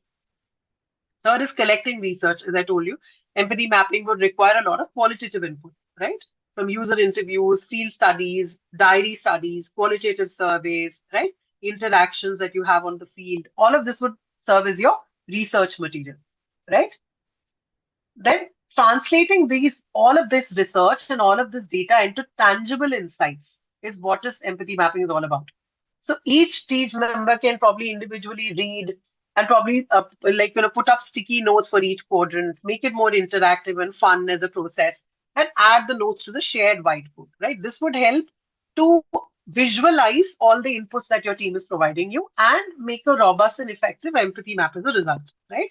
So after synthesizing all of this information, all of this data, first of course categorizing it, making sense of it, right? Deriving, synthesizing it. And of course, after all of that is done, you are able to arrive at a solution that is based on actual user data or has considered all of these different quadrants and is able to give you a more robust solution, right? So from individual notes to shared understanding, what does that lead to? The process entails basically clustering, naming, and discussing, right? So it leads to time saving, it needs for validation and efficiency pain points, right? It removes a lot of, so basically automatically when you are doing, this quadrant analysis, you are able to remove a lot of assumptions and biases from your process already, right? So the activity of clustering will facilitate more discussion and alignment. And the goal is, what is the end goal of this empathy mapping is basically a shared understanding of the user, right? Now, polishing the map and planning its future is the last step, as we discussed earlier. So finalizing the map and ensuring it remains a valuable asset for the project, right? So, and also it is important that once you make an empathy map, you have to continue to, sort of replenish it with new research, right? And to keep updating it. That is important. So you have to adapt, you have to digitize and share, and you have to keep it alive. That is also important because user understanding is evolving, right? It is not something that you have once you have it and it doesn't change ever. It doesn't happen like that. So user, awareness and user information and data also keeps on evolving, and there'll be new research that will replenish your empathy map, right? So this is the ongoing process, right? So the process is powerful. Now, what does it often, why does it still stall, right, in many organizations? That is what is important to understand. So, what is the common failure point for design thinking? So, many organizations adopt the design thinking process but fail to see results, right? Teams go through the motions, but the outcomes are incremental, not innovative, right? So, the reason is basically an engine, no matter how perfectly it is designed, cannot run without fuel, right? You have to keep adding the right fuel. And the central question is we have the how, the engine, which is design thinking as a process. But what about the who? What is the essential human element that powers this process is important to ponder about. So one sees that often well-run companies fail when it comes to achieving innovation, sustaining innovation, right? So what happens is that great companies fail not because they do things wrong, right? But because the practices that made them successful also make it difficult to embrace disruptive change. Yeah, that is important to understand. So sustaining innovation improves existing products for mainstream customers. This is what large companies are built to do, right? So disruptive innovation, however, requires you to look at fringe elements, right? It requires you to think outside the box. So once a product is functioning and effective, what often organizations tend to do, because they think that they have achieved their target group result, right? The target group that they were aiming at is happy with the solution that they have created, and the product is successful, and they stop innovating as a result, right? And often in some other group, some other solutions might be at play that might not be essentially their target group. That could be a fringe element. And the solution comes from there, and it's a disruptive change, and that it takes over the entire market, right? So this is what happens when you are not sustaining innovation and you are not enabling disruptive innovation that needs to happen from time to time, right? So that is also essential to, like sort of ensure that performance goes upward. So the value network trap is what we were talking about. So basically, well-run companies gather feedback from their lead customers, right? People who are their loyal customers, right? They allocate resources. So this drives funding and manpower towards sustaining innovations that serve those customers, right? Third is they ignore the fringe, like I told you before. It becomes extremely difficult to keep resources for a disruptive innovation for an unproven market, right? And fourth is being blindsided as a result. So the company is blinded to disruptive threats until it's too late, right? So what happens is if you do not allow for this culture of innovation, if you don't allow your team members to think outside the box, anticipate certain disruptive innovations, then you are not able to sustain design thinking or sustain innovation in your organization, right? So that is also equally important to understand when we talk about design thinking and innovation. So the fuel for innovation is nothing but emotional intelligence. And as I spoke about earlier, being constantly in touch with your end user, right? That plays an important part. So emotional intelligence again drives this design thinking and helps sustain it for innovation, right? So now how emotion intelligence powers each stage of design thinking, right? So design thinking stages, like for instance, empathizing, right? So empathizing, emotion intelligence components would be empathy and social skills, right? If you're talking about design thinking of defining, then emotion intelligence component would be self-awareness, right? If you're talking about design thinking stage of ideating, then what emotion intelligence component makes it run is motivation and social skills. And prototyping and testing, it is all about self-regulation. So these particular core components of emotional intelligence are actually, right, driving design thinking stages. So empathy stage in action, you have to see, this is a good example of it. So basically a designer observed Pete, a non-verbal man with autism, picking at a sofa, right? So a non-verbal person with autism is sitting on a sofa and sort of fidgeting around and picking at it, right? So the initial bias of a person who's observing this behavior is to see it as destructive, right? They might think that this person is ruining that sofa, right? But by practicing empathy and mirroring his behavior, one discovers that, okay, this is leading to a certain audio tactile experience that this person is seeking, right? That could be anything. It could be about a nervous tick. It could be about this person is anxious about something. So they are sort of, touching or seeking that audio tactile experience, right? So this shifted the project from designing for safety to designing for pleasure and strength. So you factor in an additional component, right? That has come from a target group that was not even your initial loyal customer base, right? But you see an additional facet that can be included in your design that can make the solution better. So as I said, this is how we understand emotional intelligence fueling design thinking, and design thinking in turn fueling sustainable innovation. And all these three things have to work in tandem, right, for the master blueprint to work. So innovation is no more just about, a choice, right? It is a primary driver of growth, right? So nowadays in organizations to survive, right? So individuals to survive and also for organizations to stay relevant, innovation has to be a culture, innovation has to be a choice, and it has to be acknowledged as a primary driver of growth, right? and also understanding that innovation is the end goal, right? It is not just invention that is the end goal. That is also important to understand. So, if in invention clubbed with commercialization or public uptake or mass appeal, right? So, invention along with mass appeal or public uptake is what would lead to innovation. So, this is also an important, this is a multiplicative relationship. So if commercialization is zero, innovation is zero, right? No matter how brilliant the invention is. So one needs to understand that if the invention, there is no uptake for the invention, then it is not innovative. So as I mentioned, framing the right problem, the only way to create the right solution. So design thinking, the first thing is to define the problem, right? We spoke about it at length. So it's not just about coming up with the right idea. It's about generating the broadest range of possibilities, right? And the defined mode is about sense making. So synthesizing your empathy work into meaningful and actionable problem statement, right? So often it's not just about idea. It's about synthesizing multiple ideas into creating a actionable problem statement. Then, of course, ideating, prototyping, test modes are about generating a wide range of possibilities and learning through building and user feedback. So, what does basically to sum it all up, right? All that we have discussed so far. So, emotional intelligence is the inner engine, right? Which is all about self awareness, resilience, intrinsic motivation, social skills, self regulation, right? All of this is the inner engine. What does it lead to? It leads to a larger, thriving ecosystem, right? Which is all about psychological safety, collaboration, organizational health, right? And finally, what does this all lead to?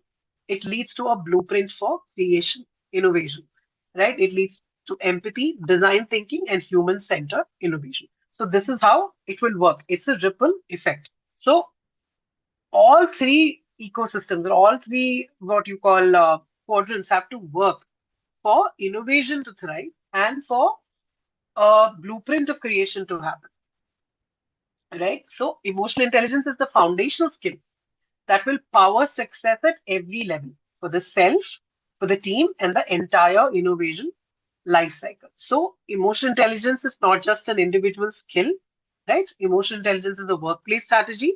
Emotional intelligence is what leads to the larger innovative framework of an organization and the survival of the organization in itself. So, it is more important, right, than it is made out to be. Right? That is the bottom line, and that is where I want to end this presentation. Right? So, I hope you enjoyed the presentation. And yeah, so I think, now take questions. So I'll stop sharing and go back to the screen. So please feel free to interact. I'm also going through the chats and seeing if anyone has any questions. Okay. All right. Can't see any questions. All right. So if anyone has any questions, please feel free to ask. You can raise your hand and ask any questions or comments. Vinita has raised her hand. So Vinita, did you want to share something? Please unmute. If 1 second, let me just find you.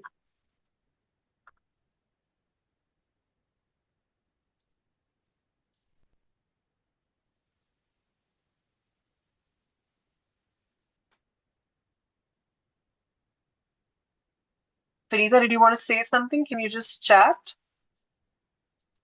or unmute yourself?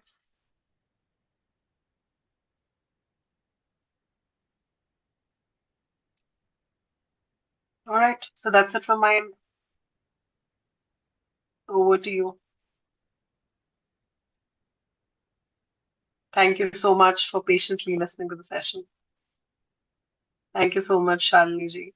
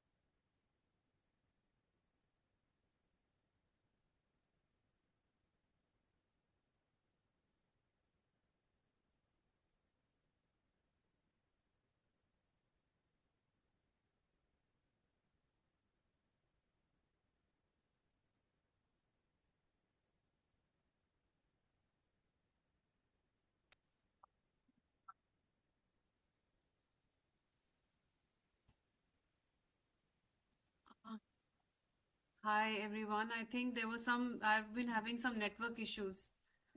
So, Nitya, are you there still? Yeah, I'm here. Okay, your session, I'm sorry, I missed the last part of it. I was trying to join desperately, but there was some issue. Is your lecture on or is it done?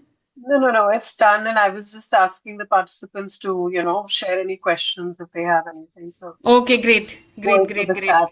Yeah. great, great, great. I think I'm just having some work is going on in my society, so I think there's Yeah, but no questions so far. So yeah. So, okay, I'll just ask you to hold on, maybe, and I'll just repeat some instructions for them while we are waiting for them to ask questions. So, some of you have taken the assessment. You've only got the result as pass, okay? Pass means you got 50% and above in Future Skills Prime. Now, these marks we will take out and upload on Atal by Wednesday because some of you have requested time till Tuesday to finish the course. I'll recommend all of you complete the course and then take the assessment. It's a request that you have time till Tuesday. Please finish the course and then take the assessment. That will help you to score the required marks for Atal certificate. Then in Atal, 70% is the marks that is required. So I will get those marks from the agency on Wednesday and we'll upload it on Atal by Thursday, which is 5th of February. So I'm repeating for the benefit of everyone. By Thursday, it will be on Atal. Then you can give your feedback there on Atal and then you can download your certificate from Atal. Kindly pass on this information to your colleagues also because some of you are not joining the call. Yes, Vidhi ma'am, please do complete the course. Some of you are not joining, but your colleagues are there. My voice is not clear. Okay, there is some network issue. Vidhi ma'am, by when can you complete the course? There is only one test. There is no chance to take the course again. That's why I'm saying yes, Om Prakash ji, you can give feedback in Atal portal, and if it's a good feedback, you can record your video and send it to me, or you can post it on LinkedIn and you can tag us and the coordinators and the trainers. So you can tag AICT, Future Skills Prime, Kirti ma'am. You can tag me on LinkedIn. No, you'll not be able to give the feedback today because marks are not uploaded yet. So, marks, I could have taken out the marks by Monday or Tuesday, but you have requested. No, there is no assessment in Atal portal. Shrikant Pusalaji, I'm telling again and again, there is no assessment in Atal portal. Assessment is only on Future Skills Prime. Yes, Mridula ji, as I am explaining, I will also come to know your marks when I take it from agency on Wednesday, 4th of February. I'll also come to know at that time because right now we only know it's pass is means 50% से तो ऊपर है. But is it above 70% or not? That you will come to know on Wednesday, Thursday only.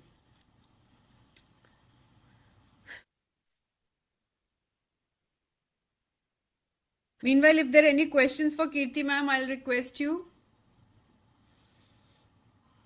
Those who have taken the assessment, you can answer ma'am's question. Ma'am is asking how many questions are there.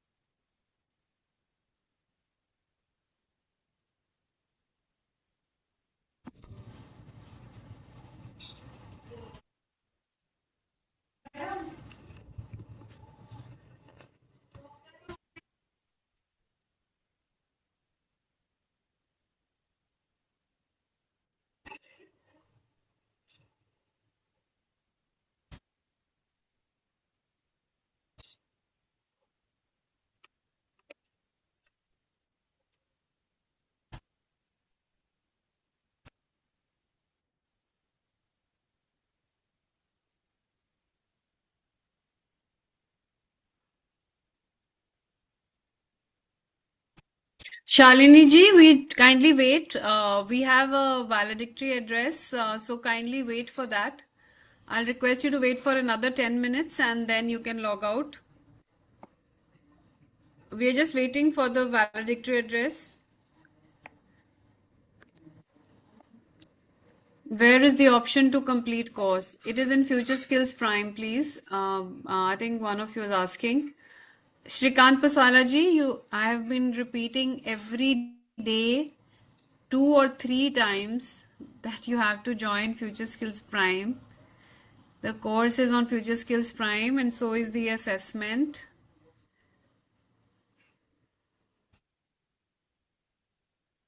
And we all want that you should clear the assessment with 70% marks. That's why I'm saying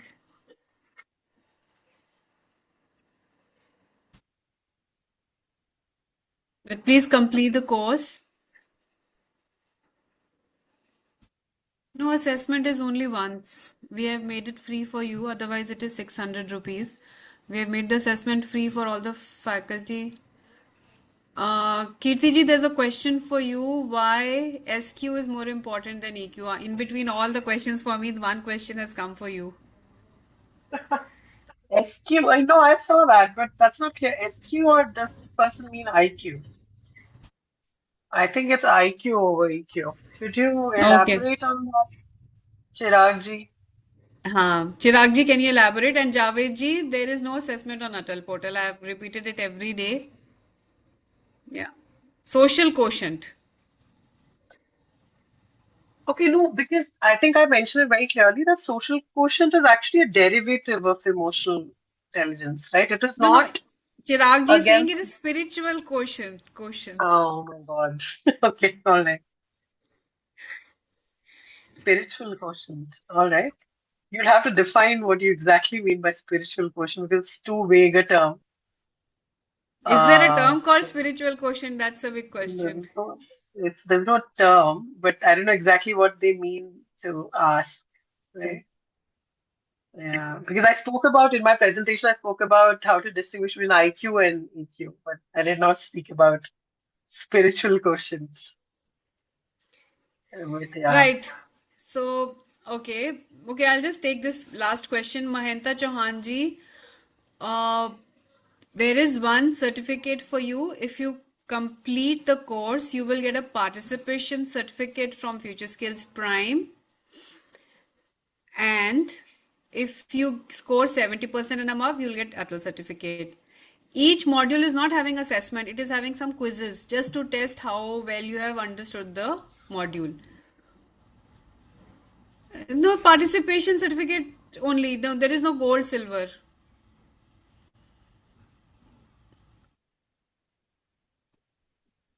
Assessment, if you have started, you have to complete it at that time. You cannot take it in batches or in phases. And as I told you, assessment is for 600 rupees, but we have made it free for all of you. You can do it only once. I have again and again told every day that kindly take out some time. So if you have missed that chance, then I'm sorry, we cannot do anything about it. With that, I'd like to welcome our speaker for the valedictory address, Mr. Anurag Bhagat. He is the Director Communications at Power Foundation of India, and served in various categories in communication and journalism. So, welcome. I know he's a little unwell, a little bit under the weather, but still he has agreed to kindly, come for the valedictory address. So, big appreciation for you, sir. Thank you so much. And also thanks to all the faculty members for devoting the time on Saturday. So I'll hand it over to you for your valedictory address. We had 870 registrations this time, and almost 350 people have been attending every day. So that's that's about the course. Over to you. Thank you. Thank you, Kamna. Am I audible? Yes. Okay, thanks. So, dear faculty members, academic leaders, participants, ladies and gentlemen, As we arrive at the end of this program on digital application fundamentals, it is an opportune moment to pause and reflect, not just on what has been taught and learned, but on why this learning matters, especially in the context of higher education today. Over the course of this program, we have engaged with concepts such as user interfaces, databases, programming languages, and algorithms. These are often introduced as technical components, sometimes even as isolated modules, but in reality, they are deeply interconnected. Together, they form the foundational architecture of the digital world, the invisible framework that powers applications, platforms, services, and increasingly entire ecosystems. A digital application today is no longer a static piece of software. It is dynamic, adaptive, data driven, and deeply embedded in human behavior. Whether we are speaking about an educational platform, a financial application, a governance dashboard, or an AI enabled service, every digital solution reflects a series of choices about design, logic, priorities, and ethics.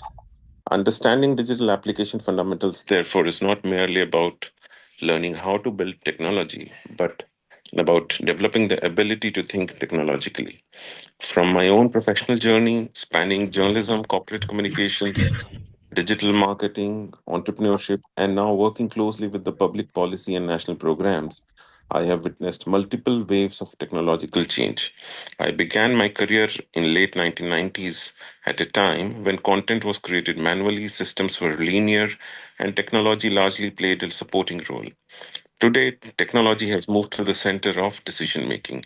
Digital application now influence how citizens access information, how students learn, how consumers make choices, and how governments design and deliver services. In my current role, working on large awareness campaigns and capacity building initiatives, I see every day how the success of an initiative often depends not on the intent alone, but on the robustness of the digital systems that support it. And this is where fundamentals become critical. Tools will change, platforms will evolve, programming languages will rise and fall in popularity, but strong fundamentals, clear logic, sound data structure, thoughtful system design, and user centric thinking remain timeless. Learners grounded in these fundamentals are not only better engineers or technologists, they are more adaptable professionals capable of learning continuously in a fast changing world. For academic institutions and faculty members, this presents both a challenge and an opportunity. The challenge is to move beyond tool centric teaching, which can quickly become outdated. The opportunity lies in designing learning experiences that emphasize conceptual clarity, problem solving, and application of fundamentals in real world contexts. When students understand why a system behaves the way it does, they are far better equipped to innovate responsibility. This responsibility becomes even more important in the era of artificial intelligence and automation. Today, digital systems increasingly act as co pilots, augmenting human capability rather than replacing it. Engineers use AI to assist with coding and debugging. Researchers rely on digital tools for analysis and simulation. Educators use platforms for personalized learning and assessment. But the effectiveness of these tools depend entirely on the quality of the underlying foundations. Without a strong grasp of fundamentals, technology becomes something we consume blindly.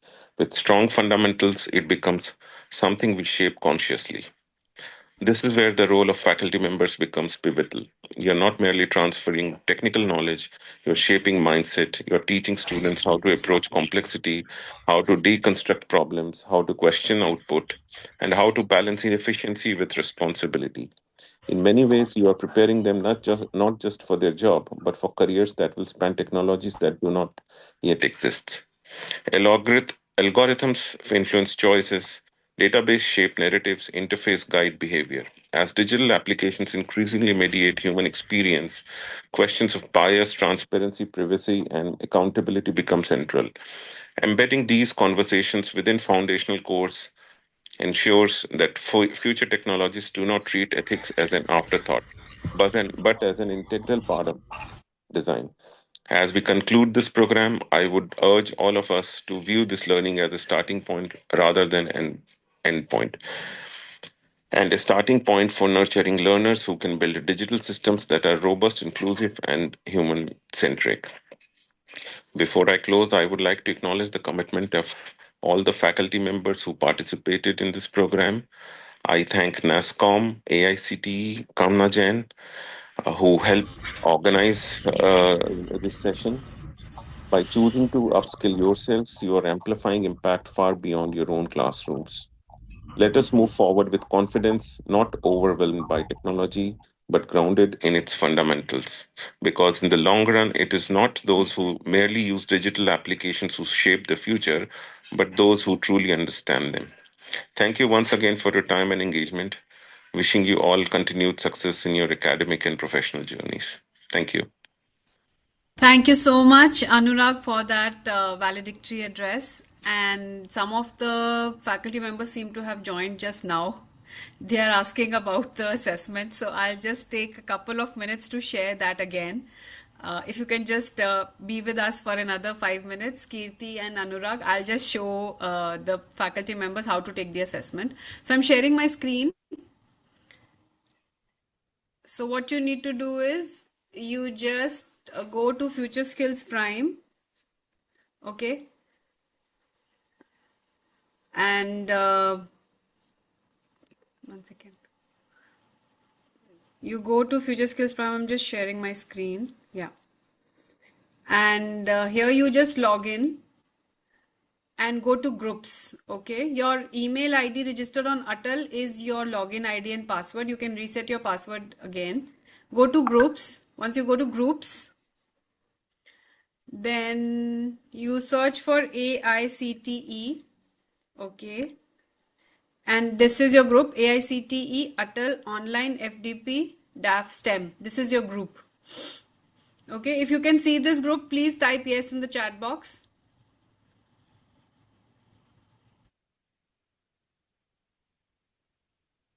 Okay, so in this group, this is the assessment that you need to take. That's all. This is free. There's only one chance that you'll get to take this assessment. So you just take this assessment. I'm repeating for the final time. Usha ji, I hope you are clear with this. This is the assessment that you need to take. There is no assessment on Atal.